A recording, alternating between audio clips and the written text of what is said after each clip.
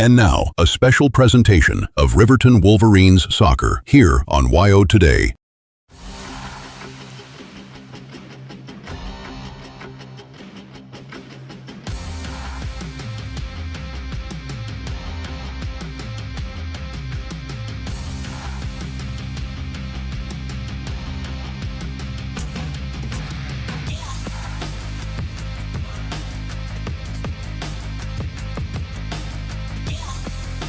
And welcome to YO Today's coverage of Riverton High School soccer. It is the 2026 version of the annual Pink game. So we're going to start off. We've got a lot to go over here on the Hampton Inn Suites pregame show, as there's a whole lot of things. Now, there's some fun incentives tonight. There's also some serious ones for goal scorer. We're going to go over all that. One of the things, it kind of worries me a little bit, always does. I'm sure it worries the coach to my left. Is a lot of some of the incentives are kind of silly, and this is an important game. You're down to the last three games of the regular season, 2 games against Natrona County. Girls are tied with Green River currently for 3rd/4th, and that seeding determines who will see Jackson in the semis if they win, and who will see Kelly Walsh, and that's not even fully decided yet. So we still have that to go. For the boys, they sit alone in 4th. They have 16 points in Natrona County with 11. But it is, to me, mission critical that the boys get a win tonight. They've got Kelly Walsh, tough one for both the boys and the girls, coming up on Friday. Of course, senior night. That will be at 4 and 6 and here on YO Today. And then we'll wake up at the crack of dawn and head out probably about 6:45. That's about the same time the buses are leaving on Saturday for a 10 and noon matchup to finish the season at Natrona County. If Natrona County wins tonight at home against the boys, Saturday's game could be mightily important because it would be the difference between playing Natrona County yet again at regionals or having to face somebody who you really don't want to face. Most likely, if they fell behind there, you're looking at Green River, who, of course, won and tied with Riverton. So right now, Green River does have the edge over the boys, and they've got a pretty substantial lead. I don't think it can be caught. Maybe if the boys win them all, get 3 points back-to-back, but that's going to be a tough thing. They can play with Green River. You don't want to see them first. You'd much rather have a Natrona County or someone like that up first for you. So normally this is where we start to get into all the things about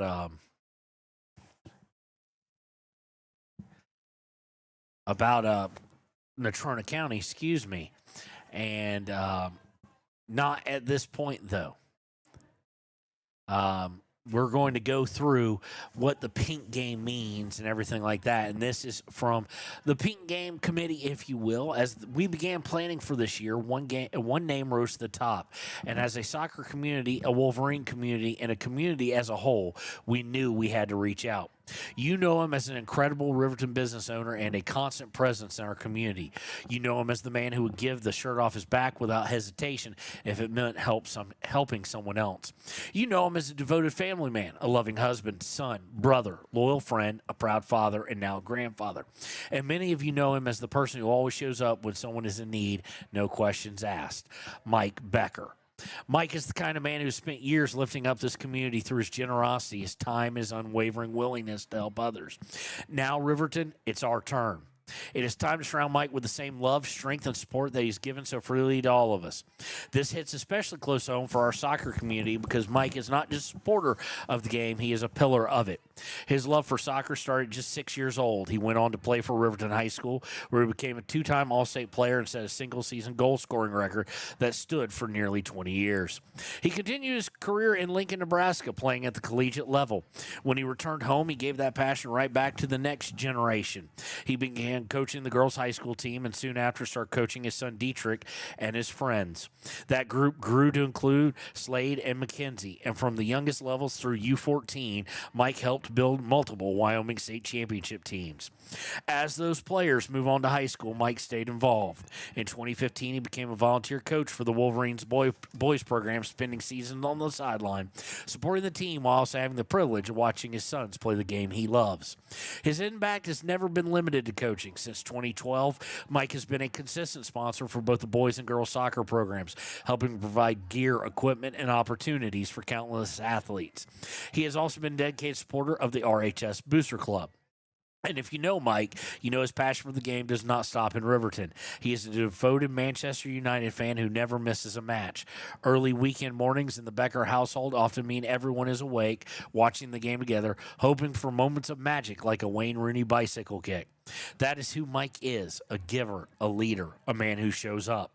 This year, Mike and his family were dealt a devastating blow. A tumor was found in Mike's bladder in January. He underwent surgery in February to resect the tumor. The family is hopeful that they would be able to get clean margins, but unfortunately that was not possible. Pathology determined it is an invasive high-grade urothelial carcinoma that has invaded the muscular wall. It's 20 to 30% squamous differentiation, indicating a more aggressive disease as the cancer is transformed, and is suspicious for lymphovascular invasion, meaning the cancer cells are seen in the small blood or lymph vessels near the primary tumor, suggesting a high risk that cells could travel to the lymph nodes or other body areas, thus resulting in a stage 3 diagnosis that will require very aggressive treatment plan. Treatment is expected to begin April 8th in Salt Lake City, so it's been a little bit over a month. Mike Becker is, or a little bit under a month. Mike Becker spent his life showing up for this community. He has lifted others in their hardest moments. He has given his time, his energy, and his heart without ever asking for anything in return. Now he needs us to show up for him. Riverton, this is our moment to come together to stand behind an outstanding man who's given so much, to support his family, to remind him that he's not facing this fight alone. But there's a twist. While Mike and his entire family were truly humbled and honored to have this year's Pink Game dedicated to his fight, he graciously declined any financial support. Instead, he encouraged organizers to find a family who could benefit even more from the help. When Mike learned about another family facing this difficult battle, he knew exactly where that support should go. Enter Cameron Cutlers. Cameron is joining us over FaceTime tonight. Cameron and JC Cutlers, along with their teenage son Kalen, moved to Riverton from western Nebraska in 2015. Cameron has worked for BNSF Railway for 29 years and spends the work week away from home, returning to Riverton on weekends. JC has been a special education teacher for 26 years and has worked in Fremont County School District 25 since 2015. Kalen has worked as a lineman for High Plains Power in Riverton for 7 years, and his wife Sydney has been an elementary teacher for 6. She currently teaches 4th grade at Wind River School in Pavilion. Almost a year ago, they received the greatest titles of all, Grandpa and Grandma. Lincoln James joined the family in April 2025 and in their eyes is the greatest little human ever. The whole family enjoys outdoor activities. Cameron especially enjoys hunting. Fall is often spent planning around whichever species is in season. Cameron enjoys being a track starter for many Nebraska Panhandle schools each spring. He also serves as an auctioneer and master of ceremonies for many fundraising events held in Riverton and the surrounding areas. Their family has been a strong supporter of local youth, whether offering advice before or after a game, attending events, or helping with youth fundraisers that value being active members of the community. In November 2025, their family received unexpected news when Cameron was diagnosed with multiple myeloma. A type of blood cancer affects the bone marrow. After extensive testing, it was determined to be stage 4, as 90% of his bone marrow was affected, and his cancer level was measured at 3151. Since December 2025, he has traveled to Casper at least once each week, sometimes more, for immunotherapy treatments, and he has also completed 4 rounds of oral chemotherapy. Recent blood work has shown significant improvement with his cancer level decreasing to 5.1.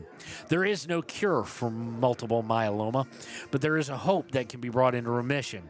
The next step in his journey is a stem cell transplant in Denver.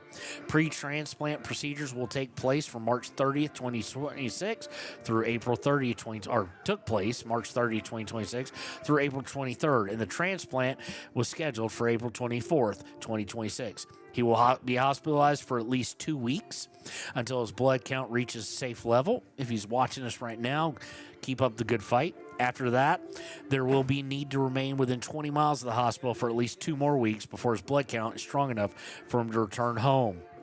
Riverton, this is our moment to come together, to stand behind 2 outstanding men who have given so much to this community, to support their families, to remind them they're not facing this fight alone. Let's rally for Mike. Let's rally for Cameron. Let's go Riverton, and let's go Wolverines. We'll be right back here on WYO Today. B&M Septic and Excavation offers prompt professional service. Call them today for a quote at 850-2200. They serve far and wide across Fremont County and deep. B&M Septic and Excavation is proud to support Fremont County sports. Why should your new floor come from Carpet One? Because we're passionate about the spaces our neighbors call home. We're part of your community, and we're also part of the world's largest cooperative of independently owned and operated flooring stores. So you can be sure you'll get great selection and outstanding value with every installation. Whether it's carpet, hardwood, tile, or luxury vinyl, our experts take the guesswork out of choosing the right floor. We're your local Carpet One Floor and Home, the one store for your perfect floor. And welcome back. This is Kevin Shields, and you're listening to the Hampton Inn & Suites pregame show here on WYO Today. Okay, we're going to start to go through these incentives and then get to the starting lineups. Lady Wolverines incentives, there's 2 different batches. So Reed Axelum's giving $50 for Cartwheel with Jarrett. That'll be interesting. Coach Watson, cartwheel, it's across the starting lineup. There's a lot of money on this one.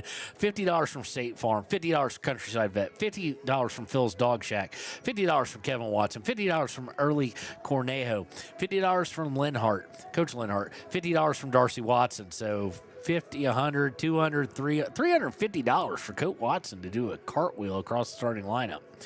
If the announcer says Mathill correctly in the starting lineup, $10 from Shane Mathill, $10 from Rick Cole, $10 from Vincent Davey. So $30 just to get somebody who should get right. So good money there. If the announcer announces everyone's name correctly, $25 from Erica Warren. With a win, you got $50 from State Farm, Countryside Vet, $100 from Ann Warren, $100 from Wyoming Title, $50 from Shane Mathill, Ricky Coyle, Tori Nichols, Lindy Weber, Taryn Kinsler, Erica Warren, Lisa Nosey, Kevin Watson, Brooke Nogel, us at WYO Today, and $100 from McConaughey. So a win is 100, 200, 300, 400, 500, 600, 700, 800, $950 for a win by the girls. For any goals, $25 from Wyoming Title, $25 from WYO Today. This is for Riverton goals. $50 from Jeremy Maharato, $10 from Tori Nichols. For a header goal, $50 from Shane Mathill, Rick Coyle as well, $100 from Jeremy Maharato, and from Vincent. Goal off a corner, $50 from the Nichols family. Celebratory goal worm, $25 from Shane Mathill and Ricky Kroll and Vincent Davey. Team goal celebration, $25 from Erica Warren. Successfully defended corner, $10 from Tori Nichols for each one. Nutmeg, between the legs pass, for those wondering, $10 from Shane Mathill, $10 from Ricky Coyle, $10 from Vincent Davey. Broken ankle, not a real broken ankle. We don't wish that on anybody. But juking someone so bad they fall down, $10 from each from Shane Mathill, Ricky Coyle, and Vincent Davey.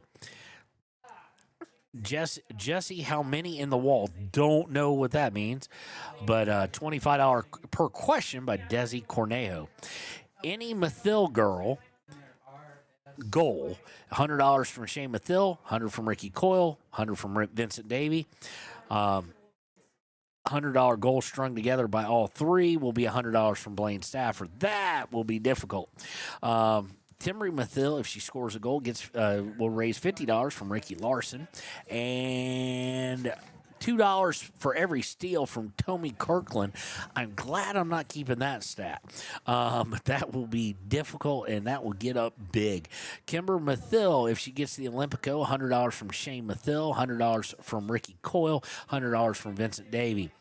Malia Cornejo, $50 per goal from Desi Cornejo, $50 from Early Cornejo, $50 per assist by Cornejo from Desi Cornejo, and $50 per assist by Ernie Cornejo. Tommy Kirkland's donating $25 for every goal by Carson Vosica. For Hallie Saltzgaver, Debbie Avery donating $50 per goal, as is Alyssa Saltzgaver. Kayla McConaughey, $2 per steal from Tommy Kirkland. That could get expensive as well. Raise some good money there. For anything by Decatur Yarber, $50 per goal by Erica Warren. She's also given $100 if it's a header goal. A corner goal, $50 from Aaron Warren. Corner header goal, $100 from Anna Warren. And a hat trick, $200 from Tommy Kirkland. For Maya Noseep, $200 for a header goal by Lisa Noseep, $100 per goal by Kelsey Marchant. For Celia Meharado, $25 per goal by Teresa Meharado, $50 from Teresa if it's a header. Kayla McConaughey also has $50 to blow a kiss to mom in the starting lineup. That's funny. Shutouts. If Riverton shuts out Natrona, $50 from Shane Mathil, Ricky Coyle, Tori Nichols, Erica Warren, $25 from Debbie Avery, $250 from First Interstate, $100 from Jeremy Meharado, Brooke Nogle, and Early Cornejo, $50 from Vincent Davey, $50 from Casey Larson, so $50, $350, $400, $425, $475, $575, $675, $875, $925, $975 on the line for a shutout too. And I hope this is only in a win. It only happens. But Gatorade jug on the coach. I assume they mean the contents of the Gatorade jug and not the jug itself. But we shall see. $25 from Shane Mathil, $25 from Ricky Cole, $25 from Vincent Davey. And autographed ball. And I should have done this one. Autographed ball, $50 from Shane Mathil, $50 from Ricky Coyle, and $50 from Vincent Davey. So that is all the incentives. And now there are some funny ones throughout the game, but this is a mighty important game for both Riverton squads. So, as a coaching staff, you kind of got to balance out the fun and getting a big win here at home because you really both Riverton squads need to go 2 for 3 of the next 3. Kelly Walsh is going to be a tall ask, but if you can get it, You want it all starts tonight with Natrona. Lots of kids joining and walking out with Riverton kind of pro style. And we're going to take a break. I'm by myself until Andrew Martin is back with us. You may remember him from Lander, but also he's the kid for Shoshone, the point guard who broke his leg on our air playing against Wyoming Indian. We're glad to see he's up and about and doing well, and we're glad he's back with us. He's one of the Wyo Today family. He'll be with us as soon as he gets back from school in Shoshone. He should be getting off the bus right now and be here shortly. We'll be right back on Wyo Today. Visit Lander Gambles to make your home feel like new. They will beat any competitor's price. Stop by to speak to one of the sales agents or visit LanderGambles.com. Lander Gambles will help you find the perfect product that fits your budget and lifestyle. Lander Gambles, 420 Main Street, Lander, Wyoming. Your tax pros at 219 East Main Street in Riverton, Wyoming can handle all your tax needs. Whatever your situation, we know what to do. Call 307-856-2256 today to schedule an appointment. H&R Block is open Monday through Friday, 9 a.m. to 3 p.m. Men have a way of doing things. A man has his way of eating, of exercising, of keeping his hands warm, and of straightening up. So, when a man faces a serious life problem like divorce, depression, or suicidal thoughts, shouldn't a man have a way to deal with that too? Well, now he does. I'm Dr. Rich Mahogany. Visit me at mantherapy.org. High Plains Power is a Touchstone Energy cooperative. What does that mean for you as a Rural Electric Association member? It all comes down to 7 principles: open membership, one voice, one vote, member benefits, independence, education, cooperation, and community. To understand how it all works, we're headed back in time. In 1879, electricity was in major cities, but rural areas were out of luck. In 1935, President FDR made it possible for companies to build power lines to unserved areas. By the time we hit 1941, some 400 electric co-ops had been organized to serve rural America, just like High Plains Power. For more information, visit highplainspower.org. For more than 40 years, Porter's Mountain View Supply has been serving central Wyoming with top brand name spas, stoves, fireplaces, and outdoor grills. With 2 locations in Riverton and Casper Plus financing available for your purchase, Porter's offers expert advice, quality products, and service along with maintenance. Porter's, your local spa, stove, and fireplace provider in Riverton at the corner of Sunset and North Federal.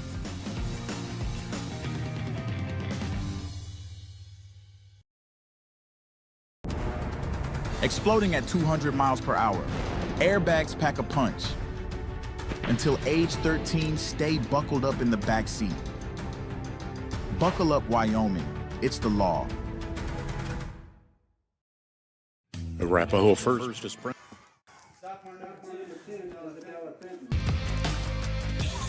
And welcome back.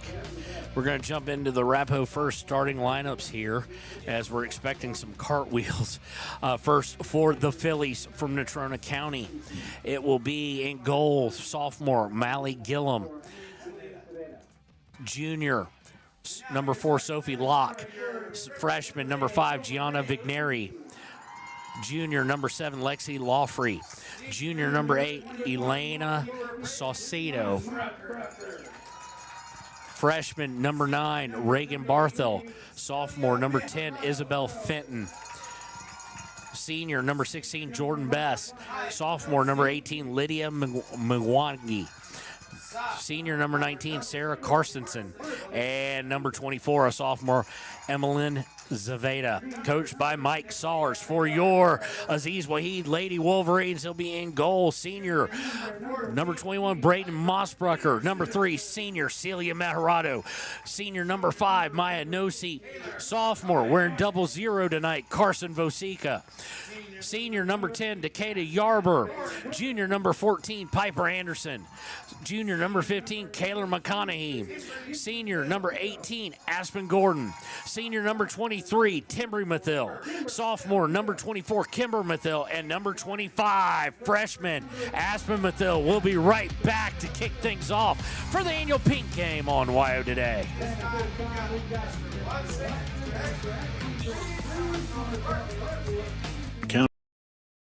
Athletes. Just like the hard work you put into every game, we're here for tribal and non-tribal members alike. Wishing every athlete a season of strength and success. Call 307-463-4185 to discover what Arapahoe First can do for you. Grand Altitude Federal Credit Union is more than a place to bank. It's a partner in every financial journey. From checking and savings to auto loans and mortgages, they give members the tools to move forward. Known for local service and decisions made right here in Wyoming, their team offers trusted guidance every step of the way. Proud supporters of all Wyoming sports teams, they're as committed to the community as they are to their members. Grand Altitude Federal Credit Union. Your money, your goals, your altitude.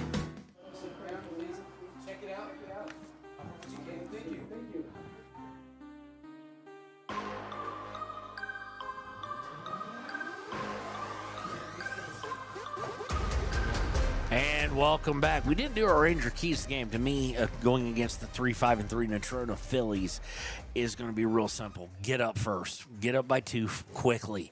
End any hope they have. They've been able to play with teams. They just haven't been able to really convert those into wins. So, going to be important. Riverton will kick off here, again, by myself, so I'm going to try and keep the camera going well until Andrew joins us. Be no seat kicking off. Looks like she's going to kick back to Celia Maharado. Of course, the girls in their pink uniforms, hence the number change for Carson Vosica. I'm guessing they didn't have a number 7 or a number 7 that fit. Kimber Mathil looks like she's absolutely freezing out there. It is cold, and it is only going to get colder as we go on. So we're just waiting for the whistle to blow his. Well, the ref to blow his whistle, and he has, and we are underway. Meharado going to send it back towards the back line of Natrona. Misplayed. Coming onto it is Vosika. Vosika looking to cross. Gets it to Timry Mathil. Shot. It may have been deflected. It was. It will be a corner kick for the Lady Wolverines. Very quickly coming up. We're about a second or so behind when they actually started the clock. There we go. We're back on time. Celia Meharado, of course, going to do the majority of the corner duties usually. Not always. She doesn't always take them, but more than not. Here it is, put up high into that wind. Comes down, sent out, but not completely. No seat, gets it, and a shot by Gordon, and it clears everything very high, and it'll be a goal kick. I think, unless it's one of the games we didn't do, that is Aspen Gordon's first shot on goal this season.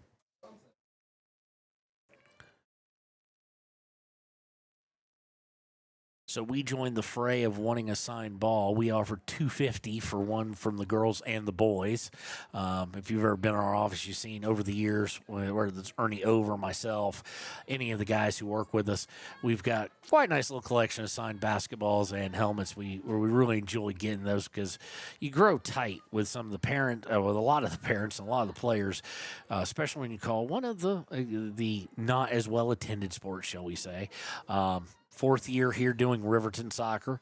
Wouldn't want to be anywhere else. Would like it to be sunny, but ball's going to go out of bounds. It'll be a throw-in for Natrona in the attacking third of Riverton.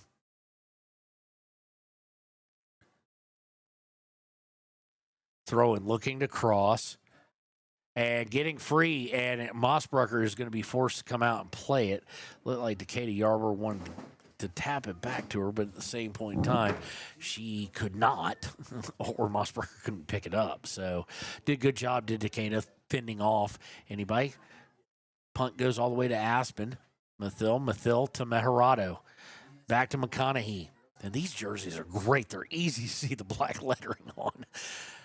Intercepted momentarily, but taken back by Riverton. Now back to Natrona. Natrona is going to lose control of it, though. It'll go out of bounds.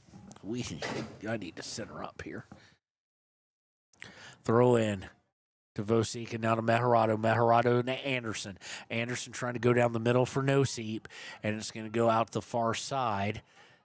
Natrona's going to get to it first, but what are they going to do with it? Pinching up is McConaughey. Forces kind of an errant pass. Meharado intercepts it. Coming towards the box on the far side. Meharado is going to try and cross it, and it's going to be sent over the end line for yet another kick. Corner kick, that is, here. It'll be taken by Meharado, and you see the physicality that Coach Wahid likes to send up, as you see. Timber Mathil already playing up today, but seeing Aspen Gordon come up, Kimber Mathil, Decatur Yarber, sent towards the middle, and it's free. And sent towards the goal, and it'll go deflected out as the goalkeeper was off her line. Just a weird choice on where to go by Gillum. And it goes over the inline, another corner kick. This one will be taken by Celia Meharado as well.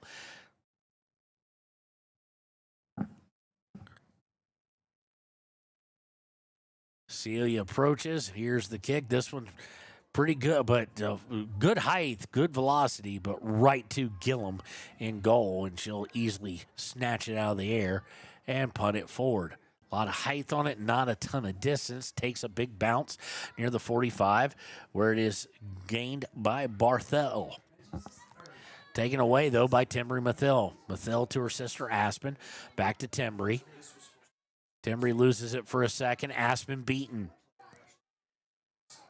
Looking to come across the middle, taken by Celia Meharado. Meharado to Noseep. Noseep trying to go over to the far side for Vosik. It goes off the back of the head, but Riverton maintains it. Trying to get to Vosika is McConaughey. Cannot do it. And it's taken away. Long pass, but way too far out in front. And it'll be easily picked up by the senior keeper, Mossbrucker. Mossbrucker with the punt. Gained possession by Natrona. Natrona to Barthel. Barthel going to send in the middle, and it's cleared out to midfield by Anderson. Crosses it. Aspen Mathil giving chase. Natrona wins it, but unable to control the pass. It goes out of bounds. Throw in by Kimber Mathil.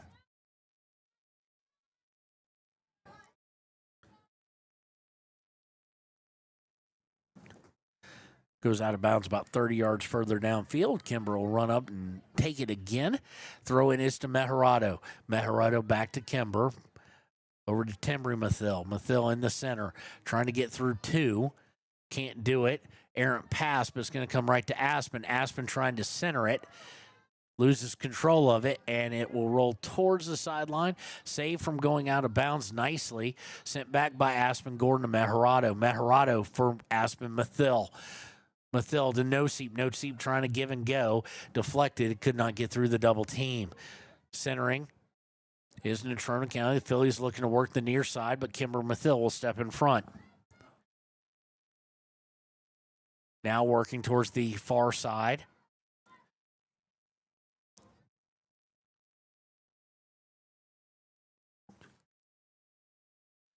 Looking for a long pass for Vigneri. And Natrona getting through. Aspen Gordon able to out-muscle her, though. And she turns and passes to Aspen Mathil. Riverton possibly with some room to work. To Tembry Mathil. Now to Celia Mejerado. Mejerado puts out for Vosica. Vosica's going to be the first one to get to it. Vosica into the box. Turns, fires, and high. Nice little passing there by Riverton. Some nice mid-level passes.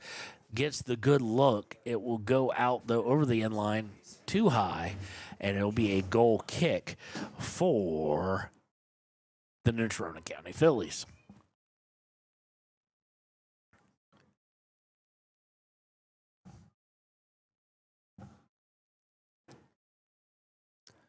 Long pass, way too much on it, but McConaughey's going to get beat to it. Unable to keep it from going out of bounds, but can't see the number quite right now, but that Natrona County field can fly. Pass up past midfield, looking for Tembry Mathil. It does go out of bounds off Natrona County. It'll be a throw-in now for the Lady Wolverines. This one to be taken by... Looked like it was going to be Vosica. She switches out with McConaughey, and we have our first substitution. As we'll see, Hallie Saltzgaver come in. Normally a different number. Of course, with the pink jersey, she's wearing 22 tonight.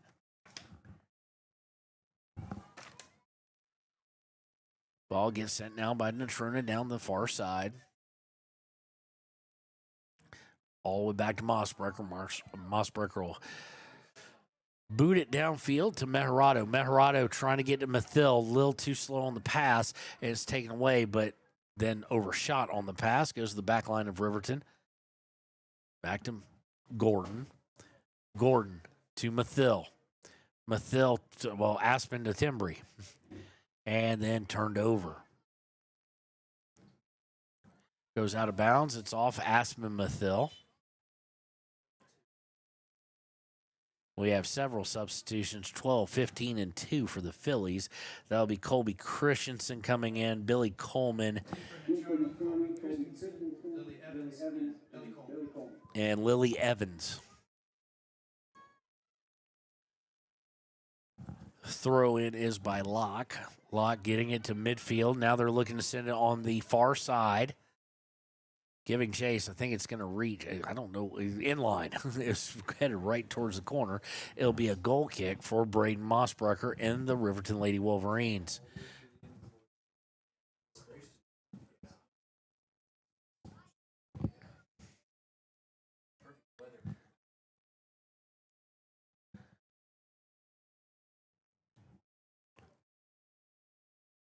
Goal kick is to Mejerado. Mejerado loses one, but then can't lose the second one.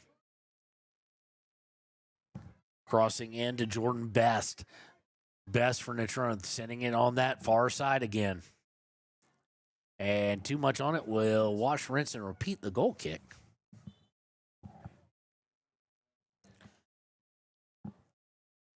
"45 degrees is what it says it is right now. Of course, if you did like us and you went to one of the stores and bought plants or flowers for the flower beds and whatnot this weekend, a reminder to cover those up tonight. There is a freeze warning in effect. Again, Natrona County takes it off the goal kick, trying to work down that far side. And again, the pass with too much pace, it'll go out of bounds. Throw in this time for Riverton. Throw in, stolen by Natrona. Natrona working towards the middle for Mwangi. Has to go back, though. Riverton did a good job collapsing. Meharado pressuring the ball. And here they go on that far side again. And they work someone free, but offsides by a country mile. Be a free kick for Riverton. I'm not even sure that was actually playing. It was Sophie Locke. Yeah, it looks like it was Sophie Locke, or it might have been Gianna Vigneri, but whoever it was at the 18 just got caught not getting back, really. Mossbrucker will come out for a line to take this. Sends it forward, headed now to Vosika. Talon Leesburg's checked in as well. And Natrona County coming out with possession. It's not like the first few minutes where it was almost all Riverton putting the pressure on. Now Natrona gaining some possession, unable to really do much possession-wise or keep control of it, coming down on that far side that they keep wanting to. And that time down the center just passes with too much. Giving chase after a bad ball is Holly Saltzgaber. She's able to keep it from going out.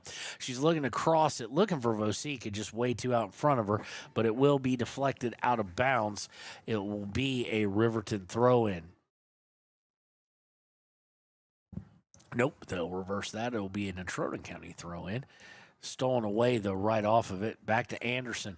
Anderson to Gordon. Gordon sends it forward. Too much on it, and it will go. It looks like it's deflected out of bounds. No, it wasn't. It'll be a Natrona County throw-in here, as we're now with 27:43 to play here. I kind of missed it. Did we get our cartwheels? Yes, we got the cartwheels pregame. Is he at Sage West right now? 7 of them, I do believe. And looks like we've got a little bit of snow falling, which is just slightly comical because this game was moved because of weather, and I think the weather's going to be worse tonight.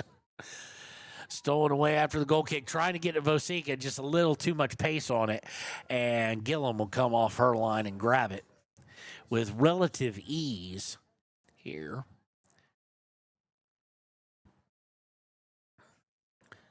Punt is going to go off an Natrona player, get some distance after the little deflection, but sent back by McConaughey too far, back, but right back to Kaler.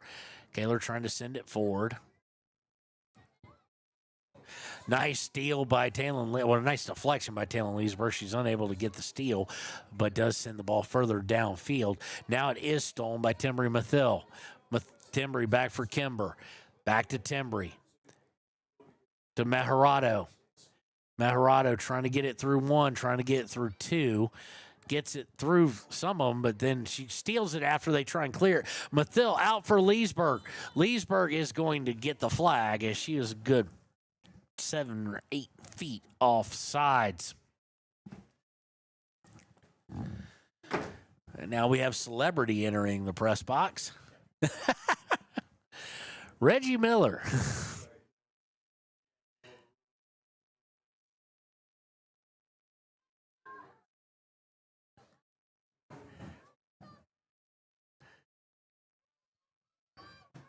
Max Mills and Reggie Miller, kings of the unorganized certificates of trying to go through them. That was fun.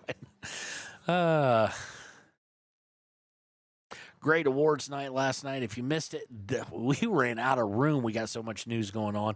They will all be listed in the Saturday paper. All the award winners, all the academic letter winners. Congratulations to those maintaining that 3.5. Difficult and always great that Riverton honors that with an academic letter.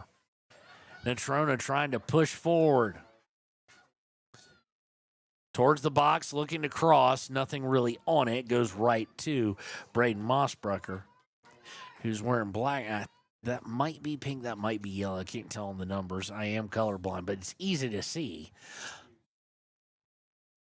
Long punt, taken away immediately by Natrona, but then Riverton able to deflect it back. McConaughey trying to clear it up. Gets up to Aspen Mathil over there, actually. Mathil to Kaylor McConaughey. Back to Aspen. Aspen to Meharado. Meharado to Vosica. Vosica tried to lay it off, and that's one pass she just has not mastered this year, is the laying it off on a give and go with Meharado. She just tends to not get enough on it. Switches side, though. Nice play by Leesburg. Mathil fights for the ball. She will lose it. It will be a throw-in for Riverton, it looks like. Checking in 19-7-5. That will be Sarah Carsonson, Lexi Lawfrey, and I said number 5, Gianna Vigneri coming back in. No seat will come back in for Leesburg for Riverton. Kimber Mathil will take this throw. Almost taken by No Seat, but she loses possession, but goes all the way back to Kimber. Kimber looking to center it. No one there for it. Goes back, goes past Piper Anderson, but Kaylor McConaughey there to back her up. Gets it, or looks for Carson Vosica on the near side. Vosica unable to really play it as it bounces over her knee and will go out of bounds. Throw in for Natrona. Meharado and Carsonson fighting for the ball. Meharado wins it, but on the pass to Nosip, it is stolen away. Going to the far side, and again for Natrona County. Would have had room to play and room to move, but it goes screaming out of bounds. Has too much pace on it. Thrown by McConaughey. It'll be deflected out of bounds about 13 yards further upfield.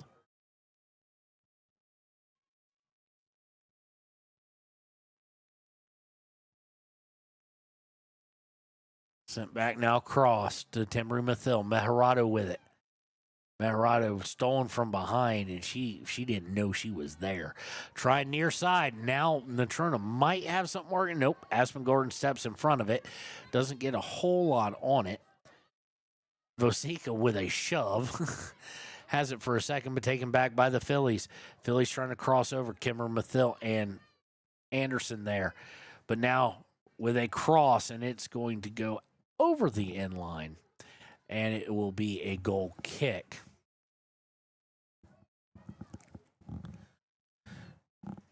Nope, Mossberger's not even going to wait for it. She'll go over, pick it up, look to punt it. Natrona County able to deflect it back towards Riverton territory, but this time it is going to go out of bounds. It'll be a throw for the Lady Wolverines.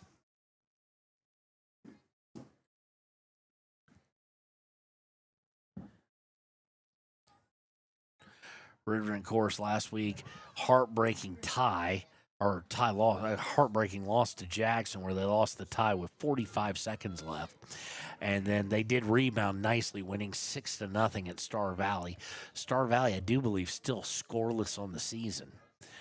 So it's nice to get that get-right game, much like they had earlier in the season after Jackson.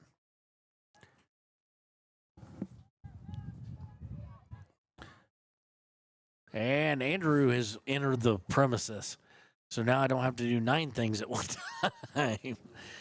We'll get him suited up here. It's going to be a throw-in for Natrona County.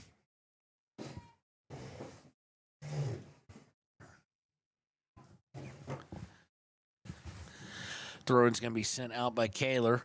Go ahead and put your headset on. You got a minute? Oh, he's got to adjust it. Evidently, I have a bigger head than he does.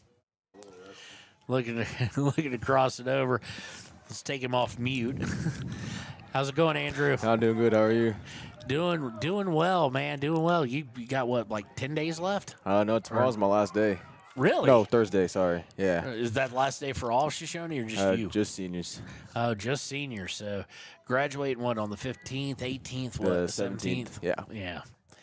So And we decided we didn't have enough Shoshone Wranglers. So, after Andrew joined us this past season, hopefully he's looking forward to football season this year and basketball. Absolutely. Bring some experience to basketball. We decided to go hire Corbin Brown from Shoshone County High as an ad rep. So, looking forward to that. But how's the leg? Leg's doing good. We're getting better every day. Nice. Anderson's going to kick it back to Mossbrucker. Nobody's going to pressure her. She'll send it forward. Well, Andrew, this is the annual pink game, if you can't tell by the jerseys. I see that, yeah. And as such, there's all sorts of incentives on this game. Thousands upon thousands of dollars donated to help out the family of, I got to look it back up, to help out the Cutler's family as the patriarch is suffering from cancer. Also, the game's been played in honor of Mike Becker. Obviously, Dietrich Becker, the head coach of the boys, dad. He is, but he turned down any financial incentive. He's like, I don't need any of it. Find another family. I'm honored, but the only thing you worry about for the coaches, there's some crazy ones too. Like coaches had to do 7 cartwheels and they survived. But there's some crazy celebration ones. But this, especially when we get the boys game, the girls game, it's maybe more important, but not with the matchup with Natrona so much as it is they're tied with Green River for that 3rd, 4th place matchup in regional. Of course, number 1, number 2 in the state all year are in the same region, Kelly Walsh and Jackson. And the silliness is fun, but you don't want to get caught up in when you got to win a game, too. Right. You got to stay focused. Boys, of course, solidly in 4th. They need to hold off Natrona County, and a win today would go really well on it because they both have a tough matchup on senior night, Friday night, against Kelly Walsh, who is number 2 in the state, in both girls and boys, I do believe, at the moment. Then they'll turn around off senior night. And we'll all leave, all of us who covered this one, at 6:45 Saturday morning as they play at 10 and noon. That's not bad because it's not – if it was noon and 2, that's basically like your whole day, even though you get to leave a little later. It's in Casper. Make a trip to the warehouse club there, maybe get something we can't get to eat here. Yeah. And make a little bit of a day of it. But we also won't get back when it's pitch black out. Right. It won't be like our last trip when we went to Kelly Walsh and we all got stuck in a rest area because that was the one significant snowfall this area has had all year. Yeah, I was going to say, I saw that one. It was, probably a couple weeks ago. Yeah, that was not fun. And if you watched any part of the game, you saw they called it 5 minutes in the boys' game. And where we were at one end, where they set up their press box, if you will, you couldn't see because Riverton's in white. You couldn't see who was who. So they called that, started coming home and started thinking, I can't see at this point. The funny part was they called the game so Riverton could get out of town. Riverton didn't leave until they normally would have because they were no unnecessary travel. So Natrona County tried to work forward here. They've had a harder time when they've gotten in the attacking third. Riverton a little bit easier, but they have kind of flipped the possession on its heels a little bit and are putting more pressure on the Lady Wolverines. That will go out of bounds for a throw. We're over halfway through the first half. 0-0. Natrona's kind of a deceptive opponent here, Andrew, as we said earlier. They're 3-5-3. They played with most everybody. They just haven't been able to convert those over to wins. So tomorrow is your last day as a high school Thursday. Or Thursday is your last day as a high school student. Tomorrow's probably my last full day as a high school student. Thursday will probably be like a half day. I'll do all the checking out, and then once I'm done with that, I'll probably go to therapy and go home. Got any big plans for the summer? Not as of right now. Just probably continue to heal the leg as best as I possibly can. Maybe a little bit more therapy, but the leg kind of derailed a lot of plans that I had after basketball season or probably even heading into the summer. Natrona into the box, looking to get through 4. Can't do it. Decatur Yarborough cleared out to Mejorado. Meharado looking to get Timbry Mathil, does so. Now outside for, I do believe that's Taryn Weber, wearing number 12. The jerseys are a little different than in the programs because they only wear the pink ones once a year. Carson Vosica 0-0 tonight, and ball's going to go out of bounds. Throw in for the Phillies of Natrona County. So no senior trip or anything like that, no. Not really, no. We went to Casper today as a class to kind of just do we went bowling, and then went and ate Buffalo Wild Wings and headed back to the school. So, and then yesterday we took the CPR class. So I really haven't had like actual school in a long while, in all honesty. So you already took the finals and everything. I have one last final for my math class, and then I'm done. Well, wow, that seems quick. Yeah, it was a quick year. Don't get me wrong, it was a quick year. Timbry Mathil looking to get it up to Weber. Taken by the defense. Weber thought about that the defender was going to go inside, and the defender went outside instead. But it's crossed over and turned over to Carson Vosica. Matarado coming on. She goes to the ground. No harm, no foul there, really. It's going to be sent towards midfield and deflected out of bounds by Anderson.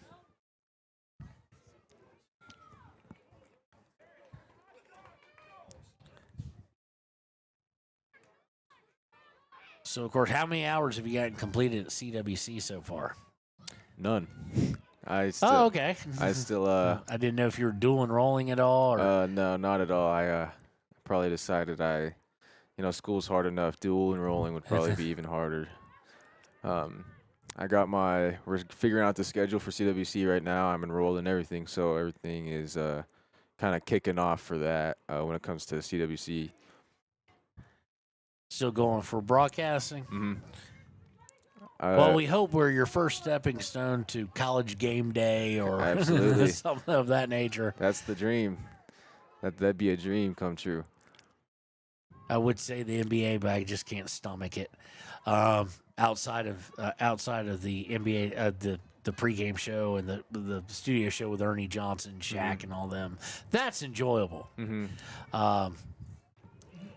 Timbry Mathil over to Hallie Saltzgaber. Vosica trying to get to it and just can't get enough. It'll go over the end line for a goal kick. Could not get it on target and could not get enough under it. Checking back in will be Aspen Mathil for Taryn Weber. So first soccer game for you, I know. Mm-hmm. It's always interesting when people do the first one.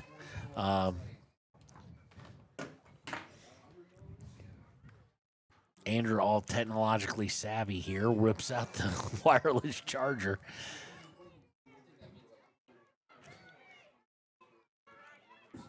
Coming down the near side is Natrona County looking to center it. They do to Mwangi. Mwangi gets it to her left, trying to get through. Deflected by Anderson, and maybe Saltzgaber. I think that is Hallie. Hallie Saltzgaber able to deflect it out, but take him back in. Nice takeaway by Mathil. Mathil to Meharado. Meharado over to Saltzgaber on her right.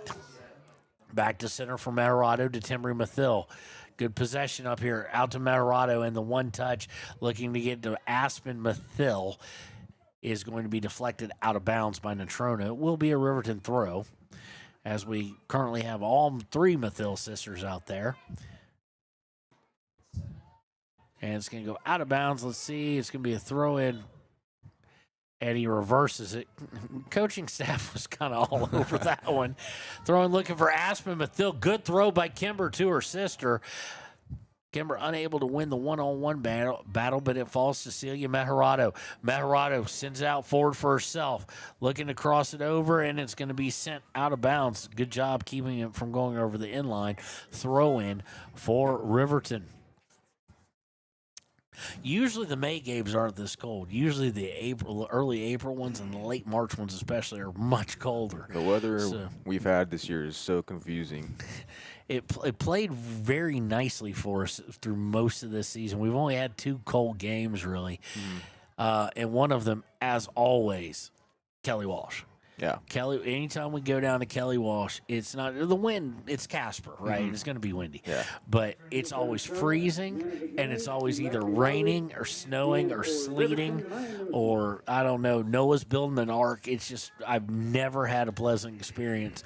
The people are great, but never had a pleasant experience weather-wise at Kelly Walsh's. Now we've got decent little snowfall going on. And it's kind of falling left or right due to the wind. Again, cold front coming in. Natrona going to the cold front kind of here, but cold front even more so coming in. Goes near side and offsides again against the Phillies here.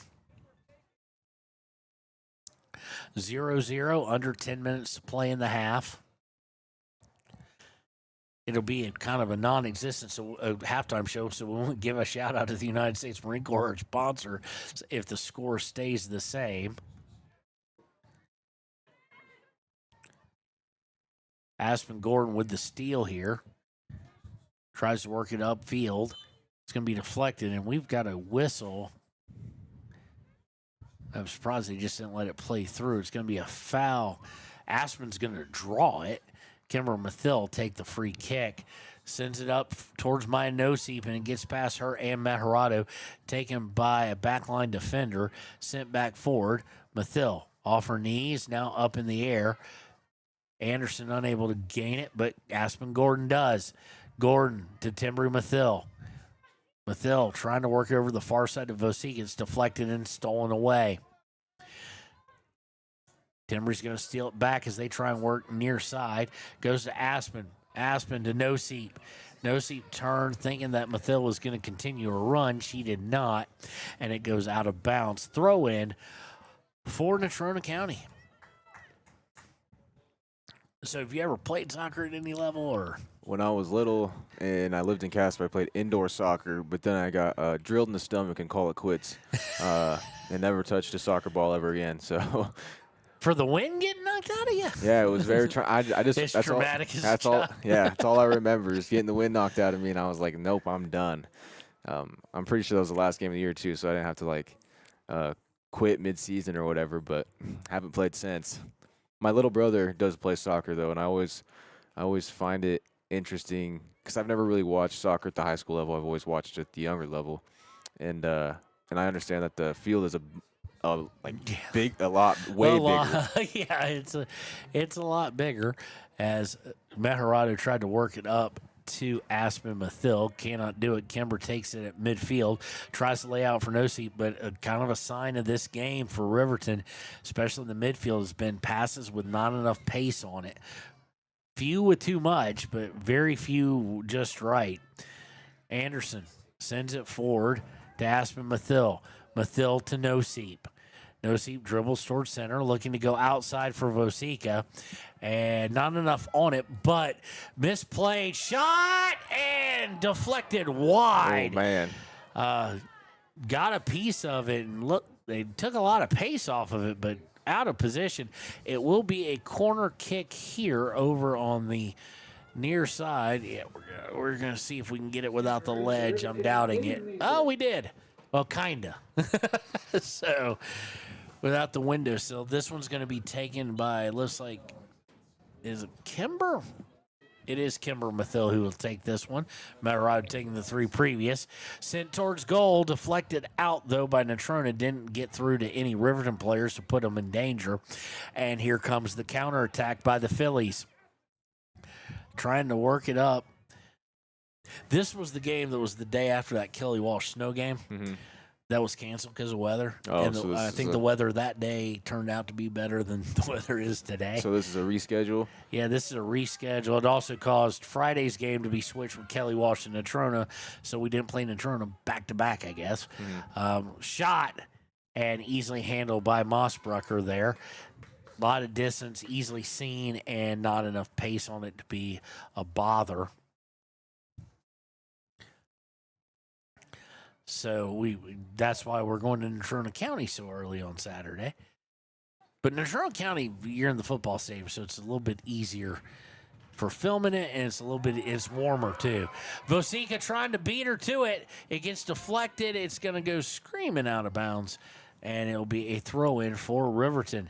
Backline giving up some room to Carson Vosica and Mejarado at times, but able to just get a foot on it and send it either out of bounds or over the end line. Throw-in goes to Kimber Mathill. Mathill, long shot, doesn't curve at all. Handled with a little bit of surprising difficulty for Millam, the keeper, as she has to send it down. Should be an easy catch. Not sure if the spin maybe caught her off guard a little bit. Punt goes out to Yarber, intercepts it. Yarber to Mejarado. Mejarado trying to get to Timbry, and it's intercepted. Kayla McConney trying to play it up. Can't get to it, but it will fall to Leesburg. Leesburg just not enough on it. Taken by Natrona County. Yarber steps in front of it. She has a little bit of room if she wants to move forward. We'll see in the second half, Andrew.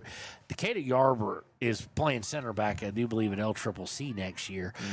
But good offensive player.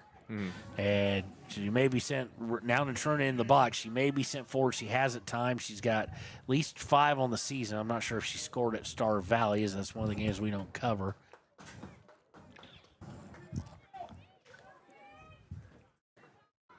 Throw in by Natrona County, trying to work it forward.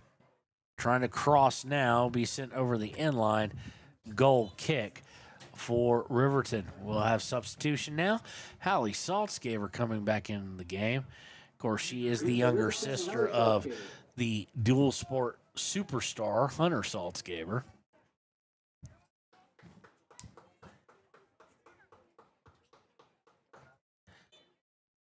So I've heard this is one of your bigger senior classes over at Shoshone this year. It is. We have, I think, close to 30 compared to last year, where it was only like 12. Or like I don't really remember, but it was a smaller class compared to ours. So and compared to over the years too. So it's going to be interesting as far as a lot of new faces on the football team next year. A lot of new faces on the basketball team. Natrona County working it towards center at the 25 now, trying to get it into the box.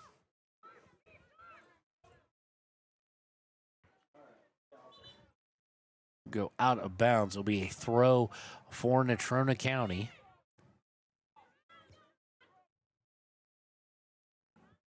I am kind of excited to see Shoshone's basketball team next year, though, as far as just like, because when I went down, Cameron Eater had to step up and start, so that will like advantage him next year because he'll be in the starting lineup again.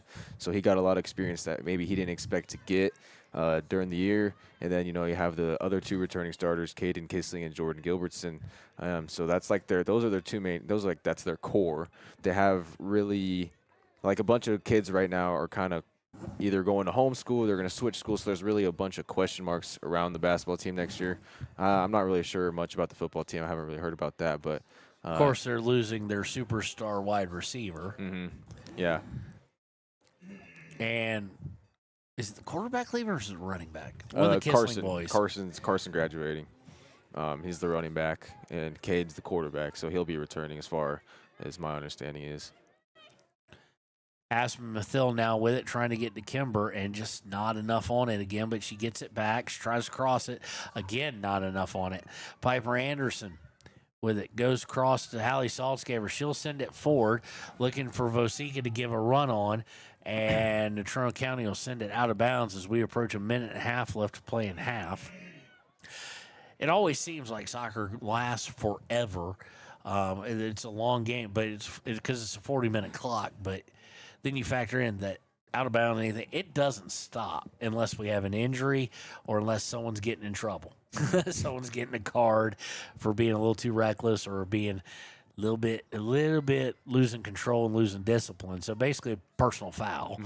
To put it in football terms. Snow coming down pretty decent at the moment. And crossover, Aspen Mathill turns, fires, just hard to do going back, kind of like a quarterback throwing cross body. Yeah. Everything's taking her to her left, and she had to turn back, try and fire to the right.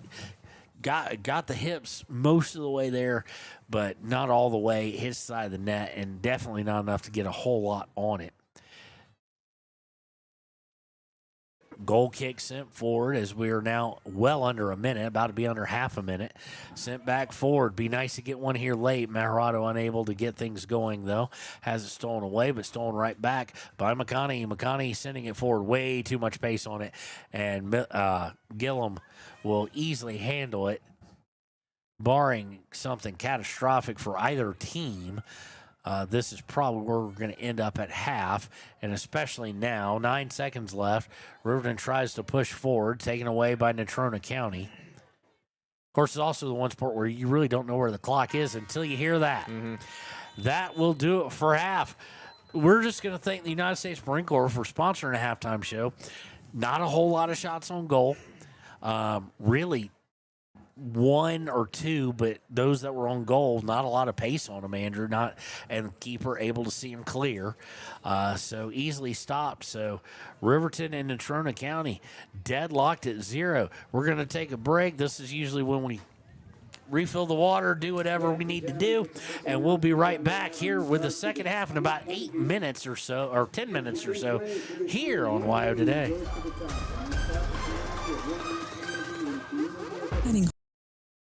Home improvement projects? Look no further than Valley Lumber. They provide nothing but the best from lumber, power tools, hardware, paint, plumbing supplies. If you need it, they have it. Valley Lumber at 290 North 2nd Street in Lander. Warm Valley Health in Fort Washakie is a full-service medical provider. With integrated care teams, you're always able to reach someone in your medical team. Warm Valley Health provides primary care, nephrology, podiatry, optometry, pharmaceutical, along with other services. New to Warm Valley is pediatrics and OB care. Walk-ins are welcome. That's Warm Valley Health, located at 29 Black Coal Drive in Fort Washakie. Call today, 307-332-7300. Down! Set! Midway! Midway! Midway! Come to Midway Auto and RV and score big when buying a car, truck, or SUV. Every vehicle goes through a 100-point inspection, and every vehicle comes with a warranty. Our Super Bowl is giving our customers the friendliest service, the easiest buying process, and the best deal possible. Treat Midway like the home team. We always make the best play for our customers. Come experience the Midway difference, where you're not just a customer, you're part of the Midway family. Heinz General Store has been the grocery store of choice for the Fort Washakie area since 1945. For this week's special, see their website at heinzgeneralstore.net. And for convenient shopping this winter, click on Heinz Online, download the app, and shop in the comfort of home. Schedule a convenient pickup time, and the team at Heinz General Store will do the rest. Heinz General Store says good luck to all Fremont County teams. Take the next step in higher education at Central Wyoming College. Offering 2- and 4-year degree programs in a variety of fields, Central Wyoming College is transforming lives and strengthening communities through learning, leadership, and connection. I'm Winslow Friday, Director of the Wind River Intertribal Council Department of Transportation. It makes me and my crew happy when you buckle up. It just might save your life. I'm gonna get us home. Buckle up for life, Wyoming! Midway operates our 4 showrooms as one location, giving you by far the biggest selection of inventory in the region. Midway has the best buying experience before and after the sale. Our team members have more experience and knowledge to better serve you. Midway's success is based on hard work. Our team members give 110% to make sure you have a fast, enjoyable experience. We have what you need. At Midway, you're not just a customer, you're part of the Midway family. Head to Nana's Bowling and Bakery in DuBois for Family Fun Night. Now booking parties for all ages and occasions. To reserve your company, family, or birthday party, call 455-3660. Nana's Bowling and Bakery is proud to support Fremont County student athletes. Discover Thermopolis is proud to stand with our Bobcats. From local attractions to hometown pride, there's always something to cheer about here. Discover Thermopolis, celebrating our community and rooting for the Bobcats all season long. Golden Buffalo Jewelry in Riverton knows that sports bring our community together, from Friday night lights to weekend tournaments. They're proud to cheer on our local athletes and support the teams that give us so much to root for. At 407 East Main, you'll find something special for everyone. Timeless pieces, unique gifts, and a selection worth exploring. Stop in, discover the perfect treasure, and know you're supporting a business that supports local sports. Where community and sparkle shine side by side. Call 307-857-2789 today. Hot Springs Pharmacy is proud to cheer on our hometown Bobcats. Whether it's game night or school night, we've got the prescriptions, health essentials, and friendly service you can count on. Hot Springs Pharmacy, your local team, your local pharmacy. Let's have a big cheer for our hometown team. Hi, my name is Deputy Krista Grove with the Laramie County Sheriff's Office. I wanted to remind everyone that no matter how big your kiddo might seem, they should probably still be sitting in a booster seat. My son, Sylvester Grove, 9 years old, still sits in a booster seat in my vehicle. I've responded to far too many crashes where there have been kids not buckled up and have seen the worst. Buckle up for life, Wyoming.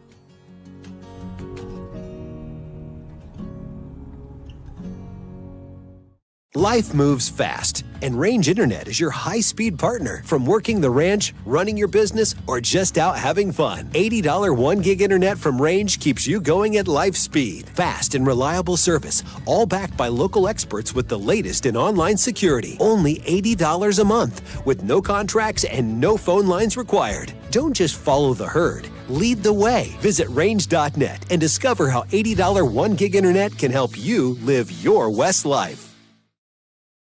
Stay at the newly renovated Hampton Inn & Suites Riverton, proud sponsor of all sports teams, home and away. Experience the perfect blend of comfort and convenience with Hampton's top-notch amenities, including a free hot breakfast, complimentary dinner and drinks Monday through Thursday evenings, a sweet shop for snacks and essentials, a pet-friendly environment and an indoor hot tub pool, and a fitness center to keep up with your workout routine. We've got everything you need for an exceptional stay. Reserve your stay now on our website, Hampton Inn & Suites Riverton, where comfort meets convenience.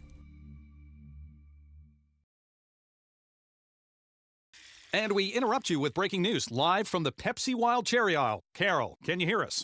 Steve, I've never seen anything like this. The bold, refreshing, and bursting with cherry deliciousness of Pepsi Wild Cherry is, well, let's just say everyone is getting wild. Getting wild? That's right, Steve. There's dancing, binge-watching, and is that a slip and slide? They're really putting the wild in Pepsi Wild Cherry, and this on-the-scene reporter can't wait to pop, lock, and drop it. Pepsi Wild Cherry. Go ahead. Get wild. Take the next step in higher education at Central Wyoming College. Offering 2- and 4-year degree programs in a variety of fields, Central Wyoming College in Riverton is transforming lives and strengthening communities through learning, leadership, and connection. Living well isn't just about things. It's about the things that matter. Your family, your friends, and your health. For decades, Sage West Healthcare has been committed to improving the health and care of our communities. Today, we're investing more in our communities, in our people, in advanced medical technologies, and in specialized facilities, so access to better care is close to you and the things that matter most. Sage West Healthcare. Be well, live well. That's why we're here. A proud sponsor of this broadcast is Bailey Enterprises. For over 50 years, Bailey has become the name you can trust. With Pit Stop Travel Centers, you can fuel up and stock up on trip snacks at locations all over Fremont County. You can also put your trust in Bailey Tire and Auto for service to keep handy for those times when your luck runs out on the road. Refresh at the Speedway Cafe with a dine-in meal or a round of carry-out with a variety of specials to keep you going. Go with Bailey.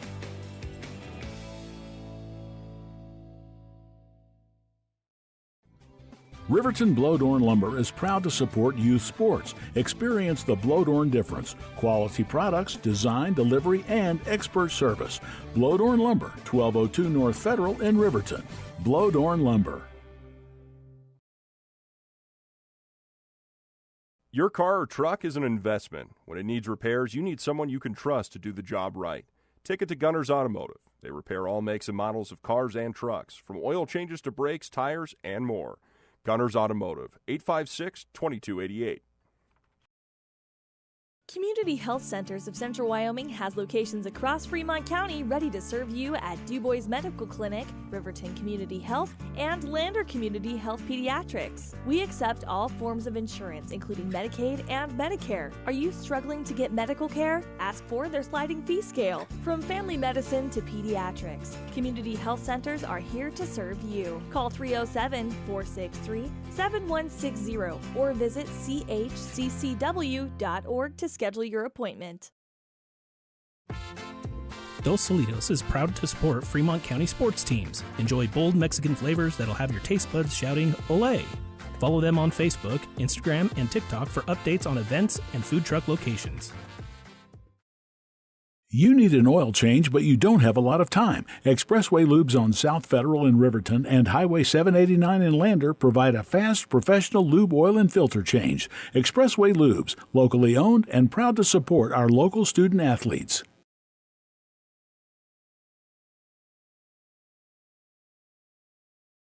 B&M Septic and Excavation offers prompt professional service. Call them today for a quote at 850-2200. They serve far and wide across Fremont County and deep. B&M Septic and Excavation is proud to support Fremont County sports. Why should your new floor come from Carpet One? Because we're passionate about the spaces our neighbors call home. We're part of your community, and we're also part of the world's largest cooperative of independently owned and operated flooring stores. So you can be sure you'll get great selection and outstanding value with every installation. Whether it's carpet, hardwood, tile, or luxury vinyl, our experts take the guesswork out of choosing the right floor. We're your local Carpet One Floor and Home, the one store for your perfect floor. And welcome back. We're about to get things underway. Andrew, you haven't been exposed for certain reasons. We rolled it out this year. We're going to have to get everybody a second laptop because our new scoreboard, we're not going to give a free plug to who it's from. Mm-hmm. But if you notice, it looks a little bit more like ESPN, looks more like that. Mm-hmm. The football one, I'll show it to you during one of the breaks. It's cool. Okay. Between the games, it's really, really nice. That's awesome. The basketball ones did well. If you went back and listened to or watched any of the regionals basketball games for Shoshone and then State, the people, when we weren't able to film it at State, that was the same scoreboard. It was also the one at regionals too. I did see. I liked it. Yeah, it's nice. It's easy to work, and I don't have to center everything. It's all just one image, and we are back underway. And there's a reason why so many of the girls have switched to pants for Natrona County because now it's not supposed to stay, but it's snowing kind of like it did at Kelly Wall. I was gonna say I was like, are they allowed to change into pants? I was walking down, I'm like, dude, they're wearing shorts still. Like that's crazy. I wouldn't be able to do that for much long, especially now. Natrona with steal looks to center it. Misplayed by Riverton, but Mossbrecker will come in and clean it up. Yeah, you're allowed to put on. I mean, what I don't get is they've got those on. A lot of them you figure would put like leggings on underneath. Heck, at Kelly Walsh, it was so cold and windy. Hunter and a couple other guys looked like snipers. Mm-hmm. They had on the full ski mask look. I saw a couple pictures on Instagram where they had a ski mask and had the leggings, the long sleeve.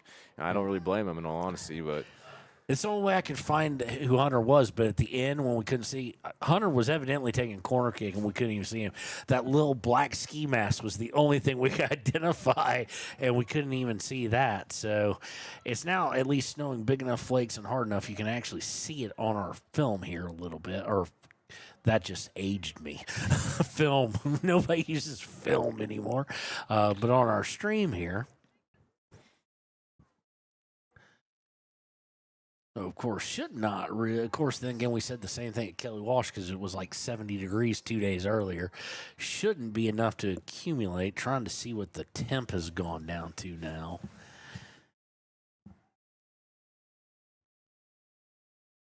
Well, that's not right. So on my widget here, it says 52. It's not 52. Absolutely not. I know it can snow when it's above 32, but it's not snowing at 52. So, of course, that widget's saying it's 48 degrees. I'm highly doubting that one, too.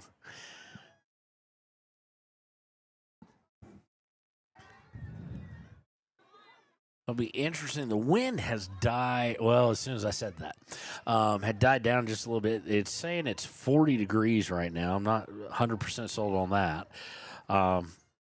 It's going to be here. It's supposed to start plummeting, but doesn't look like Riverton's not supposed to see freezing until 4 a.m.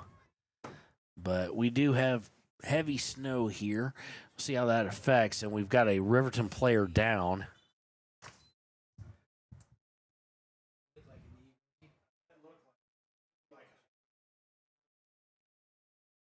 Looks like a knee injury possibly for Kayla McConaughey.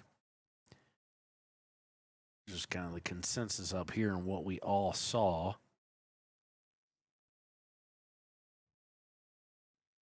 And they help her up. Trainer going to look at her while she's doing that. We'll take a break, pay some bills. It's 0-0, 37-13 left in the match here on WYO Today. Visit Lander Gambles to make your home feel like new. They will beat any competitor's price. Stop by to speak to one of the sales agents or visit LanderGambles.com. Lander Gambles will help you find the perfect product that fits your budget and lifestyle. Lander Gambles, 420 Main Street, Lander, Wyoming. Your tax pros at 219 East Main Street in Riverton, Wyoming can handle all your tax needs. Whatever your situation, we know what to do. Call 307-856-2256 today to schedule an appointment. H&R Block is open Monday through Friday, 9 a.m. to 3 p.m. And we're back. But as I was saying, if you click on those dots, you just go to Audio Properties, Advanced Audio, and you click Monitor and Output. I did not know that. I thought it was just I fixed that the last time I had it, but we missed a couple. We've had some technical issues, so the kit's sitting in my office to play with. Probably some tomorrow.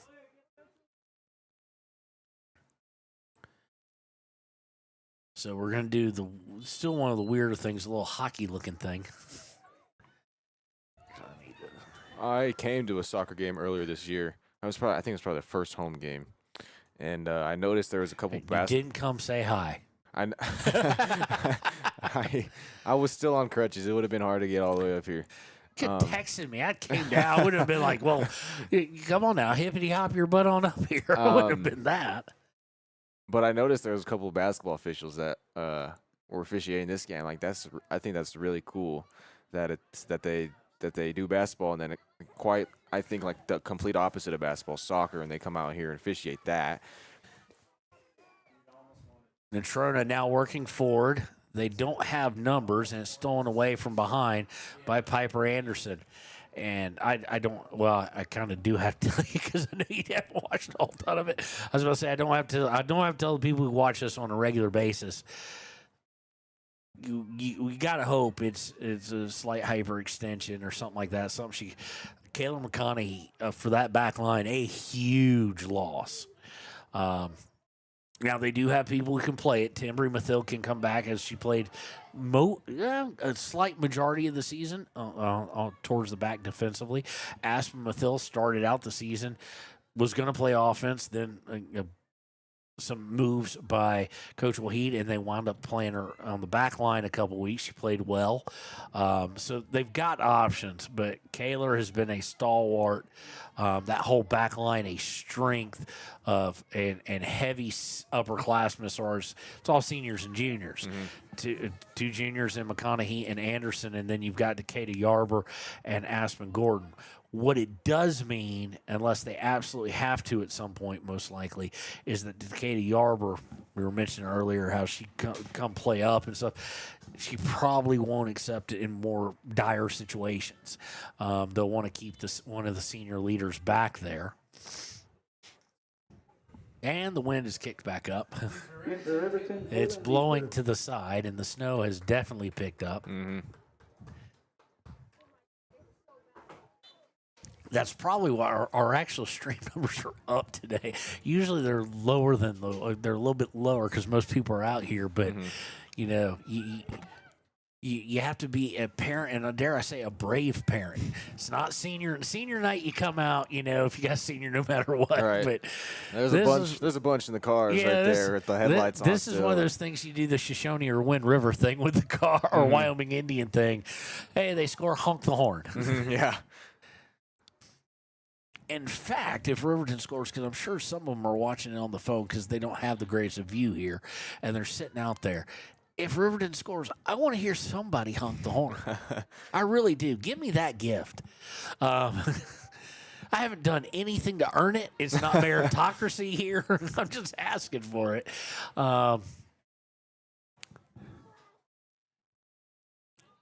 As this has been, they said we might have some snow flurries or a snow shower. This has lasted most of the game so far. It was starting when I was heading back from Casper earlier today. It was starting to come down pretty good on the way through. So I was like, gosh, it's gonna catch up and it's gonna get here in like literally no time, and here it is. So,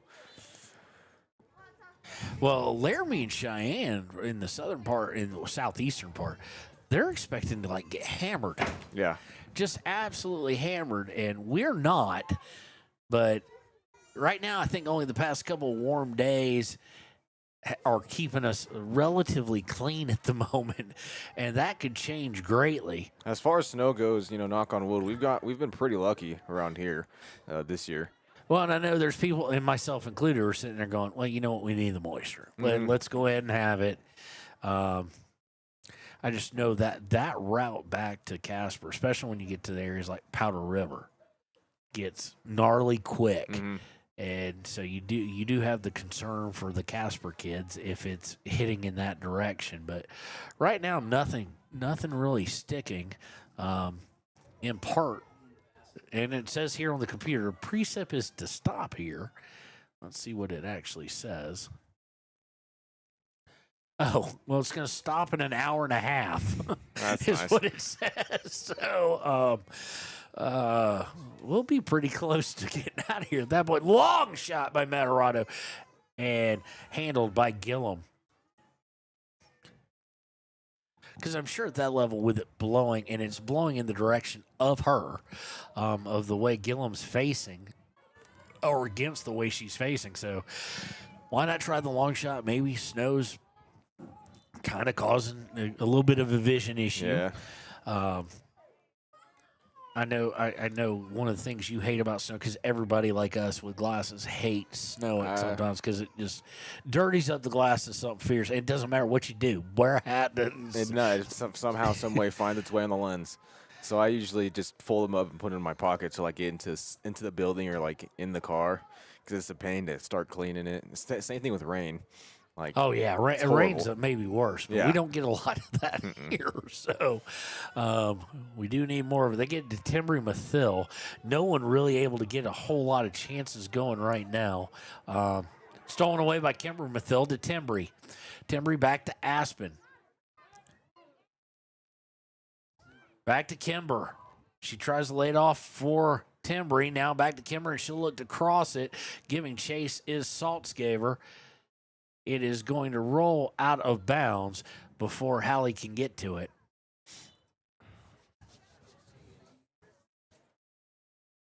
Just another day in Wyoming, right? I guess so. The enthusiasm there, Andrew. I guess you never know when it comes to Wyoming weather. It could be 90 degrees tomorrow, and then it's snow again the next day. Throwing by Natrona County, working deep in their own defending third, but they're working out towards midfield now.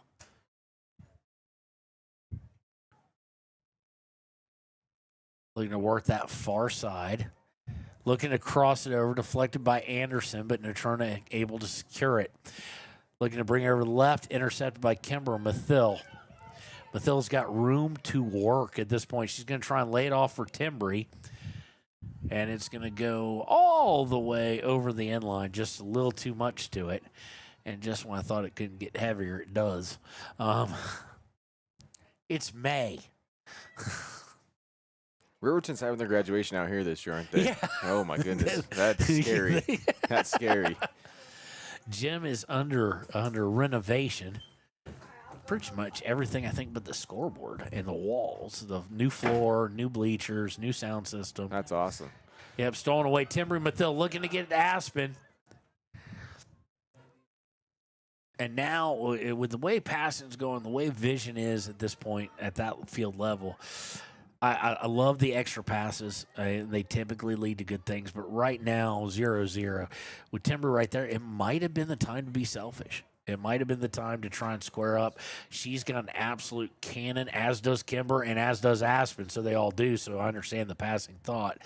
But with the weather like it is, and now it's snowing into here,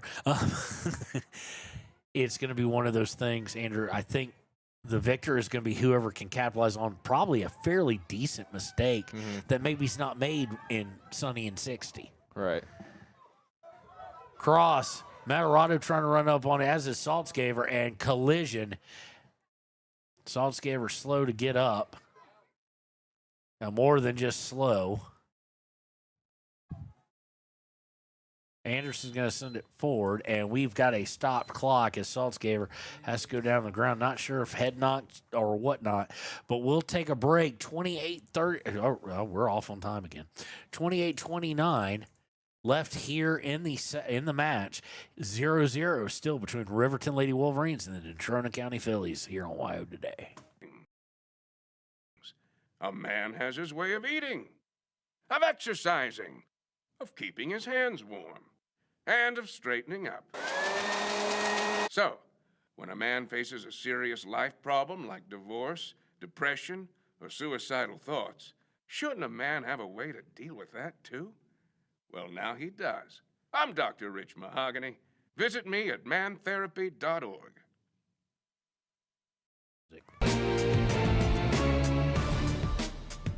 And welcome back underway. Saltzgaver taking off, and somehow we're 27-37. Okay, we didn't stop the clock. I heard it click, but we're way off on time, so let's get it back up here.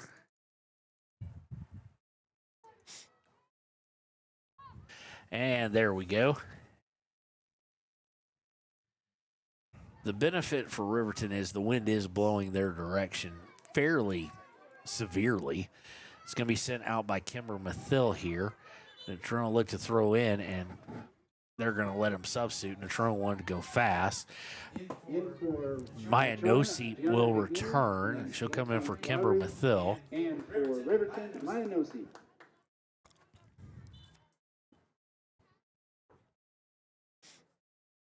Bright pink jerseys kind of stick out in the snow, so that's an advantage. Well, and the black numbers do too. Mm-hmm. Looking for Maya Noseep. Noseep, great with a ball handle, not the fastest. Once she gets beat to the ball, she's got some speed, just not as much. So Kimber Mathil came out. She looked cold pregame. I actually made a point of it. She was like shivered, and she puts on the long sleeves, and we'll come back here. So, again, I think it's going to take, because of the weather, and not so much the snow, more so the temp, seems to slow some things down, that it's going to take a mistake by somebody or a great play. Someone's going to have to, and here's Natrona County with a cross and handled easily with Mossbrucker. But we'll see how much the wind here helps this punt by Mossbrucker. She's already got a good leg. She doesn't really get it high enough to get it up into things, but right to Mejarado nicely. And she sits out for Saltzgaver, but just a little too much on that one that time. Goes back to Gordon. Gordon to Mejarado. And right now you're looking at someone who can make one-on-one plays, Andrew. Celia Mejarado is one of them. She's got the footwork, but also the toughness and the speed all around. She might be the best player on this team. And that's saying a lot. They get it back to Mejarado. Mejarado to Noseep, laid off back to Mejarado, and it's stolen away. Goes all the way back to Aspen Mathil, who's playing defense. Trying to lay out. The unfortunate part is everybody's put on coach, so I can't tell you if McConaughey's even still out there. I think I see her out there on the. Oh yeah, that's right. She goes to Shoshone, so you know her. On the far left side here, standing next to the guy with the pink shirt on. Okay. So that would be a good sign. That would at least mean they don't think she needs any kind of emergency look at or diagnosis. Timber Mathil fight for it's going to go out, and they're going to say a goal kick.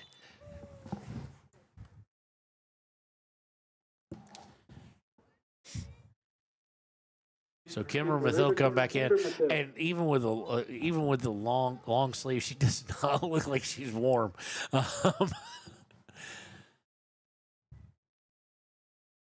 Short goal kick by Natrona. They want to come up with possession. And they look to center it towards midfield now. Long pass, looking to go out, and Mossberger coming off her line, and it looked like it was going to be close. That was a little bit of a dangerous decision by the senior keeper, and now it's going to be sent back towards her. Well off goal target, but Mossberger going to get to it easily nonetheless.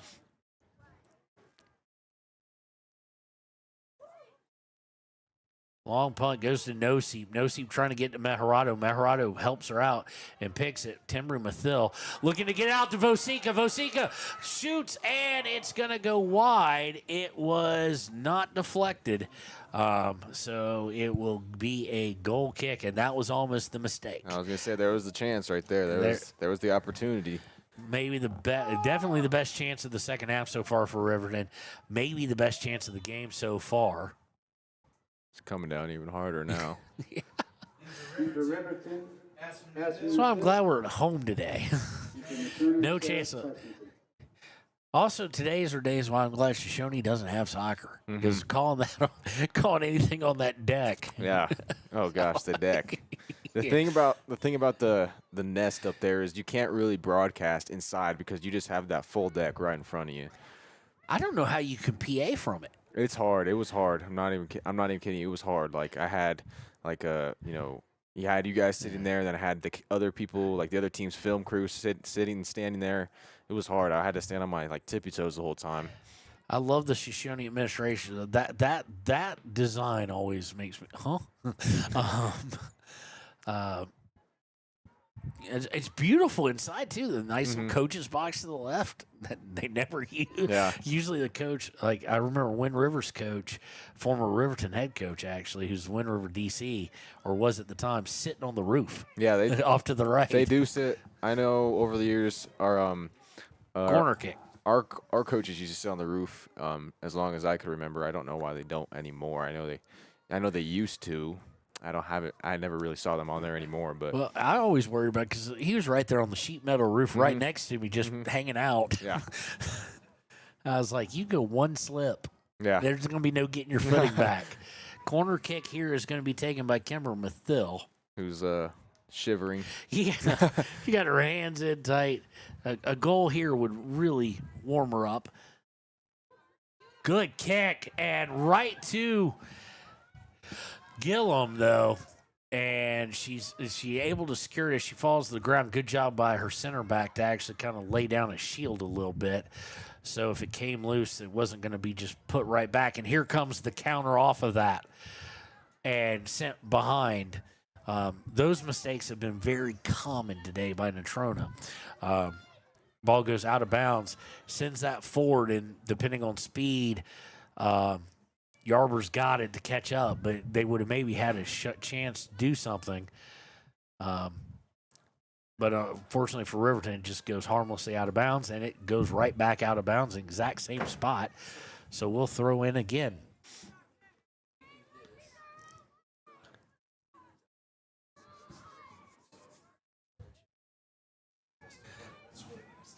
I think we need to ask Max Mills, can we put the dome up now? I mean, haven't we waited long enough? Didn't we, do a sploss for retractable or something?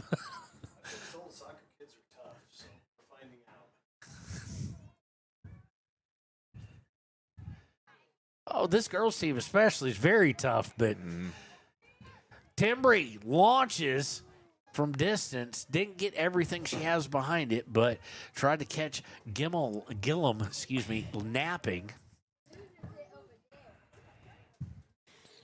As we're halfway through, still knotted up at 0.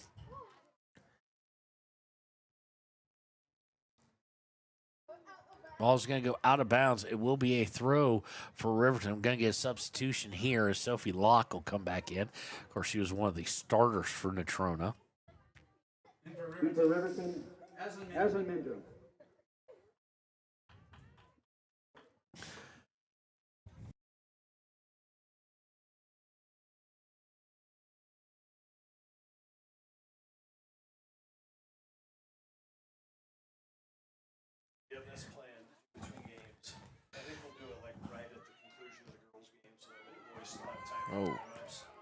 Decatur Yarber down again.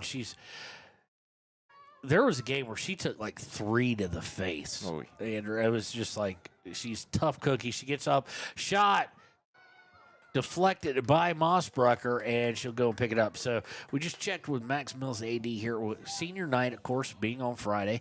Games are at 4 and 6, and in between the games, they're going to honor both sets of seniors.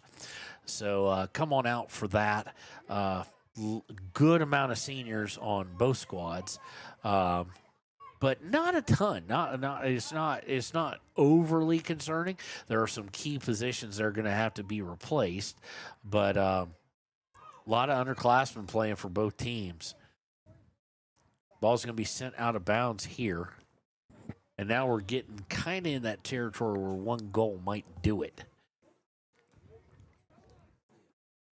Thrown in, and it's going to go out of bounds off Carson Vosica. She's had a rough day here in the weather. Of course, still had, even though, in my opinion, she's had a rougher day with the weather, she still had the best opportunity that Riverton had all day, and probably the best either team has had.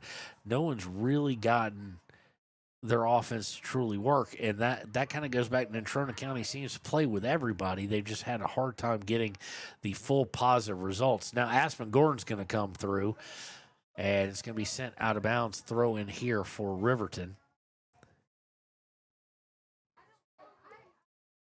Snow is slowing down. At least for now. I probably shouldn't have said anything. Yeah. And Meharado shot, and easily picked off by Gillum.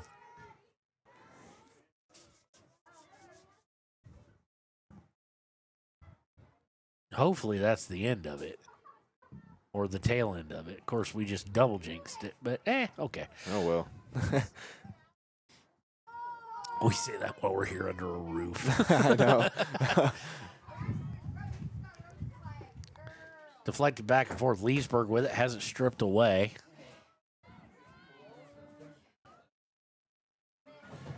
Trying to work it out towards the near side is Natrona. Go out of bounds. Well, there is a certain thing called Doppler radar, so I'm going to take a look at it.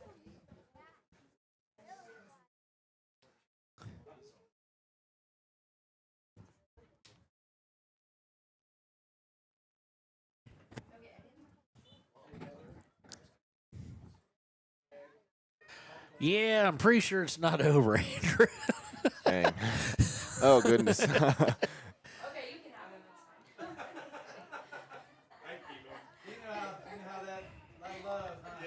Since it's saying Weather Channel saying winter mix should last for the next several hours, and it's only going to get harder after about 8 or 9. So them and Microsoft are going to war evidently on the next hour and a half or the next many hours.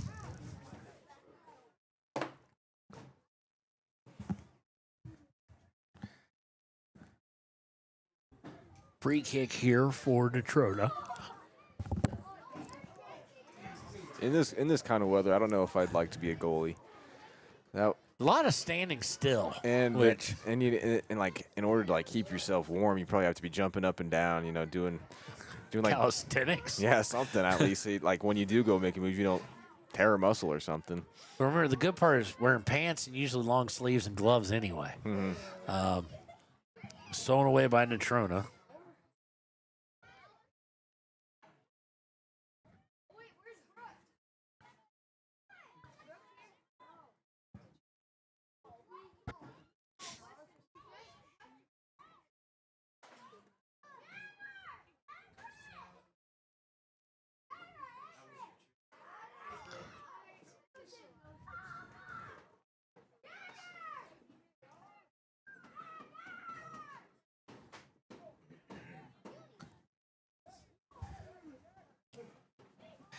sent right back. Just a lot of going back and forth, just really hard to get anything going. Irish, and the snow has all but, it hasn't stopped, but it's gotten very light. Vosika going after a long pass, just too much pace.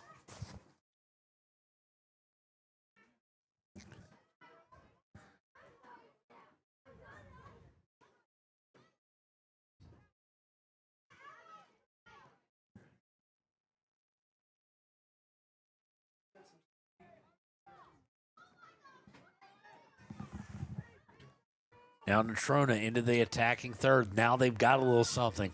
Looking to turn, double teamed, taken away by Aspen Mathil. Can she clear it out, though? She beats one, trying to beat another. Has it taken? No, does not have it taken away. They get to Timbry. Timbry trying to work through Camp, but Meharado there to back her up. Meharado crosses over to Kimber.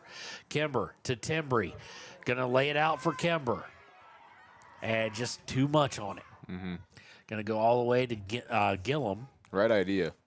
Yeah, right idea.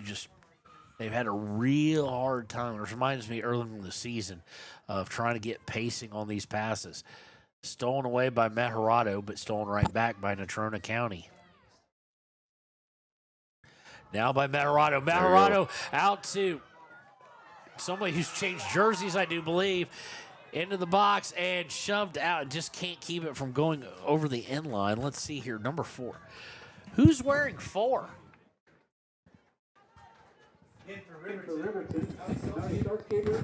So Saltskaver's coming in. Okay. Aslan Midram, who's come in, of course, normally wearing number 8, wearing 4 in the pink, and just unable to get it turned and unable to keep control of it. So it'll lead to a goal kick. Another good opportunity. This one created by a young, seldom used player, Andrew. It doesn't get in a whole lot, gets in a little bit here and there. And good job by there, showing some great effort. Now Meharado, Mathil. I can't tell if she's trying to line something up or. There was a couple of things she could have done there. Yeah, just kind of got frozen by options. Mm-hmm. Meharado trying to run through does, but it's going to go out of bounds. That might have been deflected, and they're going to say it wasn't. It looked like it was, but take their word for it. I can't see as far as – well, I can see just as far as they can probably, but they're much closer. Meharado lays off to Mathil. Mathil trying to get it to Vosika. I do quite – is that the time to be selfish? That might have been. I think – I probably think so. Yarber giving chase as it got deflected all the way downfield to go out of bounds as we're under 11 and a half minutes to go. Coming in will be Aspen Mathil. She'll come in defensively for Maya Nosi. And what I mean by that is Aspen will take the Decatur Yarber side and Nosi will come out. So what that also means is 10 minutes, or 11 minutes, not a bad time to do it. What we were talking about earlier, Decatur Yarber moves up front. Because now we are almost definitely in one goal should do it.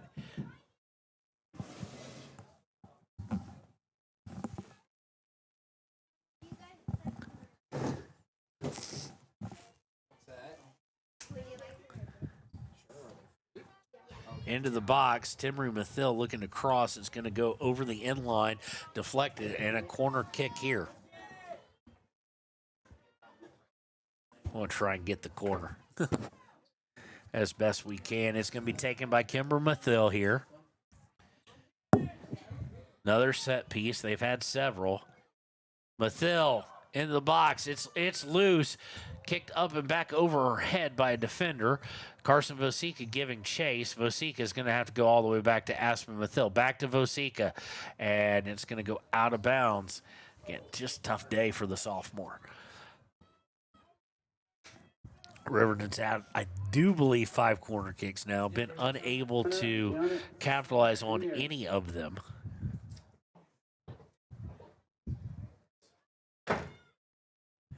And in fairness, Natrona County, I think, has had 3 or 4, and they have been unable to capitalize on any. It's just, it's not pleasant. and I'm not trying to make excuse both teams have to play in it, but you're used to playing in this in March and even some in April. Leesburg trying to send it back towards the goal, taken away and now cleared out. Anderson will give chase, read it wrong. Anderson will have to come back and now go all the way back to Mossbrucker, who will send it forward. Mean little back spin or front spin on it. Bounces right to Kimber. Kimber to Timbry. Timbry trying to run onto it. Will she save it? Yes, she does. Timbry, the cross, goes to Vosika and deflected over the inline. Corner kick coming up again. There was another kind of opportunity there. He had numbers. Okay, this is a weird way. We want to be right about there so you kind of get the goal and then just follow it. You're still doing better than I do alone because I'm usually all over the place. Here it comes into the box. Oh, Decatur Yarber charging in, looking for her second game on our broadcast in a row to get a goal like that, and goes over the inline, just deflected wide. Decatur coming in. Celia Mejarado actually the one to get a piece of it, but both of them charging and unable to close it out. So 8:20 to go. Still tied at 0. Goes right to Mejarado. Mejarado to Yarber. Yarber trying to get through. Gets it. Center. No. Sent back out. Leesburg. Long shot. And right to Gillum. Many opportunities on this side of the field for Riverton. Really haven't been able to capitalize. Natrona now with numbers, though. Trying to make sure she stays on side. She does, and this could be bad. Goal. And that was the worst possible thing that could have happened. Natrona County on the counter. And Riverton left with 7:45, and now virtually having to play for the tie. For Riverton, And Andrew, make no bones about it, Riverton has only lost to number 1, number 2, and number 3. And they've been or lost to number 4 when they were 3, and now number 3 or 4. But I forget, only ranked teams. And they've beaten Green River once, so they split the season with them. But this would be, as they say in the NCAA, would lead up to the NCAA tournament, a bad loss. Okay. This would not be one of the better ones. Of course, like we said, all tied up with Green River splitting the series. Kind of a trap game. Is that what they? No, it shouldn't be a trap, though. They're coming off a beat down of Star Valley. Star Valley, at least according to the stats they submit, has not scored a goal all season. So it's a nice get-right game for Riverton. But this is a game that can send you into, I do believe, 4th place. Let's pull up the 4A, and we got the boys up just in anticipation of the next game. Let's get the girls 4A West up, the standings as they currently are. We got all sorts of issues here. I think that is the one I came to. I think I came to the one against Green River here. Or was it? If you came to the Green River game, you saw Riverton girls very good soccer team, but you saw Isa Vasco. I don't Best remember. player in the state. I left like I think I left a little after halftime. I wasn't really sure who they were playing. I was just kind of here, hanging out, So Riverton and Green River both with 21 points. They split the season series, but this would be a big loss. Riverton currently in 3rd. They do have the edge, it looks like, according to the standings. Kelly Walsh is going to be in 2nd. It looks like Jackson in 1st. What that means is right now Riverton would draw would draw Evanston. If they switch with Green River, they would get Natrona County, and the unfortunate part with that right now is that would be a Natrona County team that possibly has confidence on you. Of course, they play again on Saturday, so that could change greatly. But right now, Riverton is just trying to seek out the tie.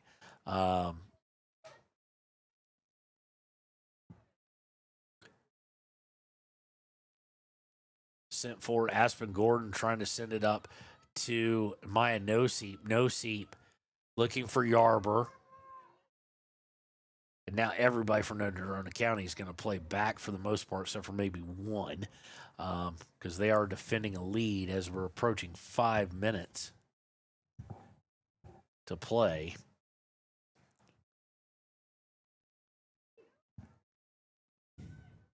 And here comes Natrona County on the outside.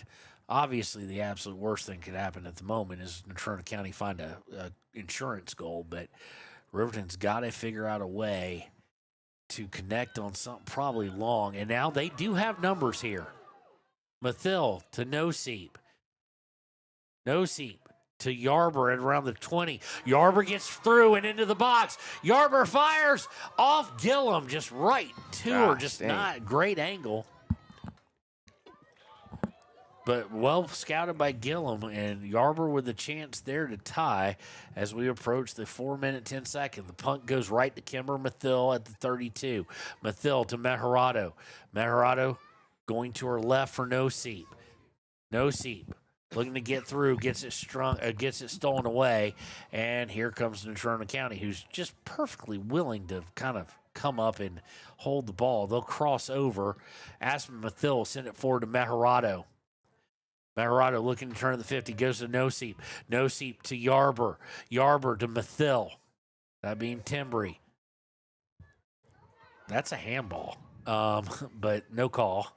That was overly obvious, actually. I was like... that was a dribble. Now Natrona County trying to work forward. Aspen Gordon gets a hold of it, trying to keep it from going out of bounds. Does. Gordon to Kimber.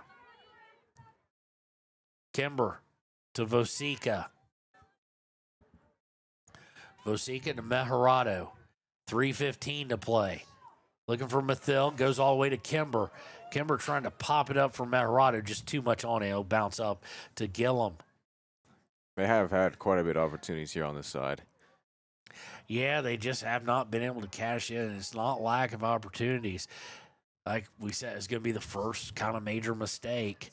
There are a lot of mistakes by both teams, but nothing really major. And then not over major mistake, just well played by Casper as well. They outplayed Riverton down there and took advantage of it, scored at 1-0, and now they've got a break. It's going to go a little bit, and Kimber Mathil does not play it well. Kimber Mathil with a shoulder shiver, and it's deflected out, and Kimber, unlike last game where they caught her at the Jackson game, gets very lucky there as it was overly pronounced a shoulder shiver. Yeah, NC's bench was screaming for the call. Yeah, they were none too happy, and I prefer players that play through it. If she flops there, which soccer's kind of known for, she probably gets the call.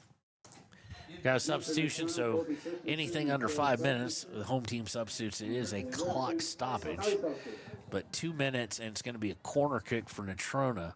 So Natrona not committing a whole lot up front. They're leaving 4 back, no 5 back, because they realize the goal is less important than defense. You don't want to get caught in a counter.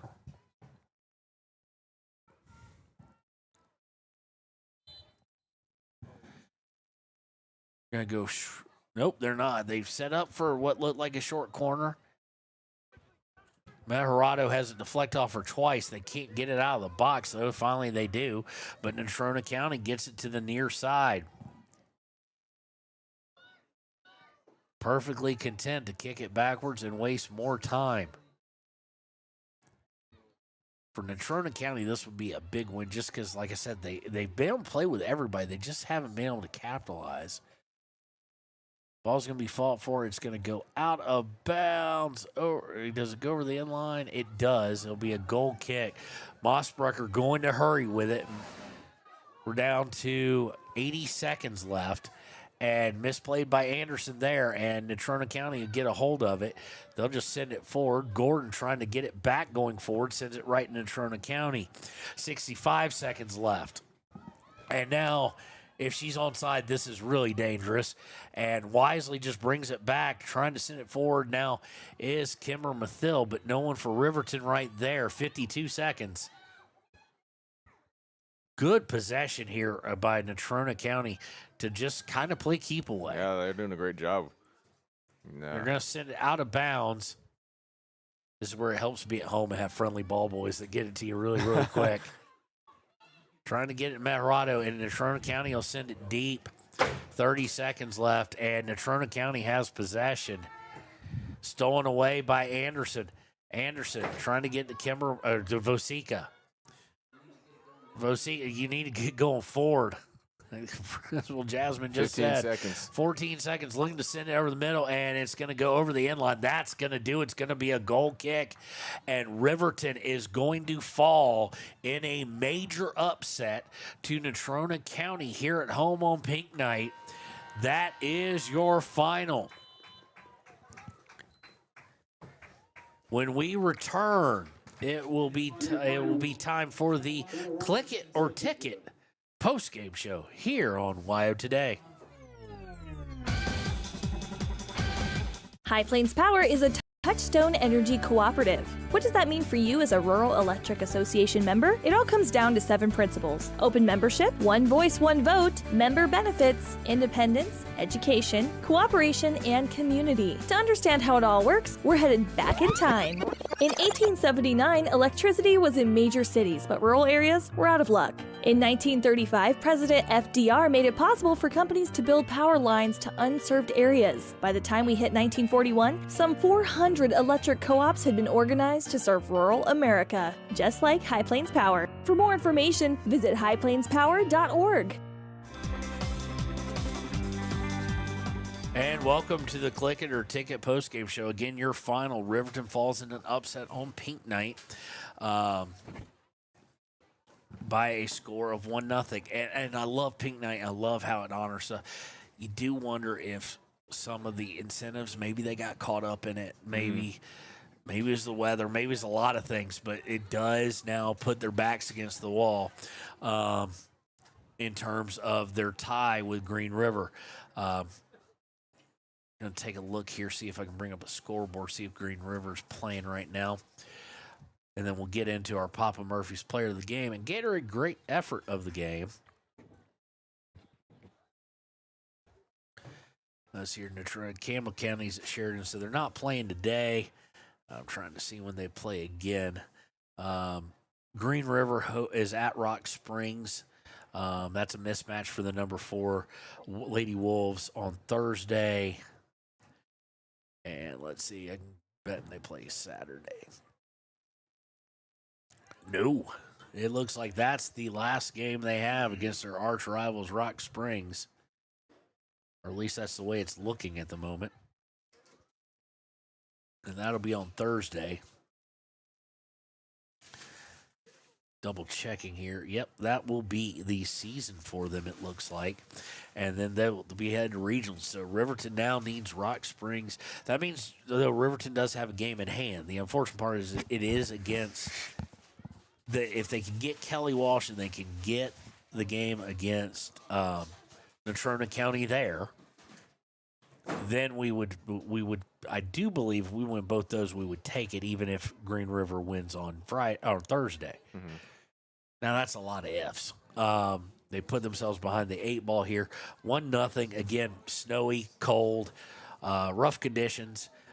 Had plenty of opportunities, as you pointed out. Had a lot of good looks. Just unable to capitalize. And then second half, we mostly spent on this side of the field, on the Natrona County attacking third. But Natrona County just needed one opportunity. And that's what happens when it's 0-0. And they win 1-0. Your Gatorade, good sport / great effort of the game. I'm going to give it to the player who got hurt. Kayla McConaughey, I don't think she's ever won it. She's always given a huge effort, and she is a huge loss. As you kind of saw down here, it was on the side that she normally would be on. Mm-hmm. So we hope that everything's okay. Like Andrew does go to school with her. He saw her. She is down there. I was paying attention, seeing what she was doing. She does have a noticeable limp, so it's probably something to pay attention to, as far as because as you said, she's really important to the team, and you kind of, like you mentioned, you saw it here after she got hurt. So she does have a noticeable limp down there, but it's a really good sign that she came back out here in the first place. So she is our Gatorade Good Sport / Great Effort of the evening. Papa Murphy's player of the game. I'm kind of torn. I'm going to have to give it to who basically facilitated a lot of the good looks, and that's going to be, she's won it several times, Celia Mejorado. Arguably the best player on the team, maybe not the best scorer. She's right there with Carson Decatur. She may be the best scorer, but she's up there with, but as far as complete game, probably the best player on the team. Really has stepped up this year, and one of the team leaders, and she is going to have to step up big time on this this week. So we're going to turn it over, Andrew, if you'll actually get that framed up. We're going to take a look here. You're not going to be able to hear it all that well. We'll try to, as they are honoring the families, the Beckers, obviously, who graciously said, you know what, any funds you raise, give it to somebody else. And that's where we got the Cutlers, and they're out in the field. So we're going to keep it here, and we apologize if you can't hear it. Andrew's trying to zoom out. I will actually get rid of the Papa Murphy's logo, as we gave that to Celia Mejorado. So we'll take kind of a moment of silence to hear the PA. Coaching the girls' soccer team, and soon after started coaching his son Dietrich and his friends. That group grew to include Slade and McKenzie, and from the youngest levels through U14, Mike helped build multiple Wyoming State Championship teams. As those players moved on to high school, Mike stayed involved. In 2015, he became a volunteer coach for the Wolverine boys program, spending the seasons on the sideline supporting the team while also having the privilege of watching his sons play the game he loves. His impact has never been limited to coaching. Since 2012, Mike has been a consistent sponsor for both boys and girls soccer programs, helping provide gear, equipment, and opportunities for countless athletes. He has also been a dedicated supporter of the RHS Booster Club. And if you know Mike, you know his passion for the game does not stop in Riverton. He is a devoted Manchester United fan who never misses a match. Early weekend mornings in the Becker household often mean everyone is awake, watching the game together, hoping for moments of magic like a Wayne Rooney bicycle kick. This is who Mike is, a giver, a leader, a man who shows up. This year, Mike and his family were dealt a devastating blow. The tumor was found in Mike's bladder in January. He underwent surgery in February to resect the tumor. The family was hopeful that they would be able to get clean margins, but unfortunately that was not possible. Pathology determined that it was an invasive high-grade eukaryotic carcinoma that has invaded the muscular wall.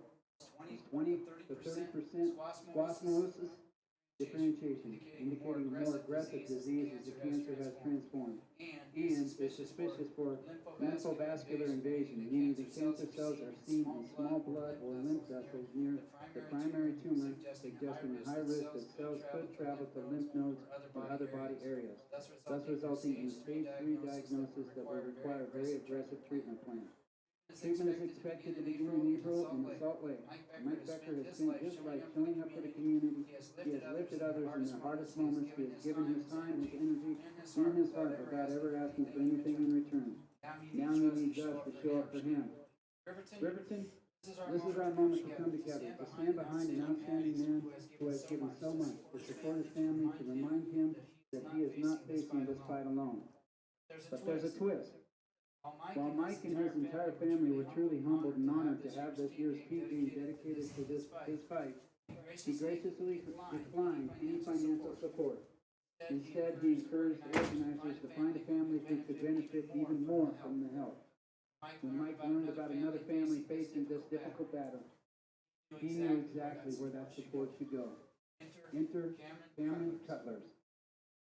Cameron and Casey Cutlers, along with their teenage son Callan, moved to Riverton in western Nebraska in 2015.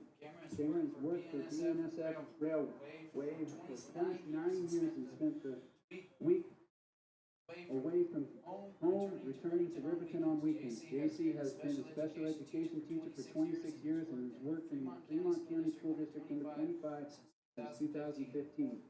Callan has worked as a lineman for the High Plains Power in Riverton for 7 years, and his wife, Sydney, has been an elementary teacher for 6 years. He teaches 4th grade at Wind River School and Pavilion. Almost a year ago, they received the greatest titles of all, Grandpa and Grandma. Lincoln James joined the family in April 2025, and in their eyes, is the greatest little human ever. The whole family enjoys outdoor activities. Cameron especially enjoys hunting. Fall is often spent planning around whichever species is in season. Cameron enjoys being a track starter for the many Nebraska Panhandle schools each spring. He also serves as an auctioneer and master of ceremonies for many fundraising events held in Riverton and the surrounding areas. Their family has been a strong supporter of local youth, whether offering advice before or after a game, attending events, or helping with youth fundraisers.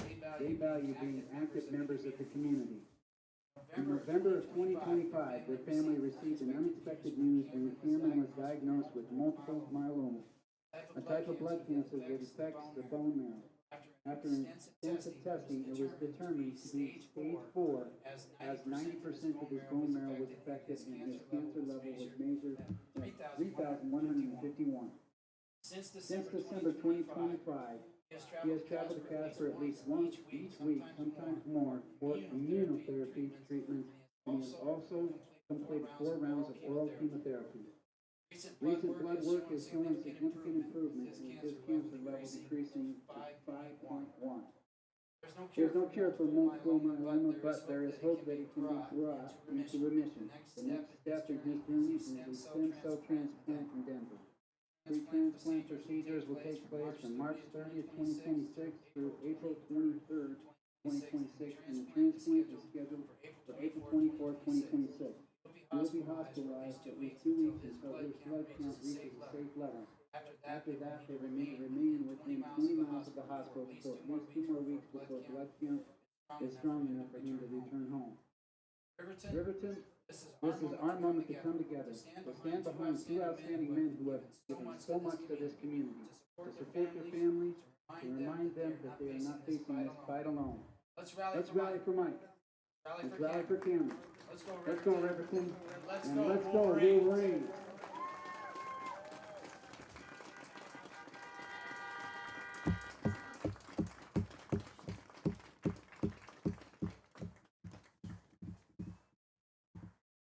Thank you.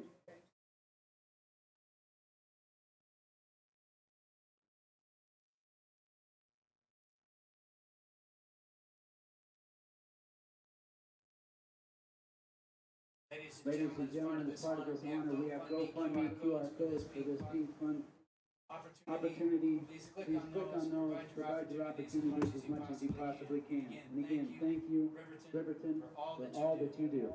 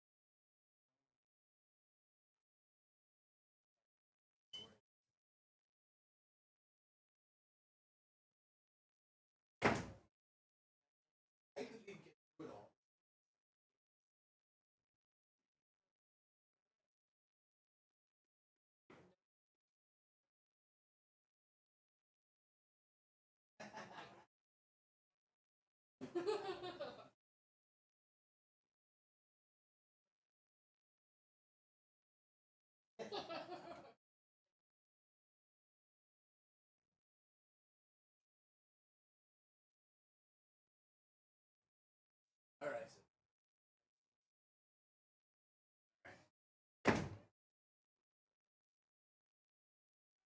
Please.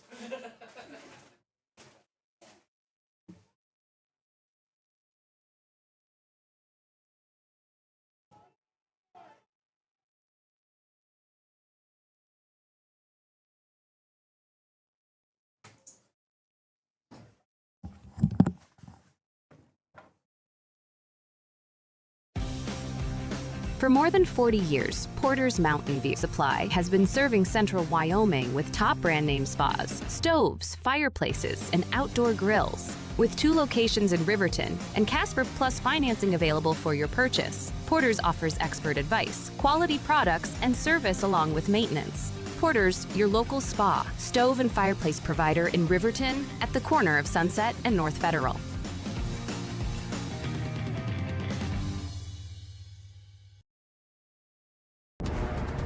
Exploding at 200 miles per hour. Airbags pack a punch. Until age 13, stay buckled up in the back seat. Buckle up, Wyoming. It's the law. Arapahoe First is proud to support all Fremont County athletes. Just like the hard work you put into every game, we're here for tribal and non-tribal members alike. Wishing every athlete a season of strength and success. Call 307-463-4185 to discover what Arapahoe First can do for you. Grand Altitude Federal Credit Union is more than a place to bank. It's a partner in every financial journey. From checking and savings to auto loans and mortgages, they give members the tools to move forward. Known for local service and decisions made right here in Wyoming, their team offers trusted guidance every step of the way. Proud supporters of all Wyoming sports teams, they're as committed to the community as they are to their members. Grand Altitude Federal Credit Union. Your money, your goals, your altitude. If you're planning home improvement projects, look no further than Valley Lumber. They provide nothing but the best from lumber, power tools, hardware, paint, plumbing supplies. If you need it, they have it. Valley Lumber at 290 North 2nd Street in Lander. Warm Valley Health in Fort Washakie is a full-service medical provider. With integrated care teams, you're always able to reach someone in your medical team.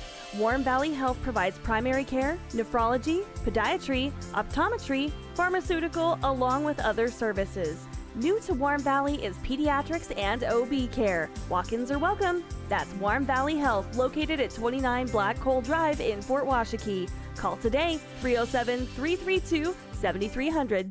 Down! Set! Midway! Midway! Midway! Come to Midway Auto and RV and score big when buying a car, truck, or SUV. Every vehicle goes through a 100-point inspection, and every vehicle comes with a warranty. Our Super Bowl is giving our customers the friendliest service, the easiest buying process, and the best deal possible. Treat Midway like the home team. We always make the best play for our customers. Come experience the Midway difference. Where you're not just a customer, you're part of the Midway family. Heinz General Store has been the grocery store of choice for the Fort Washakie area since 1945. For this week's special, see their website at heinzgeneralstore.net. And for convenient shopping this winter, click on Heinz Online, download the app, and shop in the comfort of home. Schedule a convenient pickup time, and the team at Heinz General Store will do the rest. Heinz General Store says good luck to all Fremont County teams. Take the next step in higher education at Central Wyoming College. Offering 2- and 4-year degree programs in a variety of fields, Central Wyoming College is transforming lives and strengthening communities through learning, leadership, and connection. I'm Winslow Friday, Director of the Wind River Intertribal Council Department of Transportation. It makes me and my crew happy when you buckle up. It just might save your life. I'm gonna get us home. Buckle up for life, Wyoming. Midway operates our 4 showrooms as one location, giving you by far the biggest selection of inventory in the region. Midway has the best buying experience before and after the sale. Our team members have more experience and knowledge to better serve you. Midway's success is based on hard work. Our team members give 110% to make sure you have a fast, enjoyable experience. We have what you need. At Midway, you're not just a customer, you're part of the Midway family. Head to Nana's Bowling and Bakery in DuBois for Family Fun Night. Now booking parties for all ages and occasions. To reserve your company, family, or birthday party, call 455-3660. Nana's Bowling and Bakery is proud to support Fremont County student athletes. Discover Thermopolis is proud to stand with our Bobcats. From local attractions to hometown pride, there's always something to cheer about here. Discover Thermopolis, celebrating our community and rooting for the Bobcats all season long. Golden Buffalo Jewelry in Riverton knows that sports bring our community together. From Friday night lights to weekend tournaments, they're proud to cheer on our local athletes and support the teams that give us so much to root for. At 407 East Main, you'll find something special for everyone. Timeless pieces, unique gifts, and a selection worth exploring. Stop in, discover the perfect treasure, and know you're supporting a business that supports local sports. Where community and sparkle shine side by side. Call 307-857-2789 today. Hot Springs Pharmacy is proud to cheer on our hometown Bobcats. Whether it's game night or school night, we've got the prescriptions, health essentials, and friendly service you can count on. Hot Springs Pharmacy, your local team, your local pharmacy. Let's have a big cheer for our hometown team. Hi, my name is Deputy Krista Grove with the Laramie County Sheriff's Office. I wanted to remind everyone that no matter how big your kiddo might seem, they should probably still be sitting in a booster seat. My son, Sylvester Grove, 9 years old, still sits in a booster seat in my vehicle. I've responded to far too many crashes where there have been kids not buckled up and have seen the worst. Buckle up for life, Wyoming.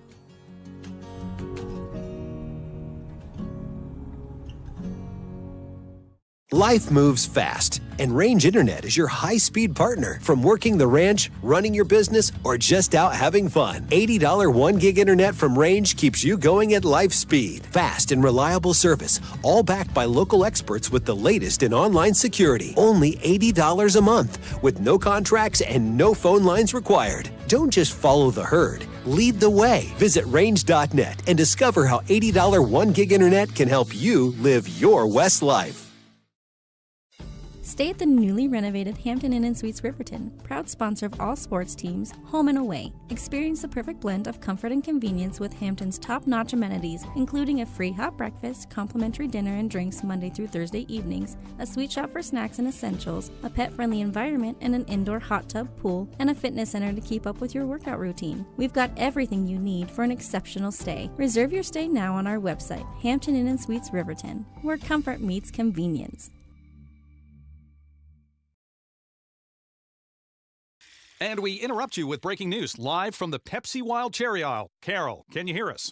Steve, I've never seen anything like this. The bold, refreshing, and bursting with cherry deliciousness of Pepsi Wild Cherry is, well, let's just say everyone is getting wild. Getting wild? That's right, Steve. There's dancing, binge-watching, and is that a slip and slide? They're really putting the wild in Pepsi Wild Cherry, and this on-the-scene reporter can't wait to pop, lock, and drop it. Pepsi Wild Cherry. Go ahead. Get wild. Take the next step in higher education at Central Wyoming College. Offering 2- and 4-year degree programs in a variety of fields, Central Wyoming College in Riverton is transforming lives and strengthening communities through learning, leadership, and connection.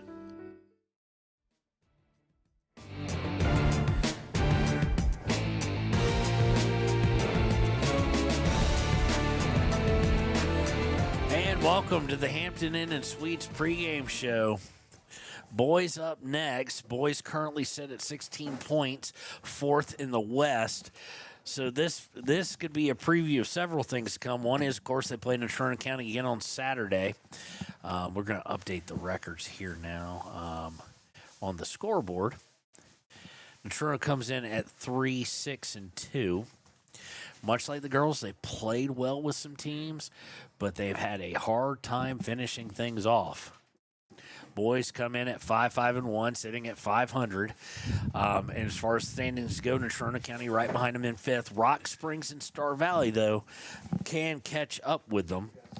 And we'll be right back in a second because I just got the starting lineup for Jackson for Natrona County, and we'll mark it. I'll be right back on the Hampton Inn & Suites pregame show. About things. It's about the things that matter. Your family, your friends, and your health. For decades, Sage West Healthcare has been committed to improving the health and care of our communities. Today, we're investing more in our communities, in our people, in advanced medical technologies, and in specialized facilities, so access to better care is close to you and the things that matter most. Sage West Healthcare. Be well, live well. That's why we're here.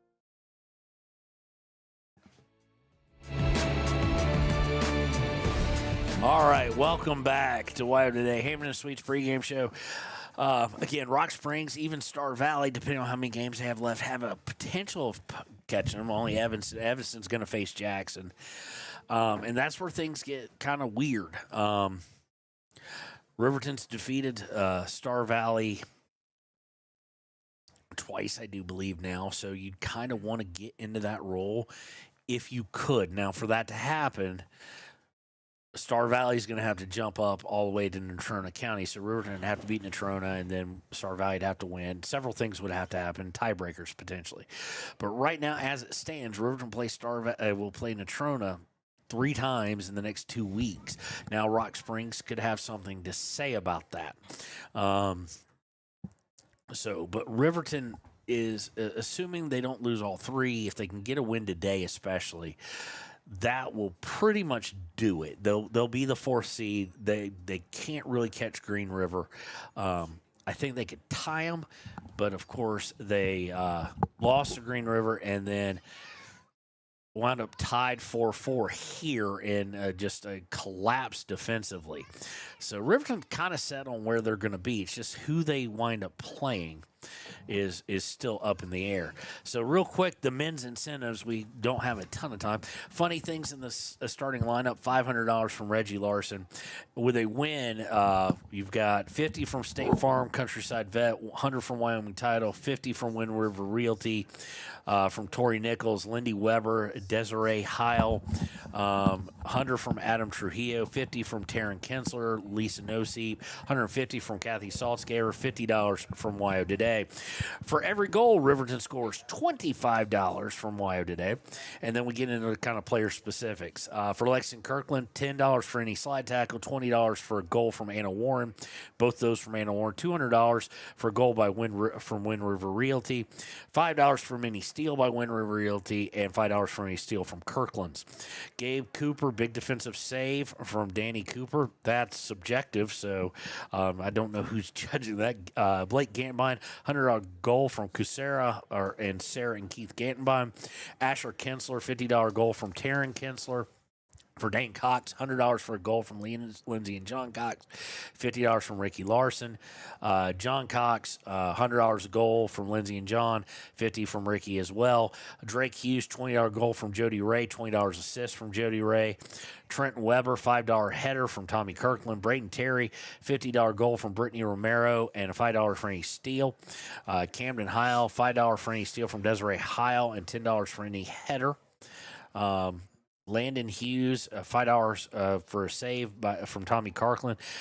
Kirkland, $10 saved by Jody Ray. Carson Trujillo, $100 goal from Adam Trujillo. Austin Romero is $50 a goal from Brittany Romero, $20 a goal from Kate Jones, $20 from Kristen Davis. Bicycle goal, $200 from Tommy Kirkland. Hunter Saltzgaver, $50 goal from Deborah Avery, and Alyssa Saltzgaver, $25 goal from Tommy Kirkland, $50 goal added from Axlum, $10 goal by Larson, and a nutmeg, $10 by Larson. Noah Despain, $5 a save from Kirby Despain, $20 PK save by Kirby Despain. Shutout, $25 from Debbie Avery, $25 from Alyssa Saltzgaver, $100 from Early Cornejo. Now, again, like I said earlier, Andrew, just my brain you've gotten all bundled up now. Yeah, I have. And the bad part is the Cincinnati Bengals thing. We need to get you some Carolina Panther gear. You can get caught up in these incentives, and this is an important game in a way, because really mathematically, Natrona right behind them, I do believe with the win today, they guarantee themselves the 4 seed, or it's close, one of the two.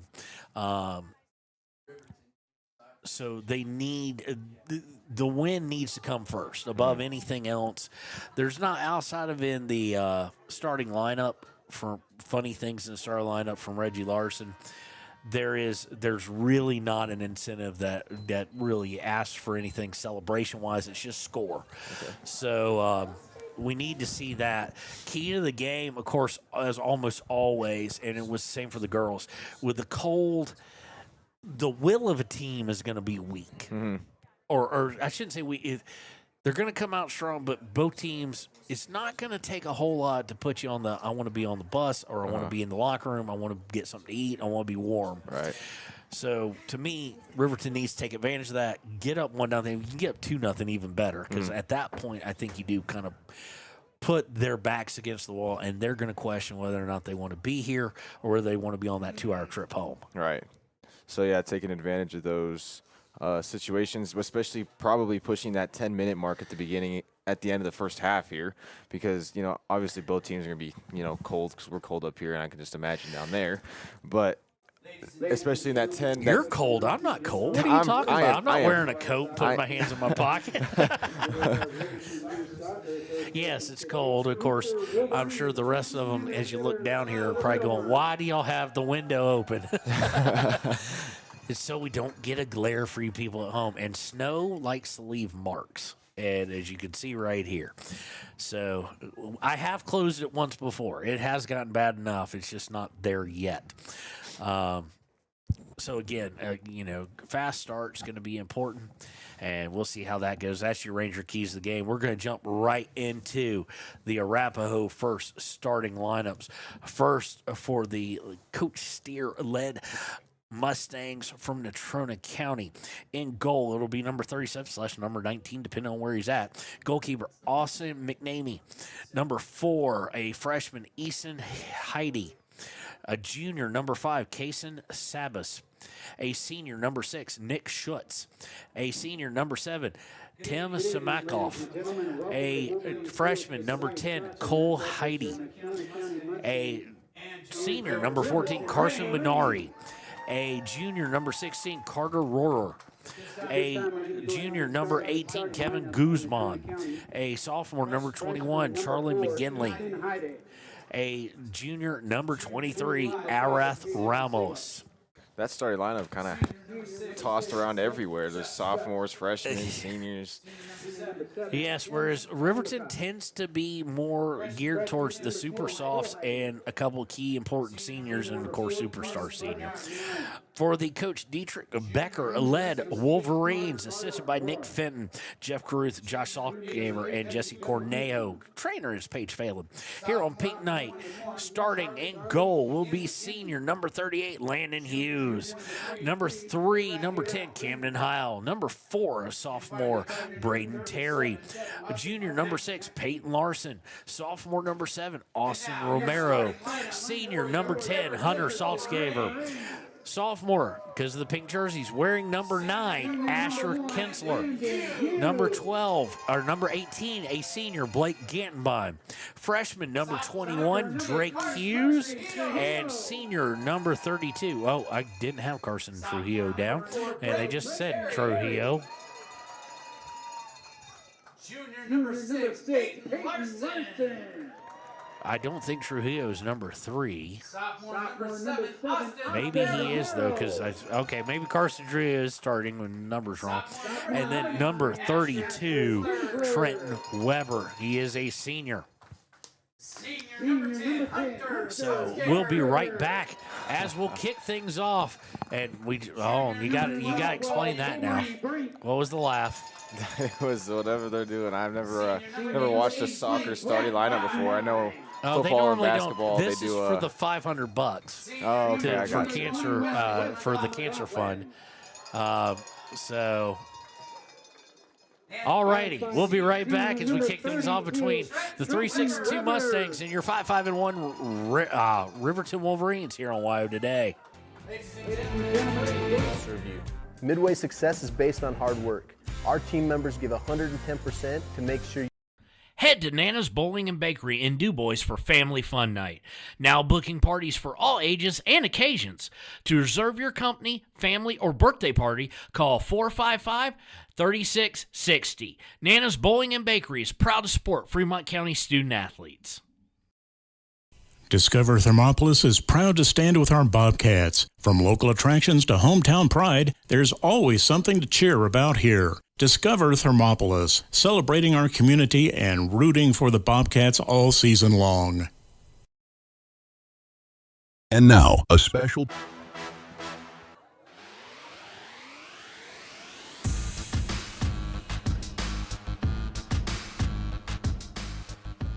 The funniest thing to me on this, Andrew, is it shows up much more pink on our screen than it looks out there. It's pink, but it's a very bright, kind of almost not pink, but in on our screen here, it's definitely hardcore. So it is time for Riverton versus Natrona. Riverton has a lot right on these games. Natrona does too, because Natrona's looking at Riverton. On paper, Riverton is the more winnable game. If they fall behind Rock Springs, they're looking at having to play Green River in Jackson next week. And that's a tough one. And we are underway. 39-59. You're probably going to want to zoom out a little bit more on that, Andrew, so you can catch throw-ins. There you go.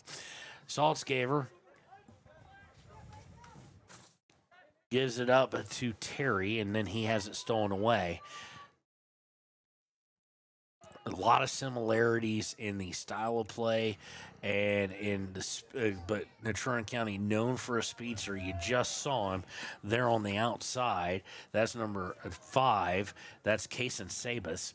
Sabas can absolutely torch a defense if he can get behind it. And he usually can help himself do so. Thrown by Sabas here and into the box. Riverton trying to not let them come forward. Pushed out by Terry. Now here's a shot and easily handled by Landon Hughes. And, of course, folks remember from the Jackson game, although it wound up being 6, Landon Hughes had so many incredible saves. We decided to invent his fan club. T-shirts are on the way. Membership cards and, autograph signing all on 9 yards. Saltzgaver now with it. Saltzgaver going down towards the corner, trying to get through, stripped of it. That usually doesn't happen one-on-one, but it goes out to Terry. Terry tries to turn it, can't get his hip swiveled. It'll go out of bounds, throwing for the Mustangs.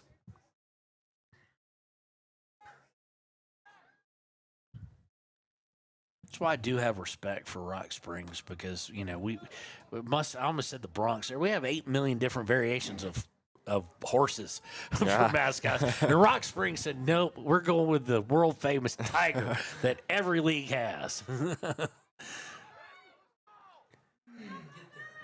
Looking to cross it, he was looking to get it in. Riverton was looking to get it. I just flipped to the wrong one. Was looking to get into number. Well, was that number 9? Well, now it's with Austin Romero. Romero to Gantbine, who's wearing 16. They get it stolen away. Both fighting for it were Romero and Gantbine. It's going to go down to Trenton Weber. Trenton Weber and Colby Brink both are trying to. Colby Brink was a starter as well. I apologize missing that. They changed their numbers up somewhat. Shot, and Landon Hughes dives for it, but it curves out right. Colby Brink and Trenton rocking the ski mask like look. As is, except for he doesn't have it pulled over. It doesn't look like it's pulled over his chin fully. As is Landon Hughes. Landon Hughes is the one guy wearing pants, so that'll tell him to toughen up there. Trenton and Colby. Number 6, Peyton Larson wearing a bandana. It looks like over his mouth. It's significantly cold. The freeze warning now has popped up. Although that popped up here on the plans, I don't believe that is supposed to hit until much later. They're saying it's 40 right now. I just don't know if I'm buying it. Ball's going to go out of bounds. It'll be last touched by Natrona County.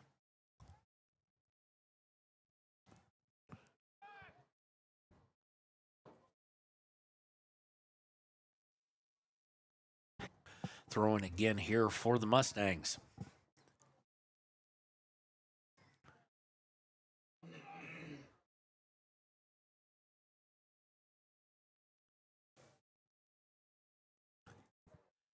Natrona takes away from Saltzgaver, now trying to work down the far side. Shot on Landon Hughes.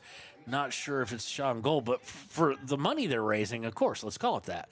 But it was close. Outside read very well by Hughes. Long punt.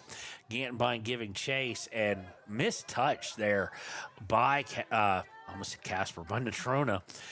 Go out of bounds. Throw in here is going to be by Colby Brink and mistouched by Romero and goes out of bounds. That is basketball. We say a turnover. And an unforced one at that. Throw-in's going to go right to Colby Brink. He tries to step it down and kind of plays weird on him. Goes to Romero. Romero sends it forward, and now Natrona going to clear it out only as far as that's not okay, I know it was marked on the starting lineup as 21 was Drake Hughes, but that's Weston McLaughlin. Drake's not that big, nor that bicolored hair.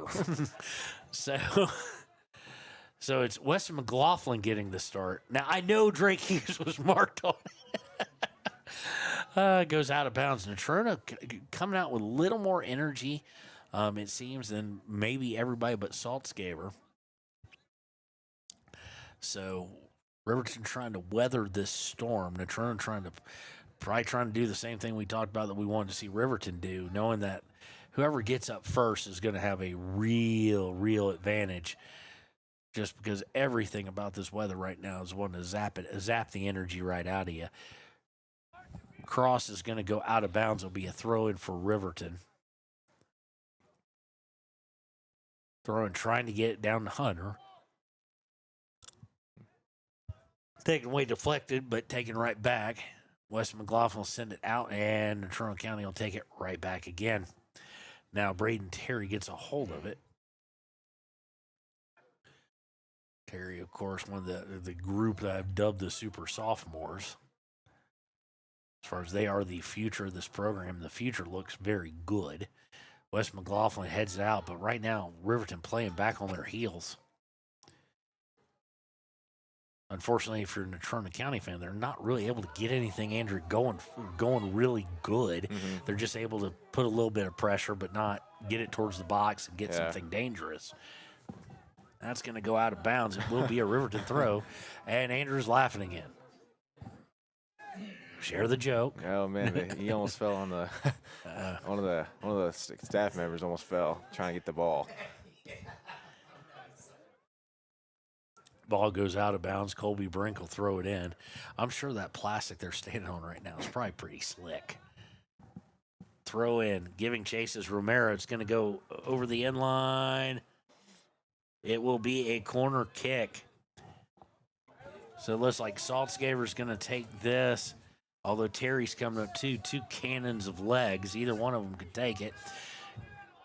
Trent Weber will go in. A short corner and then popped over by Braden Terry. And you don't know this. My pet peeve, kind of like held balls. If you ever listen to me do basketball, I rip on it. Mm-hmm. It's the held ball. The way they do it with the possession error is the worst thing since peanut butter and jelly in the same jar, since Eve tempted Adam, it's a horrible thing.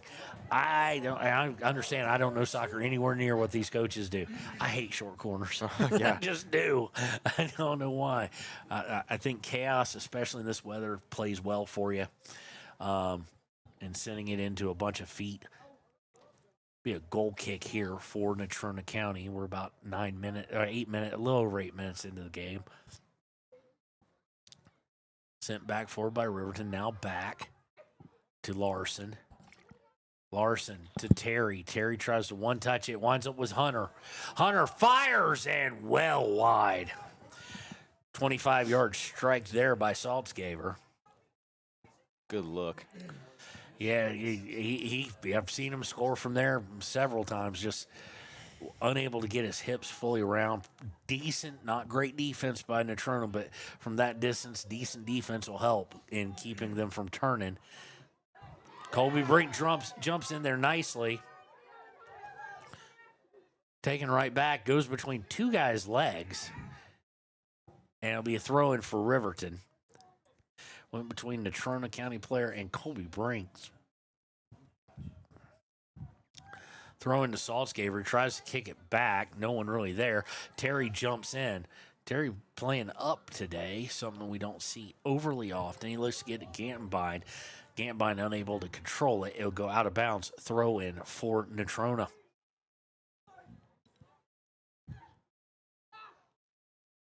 Throwing sent forward by Riverton to Saltzgaver in the box. What magic can he do here? And they're going to get a foot on it, send it over the end line. It will be a corner kick. Looks like Terry's coming up again, so we'll make over to that side, so we might see another shorty.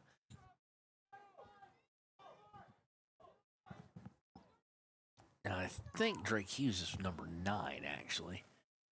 Let's see here. No, they're pretty far away now. It looks like Saltzgaver's going to go for a cross.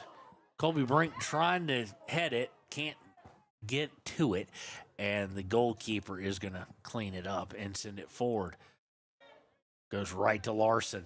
Larson to Terry. Terry to Trujillo. Back to Larson. I think that's Drake Hughes, and they get...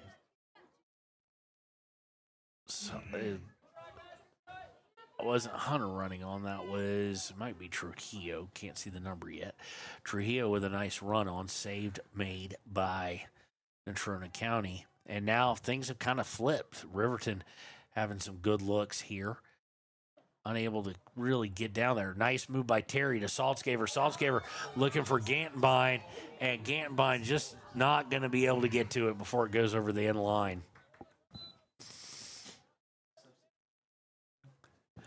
Number 20 now coming in for the Mustangs. That is Jordan Henson, junior midfielder.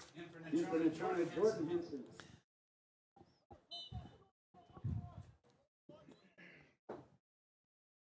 Snow coming back in. Oh, here we go. Somebody said better weather for the boys' game. You spoke it into existence. You can reach meteorologist Jasmine at 307. Oh. And then it stopped immediately, so Yeah, now that it's was a just little toying with us. It is supposed to come back down. Again, freeze warning tonight. If you went out planting anything or anything, get it covered, bring it inside if it's potted. As Riverton tries to work down the near side, it'll go out of bounds, so it'll be a throw deep in the attacking third for the Wolverines. That was like someone dumped out a pail of it. Well, no, here it comes again.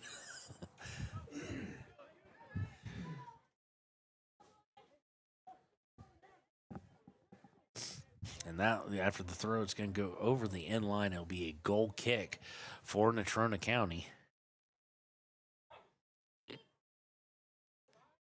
I don't think during all the football season I had a single snow game this year that I can remember. Uh-oh. And they're not calling it offsides. And here comes the speed of Natrona. Hughes takes a good angle, makes himself wide, and it goes out. How's that a corner? Okay, no, they're not pointing to that. I was about to say it went wide, but Riverton cannot allow that to happen, obviously. I'll tell you what, man, Andrew, as far as snow game during football seasons, we usually get maybe one, sometimes two in a bad winter, at least as long as I've been here. But more often than not, no, we just get cold, and seemingly whenever I go to Ethity for Wyoming, it's cold and rainy. Yeah. And their press box leaks like a sip, not water-wise, but wind-wise. Yeah. But I haven't had really a snow game. I want to say there was a Shoshone game this year that it snowed like when I got out of the parking lot. Uh-oh. Now here comes Hunter Saltzgaver. He's going to try and split two. Now he goes right, turns, fires, goal! Hunter Saltzgaver. That was a sweet move. Perfectly placed. I got to remember this first time you've seen Hunter play soccer, right? Yes, it is. Yeah, Hunter is a magician, and he scores there. So that will be $25 from Wyo today. Of course, it's a big one as it gives Riverton the lead, probably the most important part of it. But $25 from them, and then $50 from Debbie Avery, $50 from Alyssa Saltzgaver, $25 from Tommy Kirkland, $50 from Axelm, $10 from Larson, and so that's a lot. 50, 100, 125, 175. That's 250, 225, 235. So Riverton grabs the early lead. That was a sweet angle he took. And much like Natrona County we can't allow Natrona County to do that again, what they did jumping on as Wes McLaughlin chases down this ball. They can't allow Hunter to get room to get up to full speed because he's a midfielder with midfielder and running back, or midfielder stamina and running back speed. That footwork, the cuts he was making remind me of football a little bit.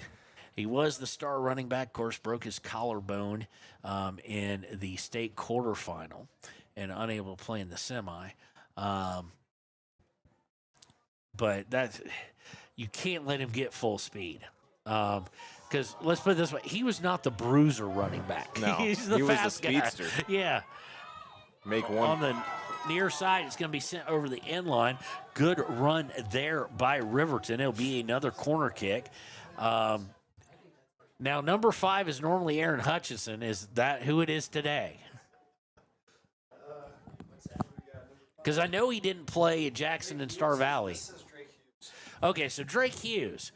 Drake Hughes wearing a black toboggan like a sailor. Here's the corner, and it has to be deflected out. It's like Saltzgaver going for the Olympico, still in the box and finally cleared by the Mustangs. To Saltzgaver. Saltzgaver to Hughes. Saltzgaver, he was looking for the run on Hughes. Of course, plays kind of sparingly, gets some decent minutes, but of course his first game that we saw had a goal and an assist. Won one of our accolades at the end of the game on the Click It or Ticket postgame show. And just a true fresh. Why am I saying true fresh? There's not college. It's not like we have red shirts. Just a freshman. So future's bright for this Riverton club. Dietrich Becker has built himself a nice little program in the making. And I'm glad to see Hunter around to see it kind of coming to fruition. Given chase as Natrona County, they do save it. No, they don't. I thought they did. Colby Brinkle with the throw here.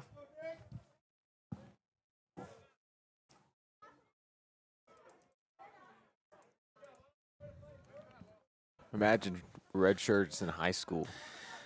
Oh, there's NIL in high school. Is it really? Right, didn't you get like your Pepsi contract playing for Shoshone? Yeah. No, it wasn't with Pepsi. It was with. There's NIL. It's like the 7A like Texas schools, from what I understand. Yeah.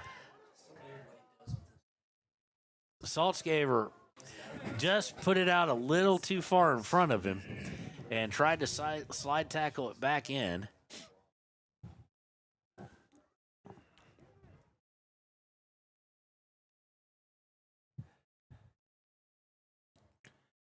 Long goal kick. Goes right to Larson. Larson hounded and has it stolen away and sent downfield. McLaughlin giving chase, but also the speed of Natrona. It'll be a throw-in for the Mustangs. Larson with a header, and now Terry with a header, but maintaining control of it is Natrona. Working down to the side of the box. Here's the cross. Gets through one, and number 20 should have been on his high horse trying to get down there, that being Jordan Henson, and he just watched it go through 2 Riverton defenders, and now it goes through another one in Larson. Kind of not the norm play out of the Riverton defense there, as they let a couple of mistakes. Luckily, they fly by, so to speak. Terry.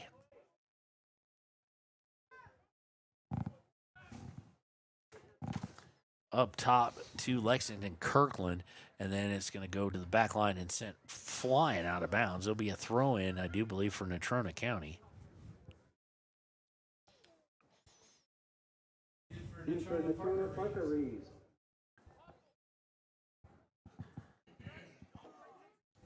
Approaching halfway through in just about a minute and 45 seconds through the first half. Throwing goes right to Colby Brink. He's able to save it, looking to get it to Hunter. It would have not been in the best spot, but you never know what the magician can do.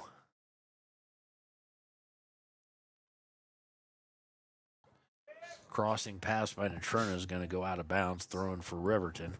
Again, Riverton leads 1-0 on Hunter Saltzgaber's beautiful goal here in the first half.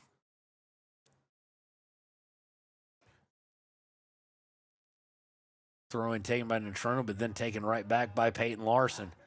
Larson trying to get through three people. That's going to be difficult. Braden Terry then trying to get through. They're going to say Larson fouled in doing so. Long kick. Headed out by Trenton Weber, but still in control of it is Natrona. Natrona getting close to the box, sent back out. Now a long shot fired, very wide left, and it will be a goal kick for Landon Hughes.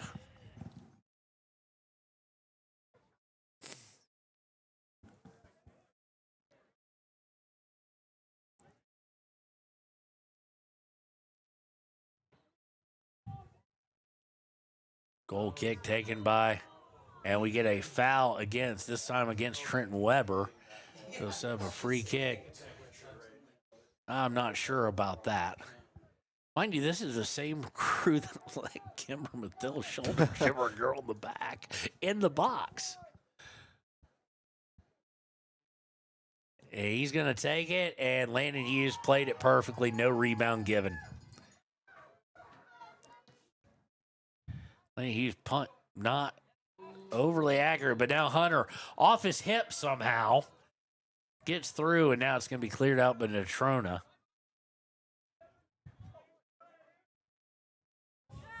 Throw in looking for Romero. It's sent right back out of bounds, just 15 yards further downfield for Riverton.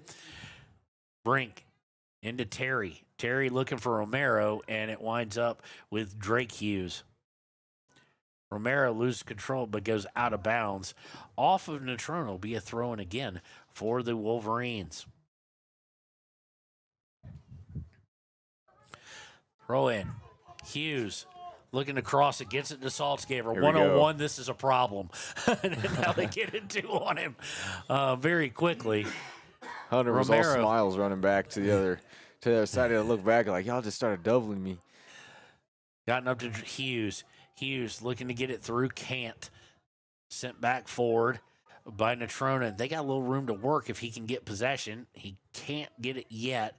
Finally gets it clean. Not a great pass. Larson going to fight for it and working on the outside, but Larson able to get it. Sent further forward by Natrona on a pass really not intended for anybody, just trying to send it forward. Up to Romero. Romero out to Brink. Brink sends it out of bounds. Just not a great touch there. Looking for Drake Hughes.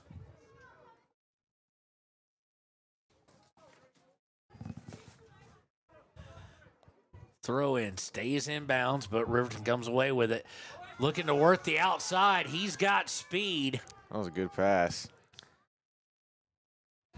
Does Trujillo. Trujillo looking in for Saltzgaber. No, not Saltzgaber. That Kinsler, it looks like it. For Asher Kinsler, not wearing number 19 today. Can't get it through, though. Colby almost got the lucky bounce. The goalie missed the catch on he stepped up away from the goal. And the goalie he missed the ball and it barely wide right to the outside of the goal, so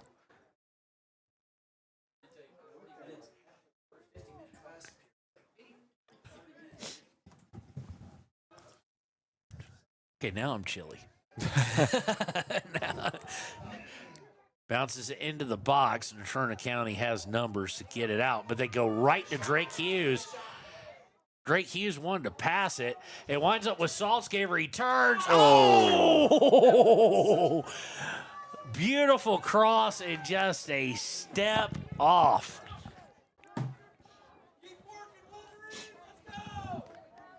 That was nice. Almost got it. Almost. Riverton still leading 1-0, 16:45 here in the first.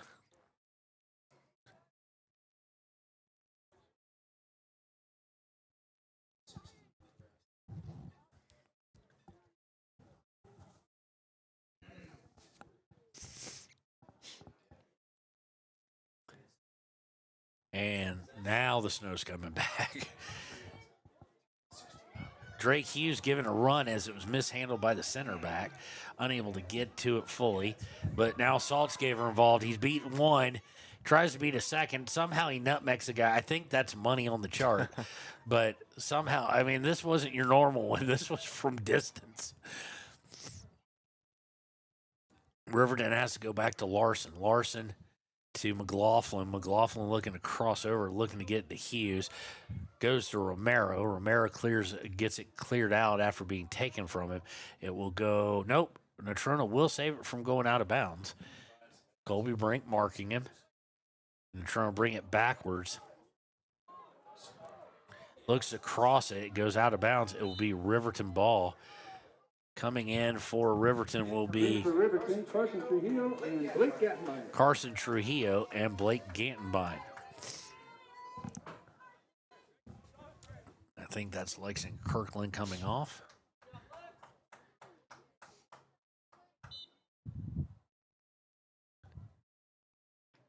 Throw in by Riverton. Oh my! Shot! And, great diving, a good diving save. Not a great one. He didn't have to go far for it. But shot by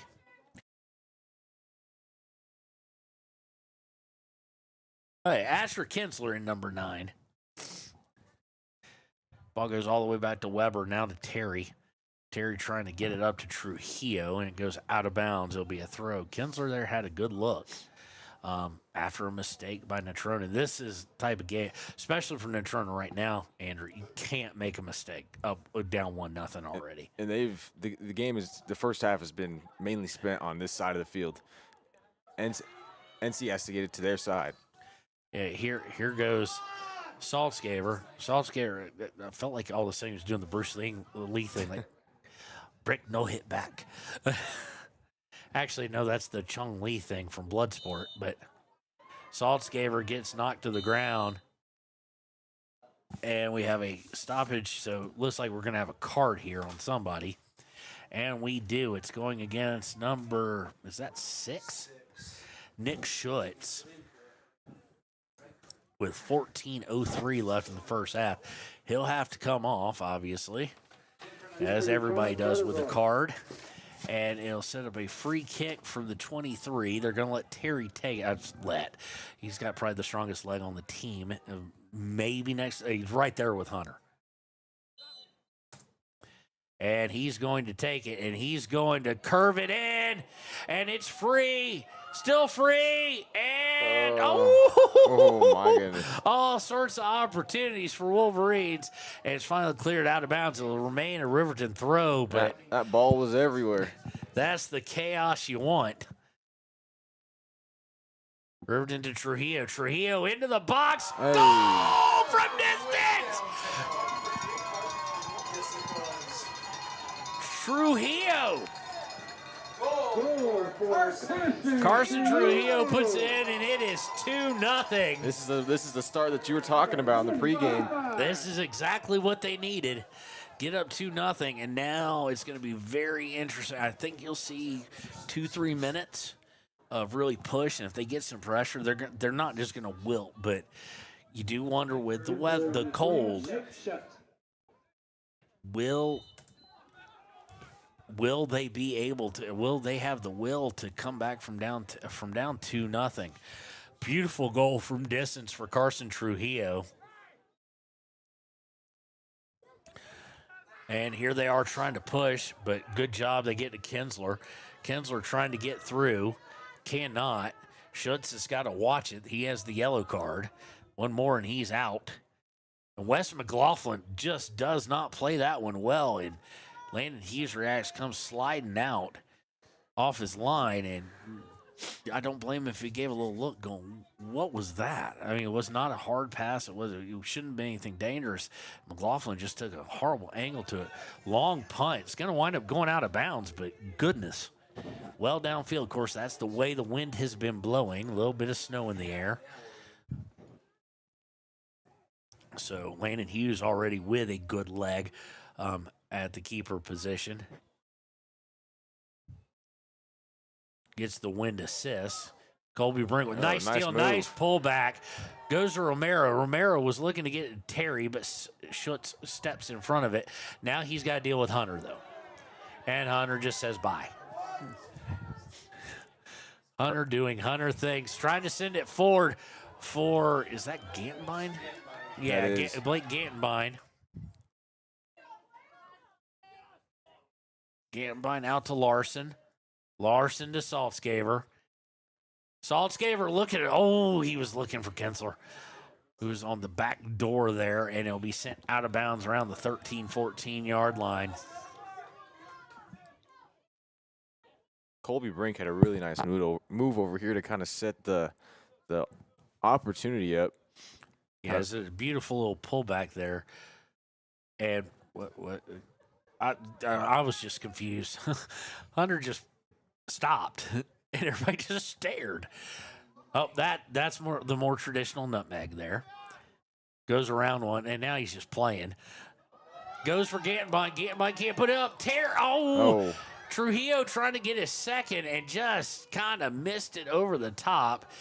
It'll be cleared out, but only momentarily as Larson sends it right back towards the box to Trujillo. Trujillo now at the 10, goes back for Terry. Terry looks across. He wanted Kinsler on the far right. Can't get it to him.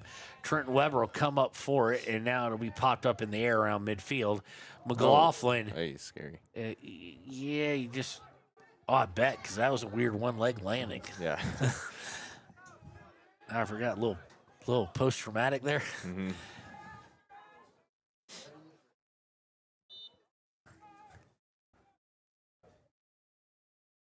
And for Natrona, Tim Simka. So Natrona is going to bring in Simka. There'll be a goal kick here for Natrona with 10:24 to play in the first half. Riverton up big. And we're going to get another foul against Trenton Weber. And I don't blame...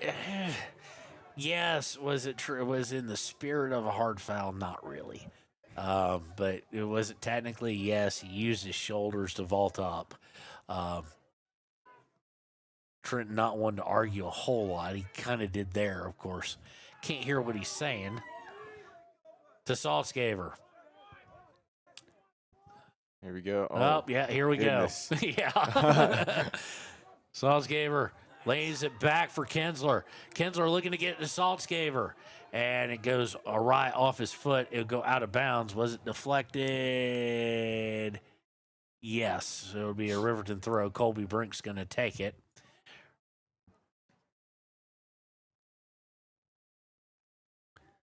Goes into Kinsler. Kinsler back to Brink. Brink was trying to get it. It'll be sent out of bounds there. Brink was trying to get it to Saltzgaver when it was deflected out.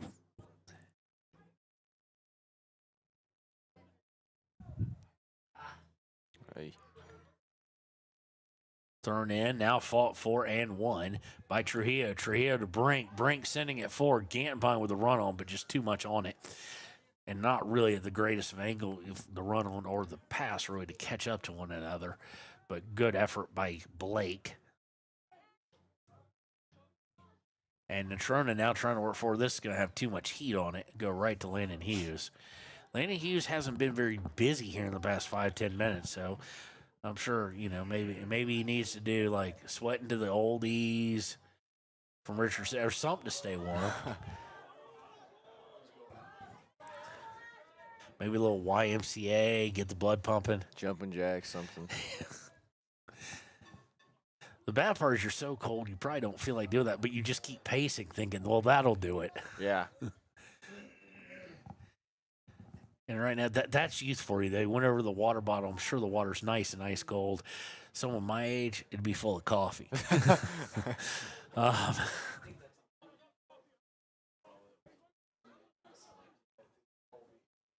Coffee, hot chocolate. Not hot chocolate. I hate chocolate. Fair you enough. looked at me like everybody else does. No, fair When enough. I say that, everybody at work. Hot chocolate, I think, overrated in my opinion. Chocolate as a whole, overrated. I can't agree with you on that one. I'm sorry. Yeah, well, when you're older, you'll be wiser. I feel like I need chocolate every day. I don't know if that's a good thing or not, but I just don't like sweets by and large. I mean, like Skittles is my one thing. Occasionally, like some ice cream, but vanilla or cookies and cream only. Yeah. That's the one version of chocolate I can eat, like hard, like cookie, like. But yeah, I don't even like honey baked ham. Like, give me Black Forest ham, not honey baked ham. Black Forest ham, yeah, is good. I don't like sugar and like sweet barbecue sauce or sweet like brown sugar and barbecue rub. No, The only thing savory, the only red thing about pepper flakes. barbecue sauce, I can't have it just like it has to be grilled. Like you have to apply it and then put it on the grill for me to actually feel like I can enjoy it. It's too sweet. It's like a weird. Yeah, well, no, see, that's why I always get the hot ones. And they're looking for Drake Hughes and just a little too much on. That was going to be like a 40-yard bomb. Yeah, people are getting all sorts of information today. Good quality information. Hot barbecue sauce better than sweet barbecue sauce by a mile. And I'm a southern redneck, so I've slow smoked everything you can think of. Sometime for Max at the end of his first school year here in Riverton, I'll bring him some smoked raccoon. That's what I'll do.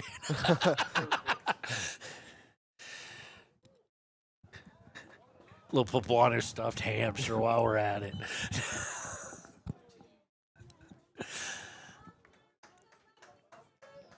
I will tell you something, Andrew. I bet you wouldn't have bet on though. Was that skunk's awful?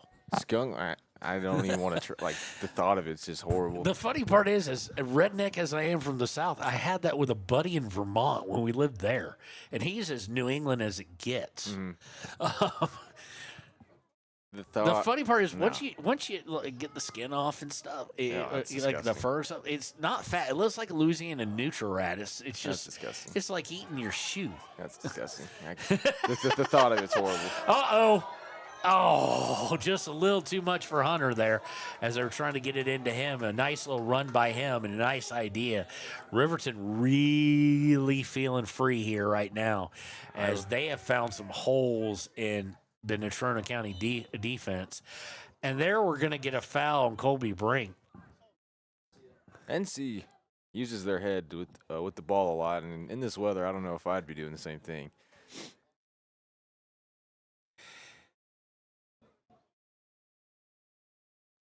Free kick here from the 41. Sent towards the box. Nice header by Weston McLaughlin doing exactly what Andrew Martin. Correct me. What's your last name? Garcia. That's right. Garcia. Andrew Garcia said he wouldn't do. So luckily Weston would.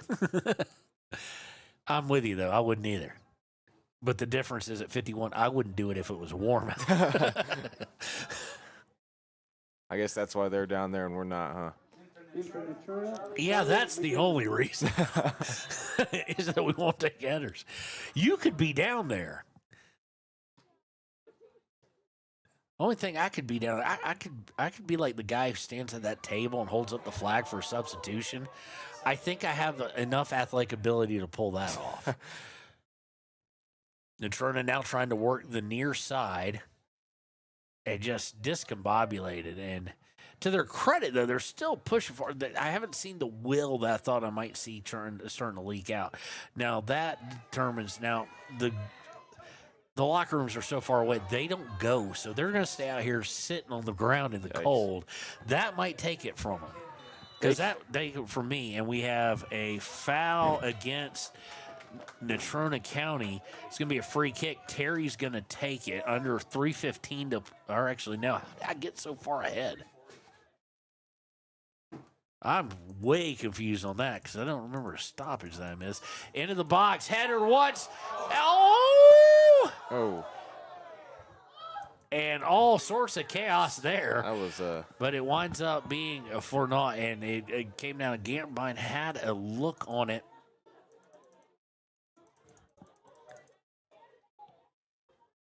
Where he could have got, he just did not get enough on it. And credit their goalie, he was able to get a hold of it, almost lost it. And then Wes McLaughlin, another poorly played ball. This time he does rectify the situation himself and gets it to Larson. Larson looking for Gantenbein, and it's going to be intercepted and sent downfield by Natrona. Peyton Larson trying to play it and goes out of bounds. It will be a throw-in for the Wolverines.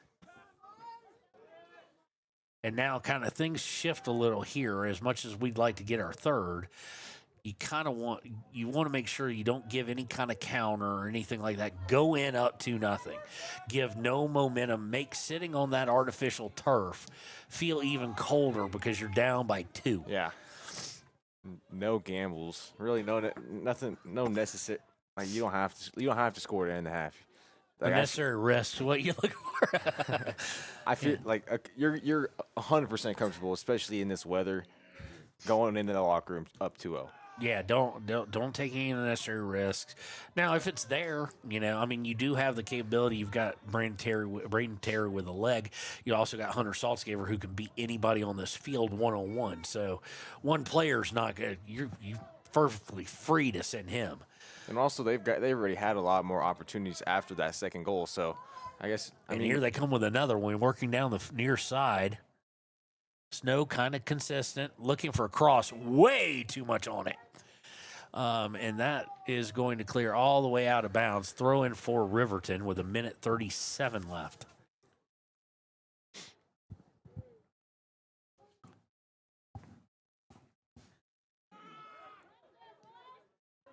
And here they go. They're looking for Drake. Hughes trying to move down. Crosses back to Hunter. Hunter makes one miss. Shot! Oh. And it's going to go wide left. It's going to be a goal kick. I think it was going wide left, but that's a risk you don't mind because, of course, it's going to take up some time too, and they're all the way 100-plus yards away. Braden Terry, though, can send it all the way down there to Hughes. Batted up in the air and taken away by Natrona. Colby Brink going to send it right back. He gets it to backspin. Yeah, a little too much. But now Hunter has it with 19 seconds left. Hunter, I think he touched it, but I don't think they're going to. Braden Terry's got to get on his horse. And there's no ball there, but I don't think Terry was going to get there anyway. Yeah, Terry, don't worry about it. They got again. It is soccer, so there is no the ball's out off your head or anything like that. Once it stops, if it's not in the back of the goal, it's not in the back of the goal. But that will take us to half. We'll be back in just a moment with the United States Marine Corps halftime show here on WYO Today. Knows that sports bring our community together, from Friday night lights to weekend tournaments. They're proud to cheer on our local athletes and support the teams that give us so much to root for. At 407 East Main, you'll find something special for everyone. Timeless pieces, unique gifts, and a selection worth exploring. Stop in, discover the perfect treasure, and know you're supporting a business that supports local sports. Where community and sparkle shine side by side. Call 307-857-2789 today. Hot Springs Pharmacy is proud to cheer on our hometown Bobcats. Whether it's game night or school night, we've got the prescriptions, health essentials, and friendly service you can count on. Hot Springs Pharmacy, your local team, your local pharmacy. Let's have a big cheer for our hometown team. And welcome back here to WYO Today. Snow kind of picking up. You can see it hitting the glass, but it is 2-0 here on the Marines halftime show on WYO Today. Saltzgaver, it was a treat to hear Andrew's reaction because I hadn't been able to see him play at least Have you ever seen him play soccer? I have never seen anybody it's play his best soccer. sport, and that's saying a lot for the running back with 1,000+ yards. Yeah. It's his best sport, his favorite sport. That was Hunter doing Hunter things. I have come here. I come to the football field, play with my brother. Run up and down, run routes, and I always see him down on this side of the field. Doing his crazy footwork with all these cones and stuff. I'm like, yeah. I could see it correlates to football, but then it probably even correlates better to soccer. So I can see why he likes it a lot. Why it's his favorite sport. He's really, really good at it.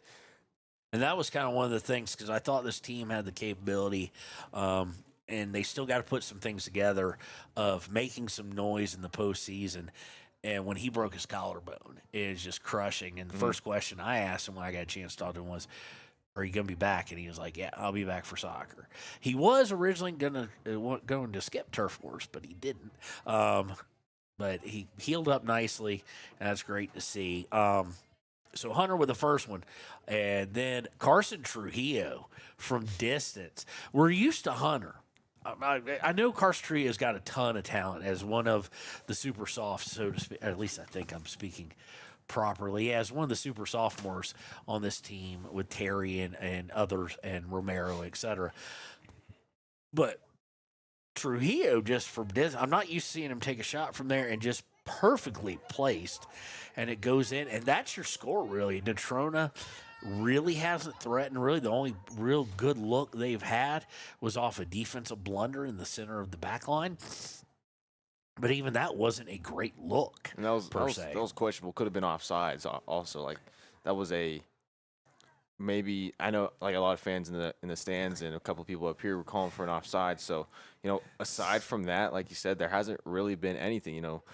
They have hardly spent any time down on their side of the field as well. So Riverton, like you said, got off to a great start at the beginning, and that's why they're up here going into half. You got to expect a rush, potentially. You notice they're not sitting down on that cold turf. They are huddled together. You got to expect a 5-minute rush. Riverton's they need to come out of the first 5 up 2-0, and then, or more, if you can get it. And then we'll see what happens. We want to thank the proud, the Marines. When we return, it'll be time for the second half here on Wild Today. Deputy Krista Grove with the Laramie County Sheriff's Office. I wanted to remind everyone that no matter how big your kiddo might seem, they should probably still be sitting in a booster seat. My son, Sylvester Grove, 9 years old, still sits in a booster seat in my vehicle. I've responded to far too many crashes where there have been kids not buckled up and have seen the worst. Buckle up for life, Wyoming.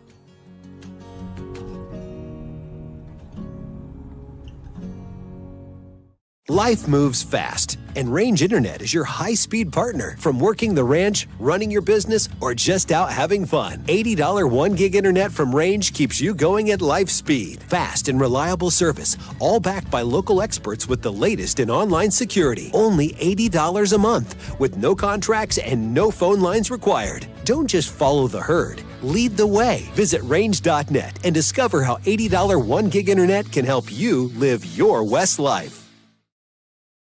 Stay at the newly renovated Hampton Inn & Suites Riverton, proud sponsor of all sports teams, home and away. Experience the perfect blend of comfort and convenience with Hampton's top-notch amenities, including a free hot breakfast, complimentary dinner and drinks Monday through Thursday evenings, a sweet shop for snacks and essentials, a pet-friendly environment, and an indoor hot tub, pool, and a fitness center to keep up with your workout routine. We've got everything you need for an exceptional stay. Reserve your stay now on our website, Hampton Inn & Suites Riverton, where comfort meets convenience. And we interrupt you with breaking news live from the Pepsi Wild Cherry Aisle. Carol, can you hear us? Steve, I've never seen anything like this. The bold, refreshing, and bursting with cherry deliciousness of Pepsi Wild Cherry is, well, let's just say everyone is getting wild. Getting wild? That's right, Steve. There's dancing, binge-watching, and is that a slip and slide? They're really putting the wild in Pepsi Wild Cherry. And this on-the-scene reporter can't wait to pop, lock, and drop it. Pepsi Wild Cherry. Go ahead. Get wild. Take the next step in higher education at Central Wyoming College. Offering 2- and 4-year degree programs in a variety of fields, Central Wyoming College in Riverton is transforming lives and strengthening communities through learning, leadership, and connection. Living well isn't just about things, it's about the things that matter. Your family, your friends, and your health. For decades, Sage West Healthcare has been committed to improving the health and care of our communities. Today, we're investing more in our communities, in our people, in advanced medical technologies, and in specialized facilities, so access to better care is close to you and the things that matter most. Sage West Healthcare. Be well, live well. That's why we're here. A proud sponsor of this broadcast is Bailey Enterprises. For over 50 years, Bailey has become the name you can trust.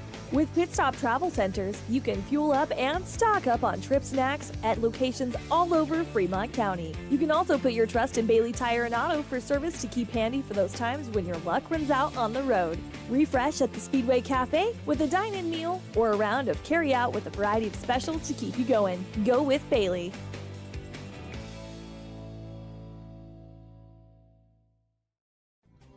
Riverton Blowdorn Lumber is proud to support youth sports. Experience the Blowdorn difference. Quality products, design, delivery, and expert service.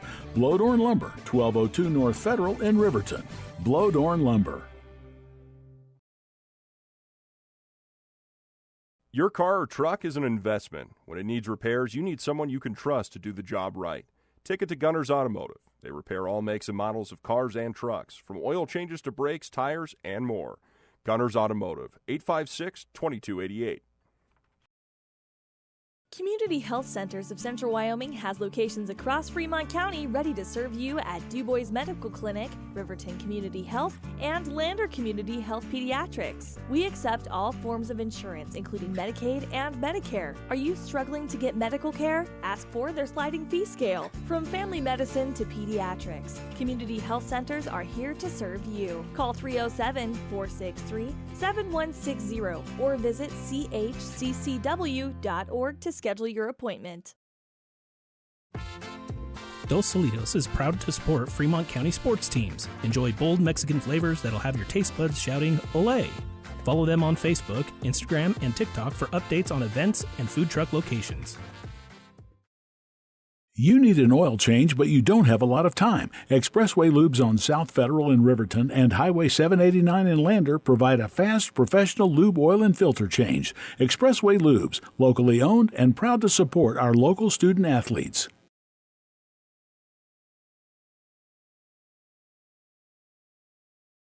B&M Septic and Excavation offers prompt professional service. Call them today for a quote at 850-2200. They serve far and wide across Fremont County and deep. B&M Septic and Excavation is proud to support Fremont County sports. Why should your new floor come from Carpet One? Because we're passionate about the spaces our neighbors call home.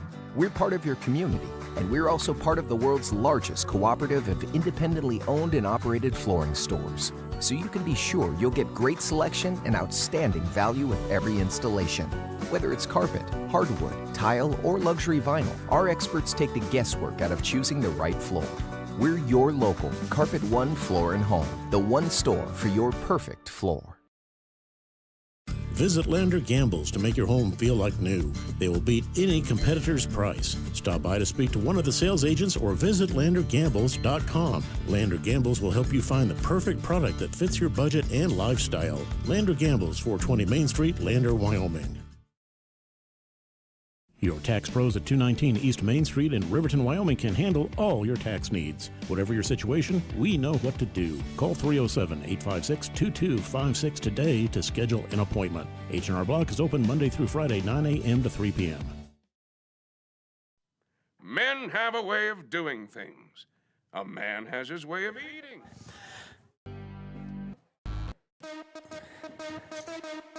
All right, welcome back. Start of the second half here about to be underway. Riverton up 2-0, and we'll have the ball.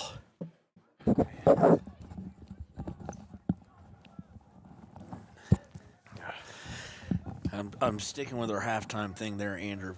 First 5-10 minutes, if it's 2-0. As Principal Jasmine said, the wind is at their back, but it's still blowing, making them cold. Riverton's going to immediately start on a long pass out to Blake Gantenbein, and had something working for a second. Blake, a little bit more of a physical player there. He gets beat out by a guy with speed. And here comes Natrona quickly. We warned about this being this quick into the box. Looking to cross it over and sent out by Riverton. And nobody there as Austin Romero runs to it for Natrona. Good to see Trenton running him back around. No problems. No limp or anything. Kind of ran into the soccer post a little hard diving for that last second.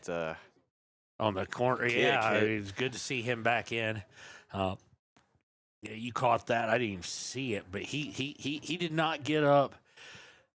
Keep in mind, Trenton Weber led the state in one basketball category this year.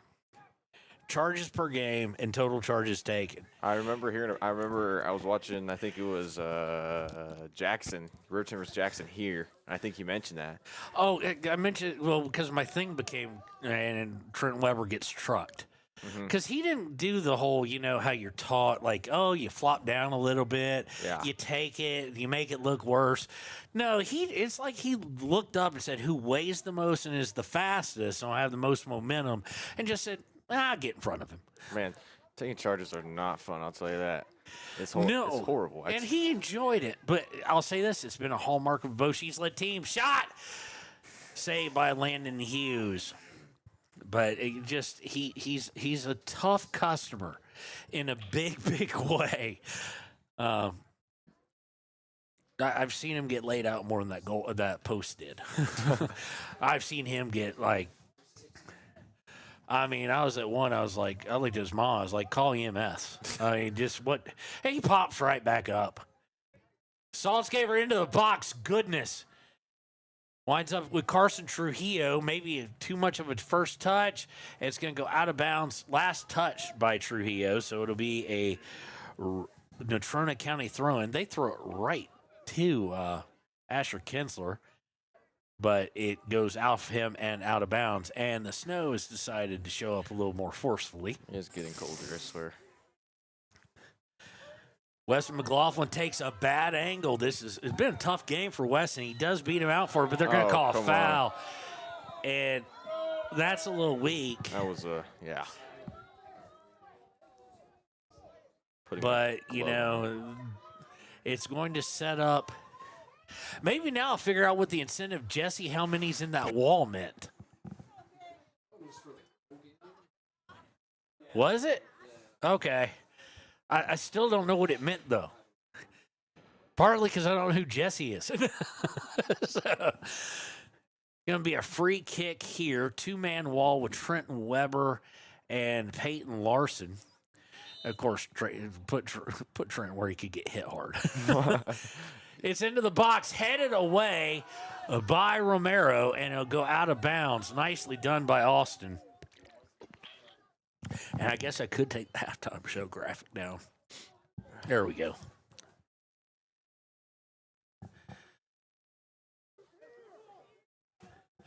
So Natrona has come out with pressure and kind of some renewed vigor. Headed out now. It goes to Kinsler. Kinsler to Larson.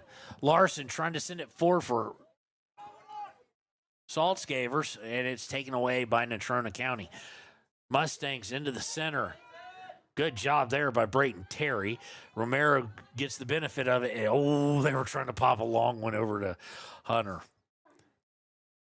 You don't see that very often, Andrew, just simply because most teams, it's like watching Hoosiers at the very end when he goes, the last game when he goes, I want you to know what kind of gum he's chewed. Usually a center back for the opposing team is that on Hunter. He just never leaves it. Seeing him have a chance on a potentially long outlet is different, to say the least, and does not happen often. As you see now, the center back is glued to him. On the far side, looking across Natrona County, kind of gets through and then goes to Riverton. It was deflected. Out to Kinsler. Kinsler back to Larson, who with his bandana looks like he's ready to rob the 8 a.m. train. With a motorcycle. the stagecoach. Larson gets it back from Trujillo, looks for Trujillo, and just a little too much pace on it. It'll go out of bounds, throw in for Natrona. Natrona saves it from going out of bounds, but now it's going to wind up playing all the way to Romero. Yeah, I was going to and say. we've got a foul against Riverton. Oh, No, never mind. Okay. He pointed in that direction first. Terry trying to get to Hunter. Hunter with the header to Kinsler. Kinsler back to Trujillo. Trujillo trying to work himself free, guarded well by Schutz. Of course, Schutz has the yellow card. Back to Larson. Larson at midfield, go to McLaughlin. McLaughlin into the center for Romero. He heads it nowhere. Taken easily by Natrona. Trying to work the far side, sends it well out, but watch the speed of this guy.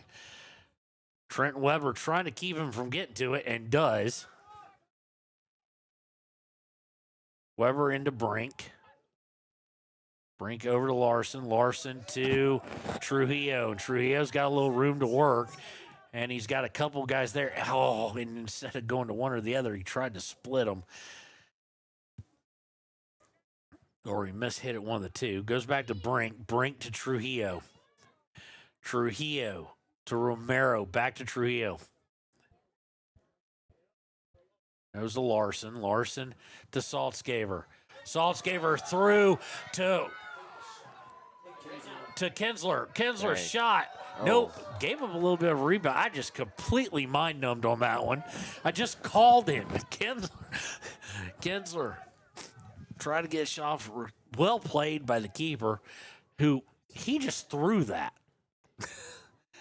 He just threw that 50 yards. And not really aerodynamic either. Deflected off a pass attempt by Romero. Romero, Natrona County now with it. Marked by Trujillo, and pass is going to sneak through, miss the intended target, and go to Trenton Weber.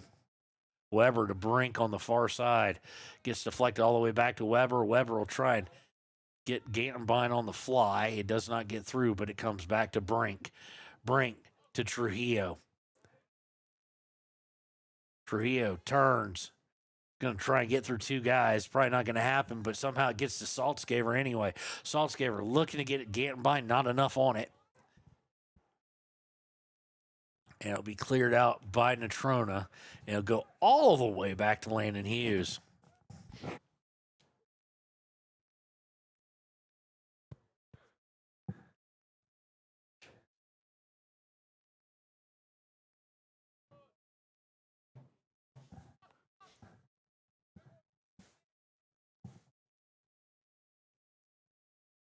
And Hughes sends it downfield, and it's going to go off of a Natrona player, and then to Larson. Larson to Terry. Terry to Kinsler. It's going to be sent out of bounds. It'll be a throw-in for Riverton. Kinsler, nope, Kinsler won't take it. Larson will take his place there.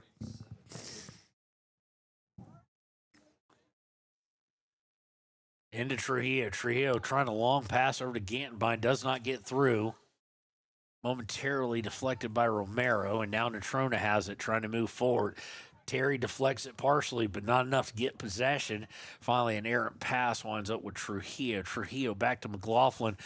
McLaughlin again gives one up, and now Landon Hughes, what are you doing? That was a gamble. Shot Landon Hughes well off his line.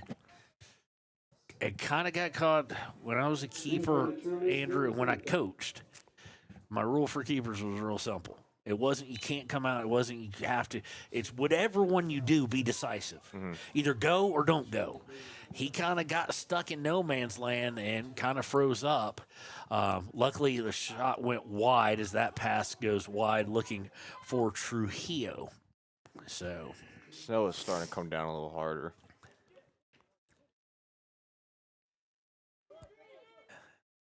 Why you got to talk about such bad things like that? I don't know. It's hard not to when I'm like freezing. Come on, you were born and raised here, weren't you? Yeah. Or I was born in Casper, which is probably not any better, but it's just windier. Yeah. Out of bounds. It looks like it'll be a throw here for Natrona County.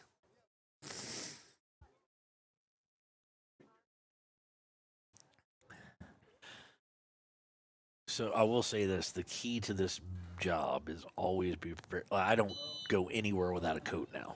Yeah. I don't care if it's July, just in case, because I'd rather have it and not need it than need it and not have it. Because it's never going to be cold enough where we're going to go, well, people could die. It's over with. No, you're just going to sit there and be miserable. Yeah.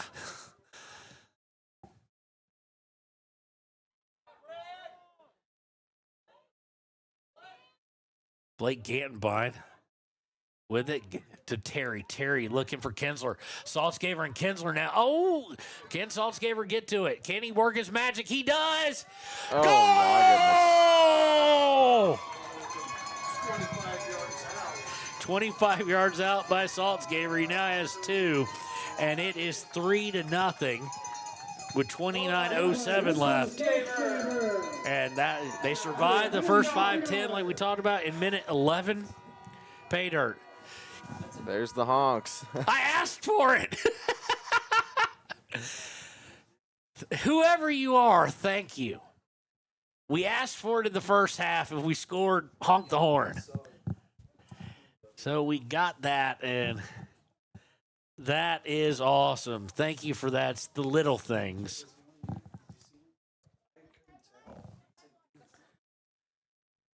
$3-0. Saltzgaver with 2, Kinsler with 1. We're going to be generous there. I'll give Kinsler the assist. Hunter kind of had to do a little bit much on his own, or a little bit more on his own. And now Natrona County trying with one, to me, the death gasp, so to speak. And, okay, yeah, that's trying to draw a foul. They, at certain levels, they're supposed to call a foul on that. that was the vole underneath the ground tripped him. And now you can definitely tell the wind is picked up with the snow, but also Landon Hughes usually gets about 35 more yards out of those. Up to Romero. Romero trying to send it forward, and Saltzgaver on the run. Can he get to it? He gets one touch on it. Now, did it get deflected out? Will it be a corner or goal? It will be a corner.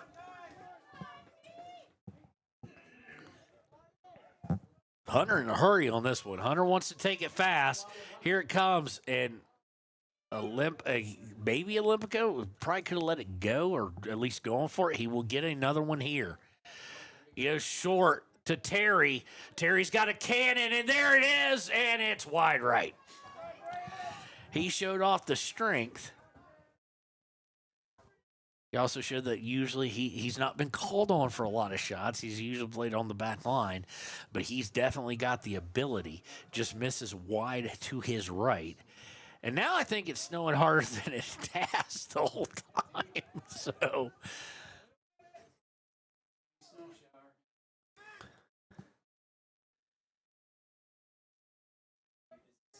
and here they go. That was close. Good time run.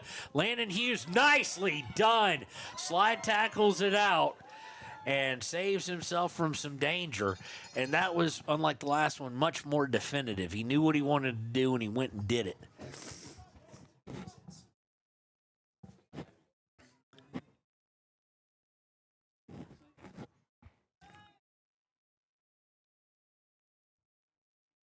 It's going to wind up going over the inline. Corner kick pending for Natrona.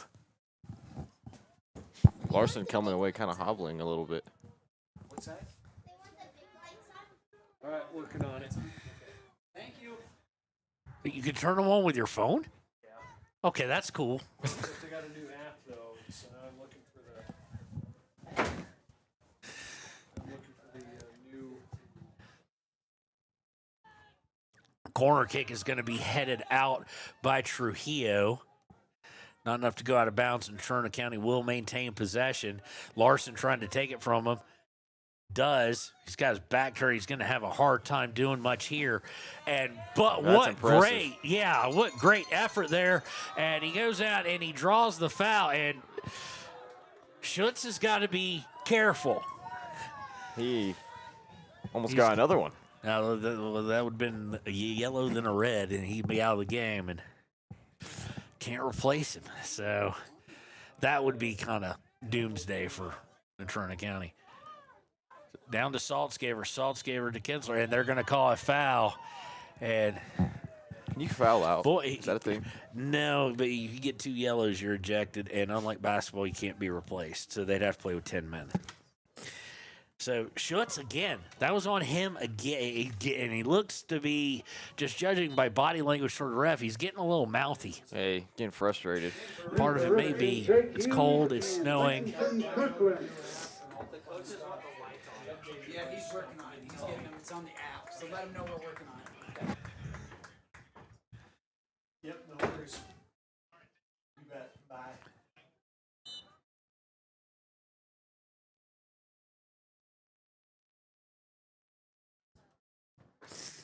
Hunter with it. Hunter going in line. He's not going to be able to save it there. It will go over for a goal kick.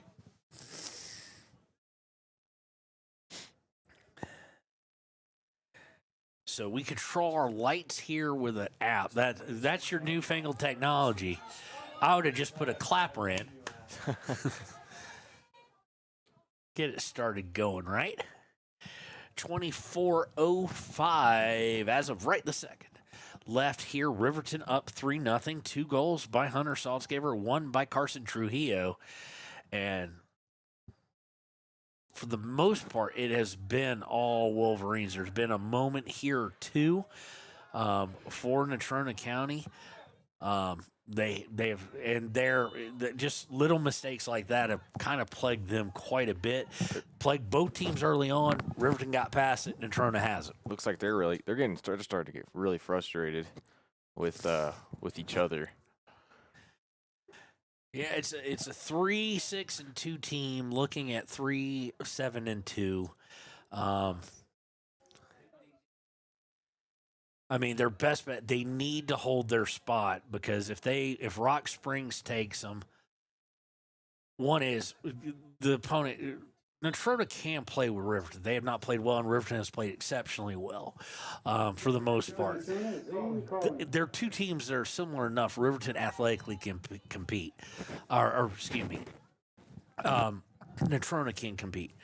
I can tell you who Natrona can't compete with, and that's who they'd be looking at if they fall behind Rock Springs, and that is their neighbors in Casper, Kelly Walsh.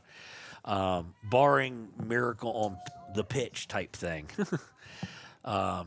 Kelly Walsh, I think Riverton has a better chance playing with Kelly Walsh, and it's a tall ask, but they have a better chance than Natrona County does. Kelly Walsh is elite. Riverton's trying to build to elite. Natrona County is a little ways off. Drake Hughes, nice little deflection away on a steal, but it's just going to go too far.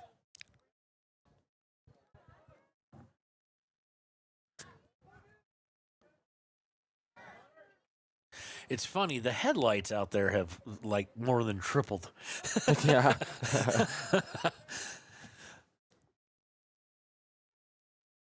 I don't necessarily, I mean, that's perfect. Son, I was there. I was there for you.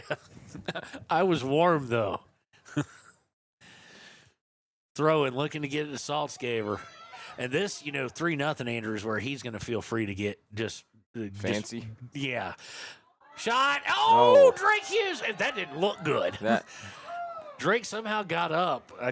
I'd be crying for mama even at my old age there. I mean, he did not look like he went down pleasantly. But Drake Hughes right there, and a perfect pass from Saltzgaver. Just everything had to line up perfect. And good job by the goalkeeper as well. He was able to get a foot in on it. And there's an unforced error on Austin Romero. He went to throw it in and stepped over the line, so it'll go over to throw for Natrona County, but it's immediately stolen by Riverton. Stolen right back, though.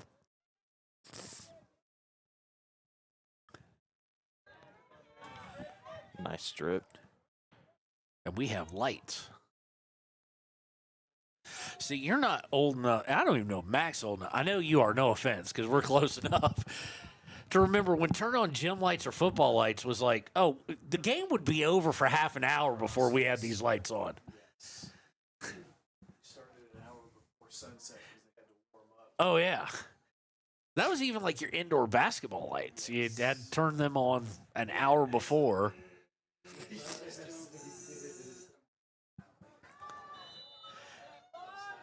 An app? No, you went to the fuse box.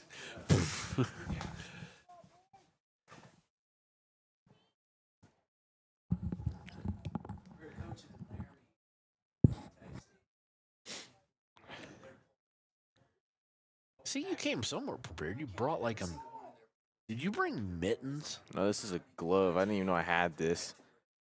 And I don't know where the other one's at. Cause it's not... Gloves have fingers. It's like a... You got like a sliding glove from baseball. Natrona County looking for the first. They got it. They got it.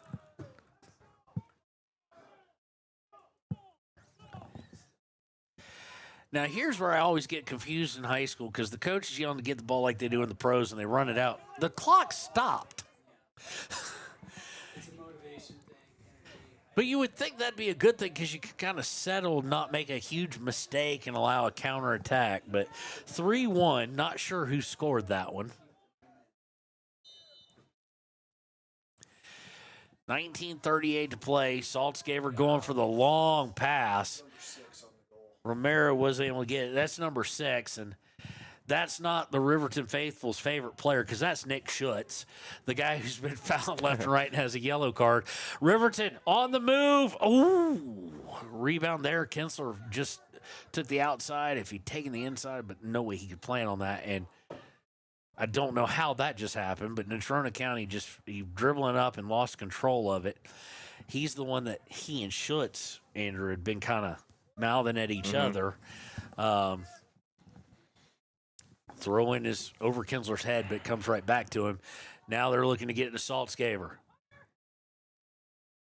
They're going to take a wise decision. They just kick it out of bounds. They don't try and do anything fancy because there was not a whole lot of help behind him at the time. Thrown by Kinsler to Hunter. Hunter trying to work through.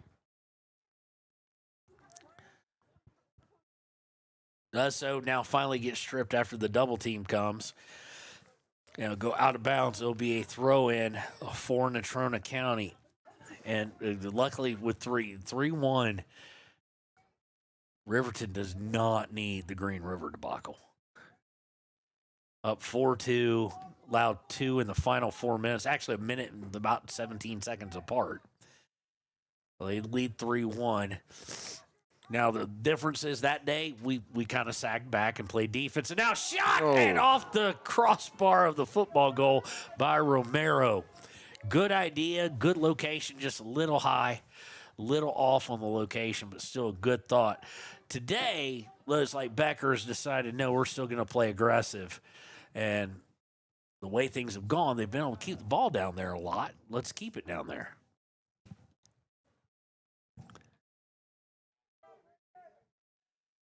Hughes to Saltzgaver. Saltzgaver wanting to get free, doesn't there, but now they let him face the goal. That's never good. Cross to Hughes. Hughes trying for the header, and it'll go over the end line for a goal kick.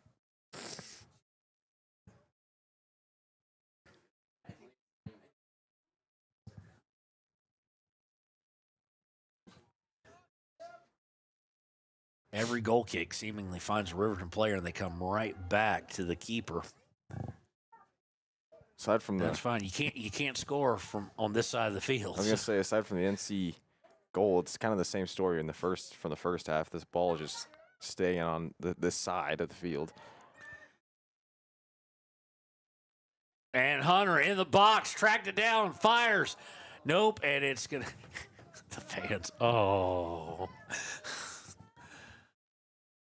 Goes out of bounds. It'll be a throw-in, but again, him just working his magic.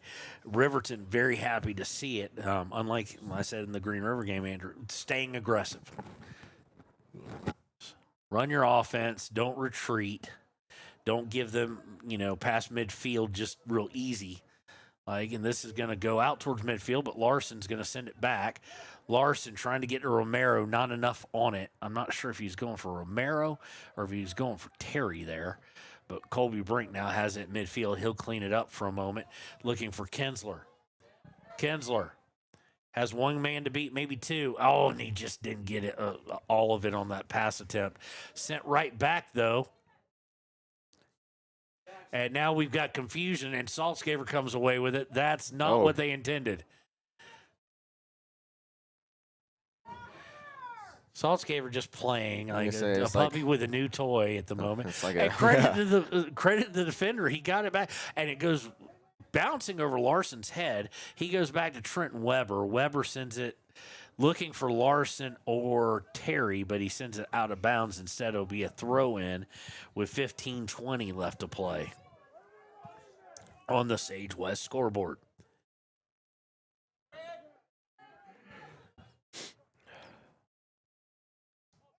Throwing coming from Larson. Wonder how long this snow is going to be for. It can go all night. Till tomorrow? I know it's supposed to go. Hold on, let me look. I don't think so. I mean, it was supposed to get really cold overnight, but now Natrona working the far side. Riverton needs to come collapsing back, and they're not really. And no, wide open look for a shot, and oh my goodness, drilled his. He did. And we have a stop clock. His own player took it in the face. That can't feel good. Medium until about 8:30ish, then kind of light, and then over by 11ish. Yeah, winter mix continue. I don't know what the mix is, but and it's 34 degrees now. That sounds more accurate. Uh-huh. Where was this in December? Huh? Where was this in December? Like, I feel like we had no idea. Little snow. You know, usually during basketball season we have like a couple of canceled games. There wasn't any. Yeah, we really didn't have any during basketball season. I don't remember. No, I didn't go over South Pass in the snow this year, and I went over it 2 or 3 times. I didn't go over Togety in the snow. The only snow I went over in Togety was there was a little bit on just on Togety Pass when we played at Star Valley on a Saturday. We stayed the night down there, and by Sunday when we came back, it was gone. So for football next year, Lander versus Riverton will be here since it was in Lander this year. Is that's correct? Right? Yes. Yes.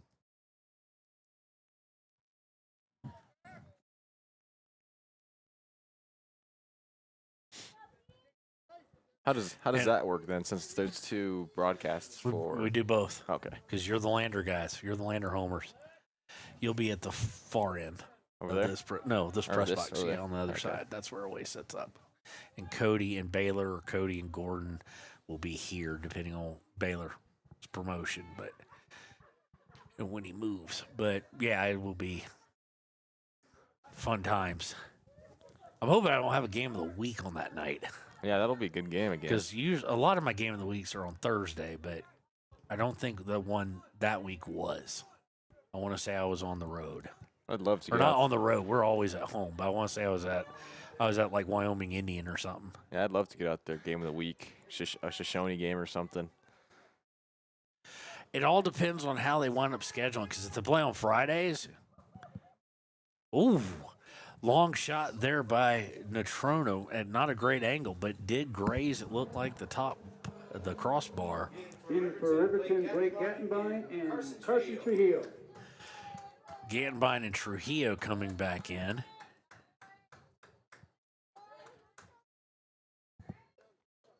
I remember for Hughes and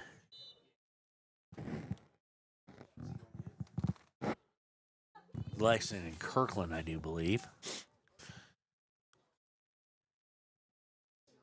They're going to bring back in the guy who he's got cotton swabs so stuffed up his nose we can see him from here. Yeah. That was. I mean, he took that just square, like the guy in Ted Lasso. My face almost scored a goal. Long outlet. And trying to work through his Gantenbein and unable to do it. Gantenbein's a good player. He doesn't have the footwork to really shake a guy like that. You'd rather just shortest distance between 2 points, straight line, do that. Because physically, he's not going to be matched. Footwork-wise, he can be. So, throw in here is going to be sent. Nope. Natrona's going to say, no, did they not? No, they did not. Thought they saved it. I think they'd rather have saved it because it'd be at least moving towards the goal here as we are approaching the 11-minute mark. Riverton up 3-1, led 2-0 at half. Hunter with his second goal of the game, gave him a 3-0 lead, and now I don't know where. Okay, it looked dangerous. That could have been a corner there.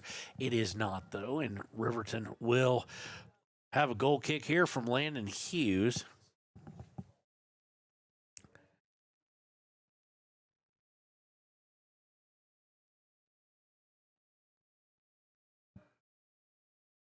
Hughes puts out that wind, just kills it.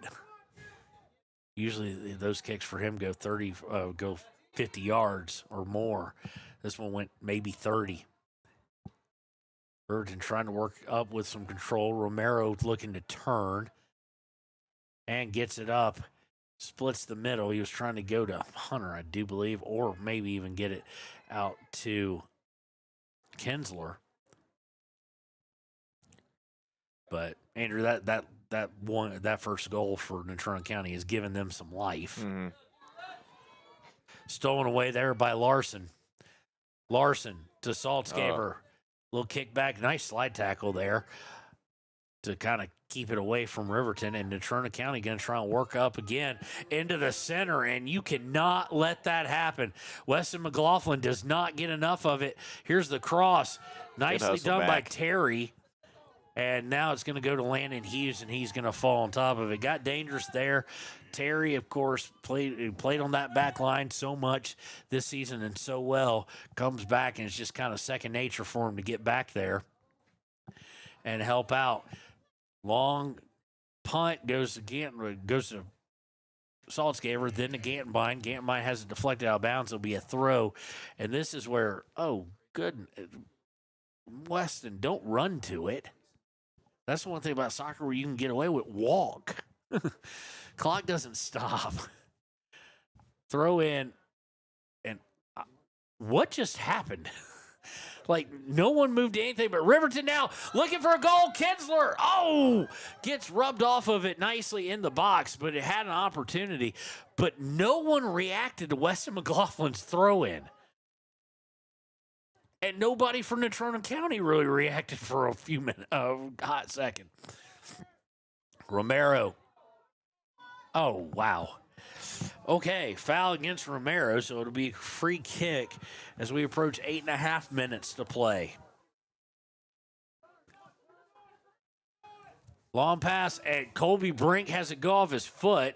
Weston McLaughlin has to come back and send it out of bounds as it went past Brink.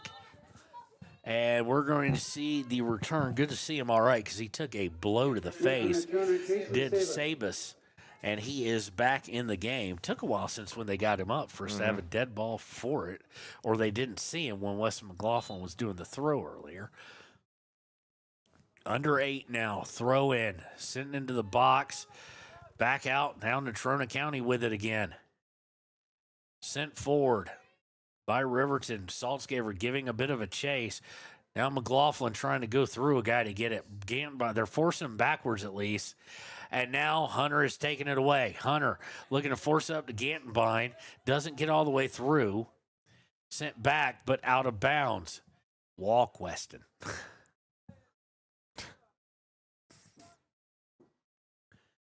Inbound. Winds up deflecting off ahead of Romero and back to Natrona. Natrona trying to get towards the box. Taken away by Colby Brink. Weird part is we turn on the lights and it's almost like headlights in the snow. It's like glaring off. It's a weird look. I know I know they can see it on the camera. Come look at their preview. It's just glaring off of it. At midfield, Natrona with it. Taken away momentarily. Now Hunter has it and can play around with it if he wanted to. Sends it forward to Kinsler. Kinsler looking for the back pass to Trujillo and got a little maybe too fancy there. Larson will come up for it. It'll go out of bounds. It'll be a throw for Natrona with 6:40 to play.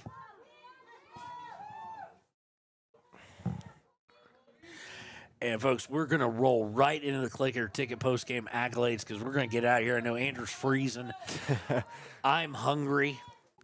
I know Principal Jasmine had a Subway, so I could put him between two slides and have a Subway myself. That's where I'm starving. That's where I'm probably headed after this. And that was stupid of me, too. I just looked at, I'll just get these 3 little chicken strips from a convenience store, and then didn't think, hey, I'm going to be out of the house till 8:30 tonight. I'm old. I need my tapioca pudding. Free kick here after a foul in Riverton. This is a dangerous situation, up by 2. And he's going to try right into the wall. Well done by Trenton Weber. I was going to say, guess who that was? And Lindy and Dane, if you're listening, I'll say it. He got trucked there. He took it right to the gut. And like nothing happened. Throw in here for Natrona, 5:33 to play. And they throw it right into Colby Brink. I'm sure that was, and Colby didn't mean to just pop it up and just leave it there for Natrona. Woo! Trent Weber goes down to a knee almost there. He took a deflection, and it's not pain. I think it's more so he's not happy with himself because he almost pulled a hockey redirection on Landon Hughes, and it almost found the back of the net. So go out off Trent, and it'll be a corner kick here as we approach 5 minutes to play. Goes low, so it's sent right back out of the backs by Larson, and now it's up in the air, and Landon Hughes bats it down, and now he'll fall on it. Good job using 3 or 4 seconds that the ref won't warn him or card him for wasting time. Starting to notice footprints now in the turf, so snow's starting to stick. Yeah. Just a little bit. Yeehaw. Sent out by I almost said Jackson, by Natrona. It'll be a throw-in, I do believe, for Riverton. They want to make them throw it fast. Riverton, of course, has no urge to throw it fast, but Natrona's going to send it right back in or right back out. So thrown in towards the box. I can't see a number for who that is. That's Hunter. Hunter Saltzgaver. He's going to play with it, and it's going to go out for – oh, it was a free kick. It was a foul. So he takes it, keeping possession. This will go out of bounds. 3:52 left. And this is what Riverton wants to do. Keep the ball down here. Throw in to Saltzgaver. Gets deflected out. Running up on it, and it's going to wind up with Colby Brink. Colby Brink to Larson. Larson. Getting it to Kinsler. No, Kinsler, that's weird. I'm not sure why Kinsler let that one go. He had to know it was not going to be in his favor out of bounds. Kinsler now trying to work, or Trujillo trying to work through, on this one. Trujillo has it taken away, and it's going to be sent over to the far side, but it's out of bounds, so it'll be a throw in for the Wolverines as we approach 3 minutes to play. Gantenbein heads it to Hunter. And going to be sent right back out of bounds. Yeah, it's starting to accumulate on the turf now. Yeah, I just looked down at the stands too. Yeah. Some people with some bad dandruff from up. No. Everybody hooded up. Umbrellas, blankets. Hunter gets taken out. They're not going to call anything there, though. And I think it was both guys going for the ball aggressively, so I tend to lean that way. Going to be sent forward and sent right back by Larson. And Larson's going to send it right back again, this time to Kinsler. These jerseys almost looking like a highlight orange. See, that's what they look like to me, but on the screen here, they look very pink. Yeah, they do. Right now, under the lights especially, look like a highlight orange. Taken away by Larson. 2 minutes to go. And the snow there, I think, might have helped Larson waste some more time because it didn't roll out of bounds immediately. But he winds up kicking out of bounds. Throw in for Natrona. Again, as we preface this, because we're going to do a short, quick post game, minute 40 left. Our next game will be Friday here, senior night, against number 2 Kelly Walsh Lady Trojans and number 2 Kelly Walsh Trojans as they come to town. That is a change. If you got the original schedule, just post on your fridge or something so that we're not playing Natrona twice in a row. Natrona will be Saturday in Casper. It will be 10 and noon. So we're going to go from an ending for senior night of probably around 8 o'clock to... Quick update on that, 11-1 in Casper. Okay, we've changed now to 11-1. Thank you, Max. I don't know if I like that better. I kind of like the getting there kind of early and getting it done. Our teams wanted that little recovery after senior night. I don't blame for that, but is really leaving at 6:45 any different than 7:45? You're going to sleep on the bus anyway. Yeah. So 11-1. We have an update. We'll be down in Natrona. There, probably make somewhat of a day of it. We'll end about 3 o'clock and do some errands and whatnot. Good reason to go down there and get some good food that we don't offer up here in the big city, so to speak. Under 30 seconds left. Riverton, now barring absolute crazy pandemonium level disaster, is going to win this game and should win it 3-1 as Hunter sends it out of bounds. And we have 15 seconds left. So this will take Natrona to 3-7-2. It'll take Riverton to 6-5-1.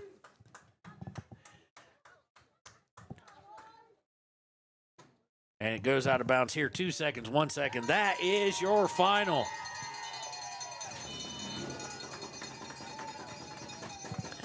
Three to 1 in favor of Riverton. And boy, I've never seen the fans get up so fast. Oh, yeah, they're all leaving. We're going to jump right to our Click It or Ticket post-game show. I mean, heck, I think you can go ahead and name it, even though it's your first boys game with us. Player of the game is? Hunter Saltzgaver. Yes, our Papa Murphy's player of the game, Hunter Saltzgaver. 2 beautiful goals there, and he's going to take away that accolade. Congratulations, Hunter. It's not the first, and even with just 2 games left in the regular season, and then the only guarantee is 2 regional games, it won't be his last. Probably won't be his last, yeah. No. Man, I've never, like I said, I never watched high school soccer before, so to see him do what he just did was really cool. I kind of like, whoa, I didn't know you could do that with your feet. And our Gatorade Good Effort player of the game, I'm going to give it to the guy whose fan club I'm in, and that is Landon Hughes. Landon Hughes in goal, played a solid game, allowed 1, and quite honestly, that one really wasn't on him. So nonetheless, he's our Gatorade Great Effort / Good Sport of the game. Hunter, our Papa Murphy's player of the game. Andrew, so what'd you think of your first soccer game? It was entertaining. I think I know I kind of got here a little late for the girls' game, but to watch a full soccer game was entertaining, especially because like you mentioned, the keys to the game was to get out to an early start, and that's exactly what Riverton did, and they stayed on top of it. I think it was entertaining. All right, well, we're happy to have you. This will be the only soccer game we have you at this year. We have our Jason will be with us on Friday and Saturday, and then we're off to regionals, which we can't film anyway. Mm-hmm. So it'll just be me off to Jackson, hopefully 2 victories, and then off to Gillette for state. You will see Andrew again, though, with some baseball coming up. Yes, sir. And we'll get that on the schedule and all worked out for him. We would have had we might have had Andrew there. We might have had the baseball game tonight, but we lost our broadcaster, and then they moved the game anyway and had it last night, which we didn't have a broadcaster. So Marshall will be back, I think, next week with some baseball. We'll get with Andrew, and we'll make all that work. For Andrew Garcia, this has been Kevin Shields. I'll see you Friday at 4 and 6. Kelly Walsh versus Riverton here on Senior Night on WYO Today.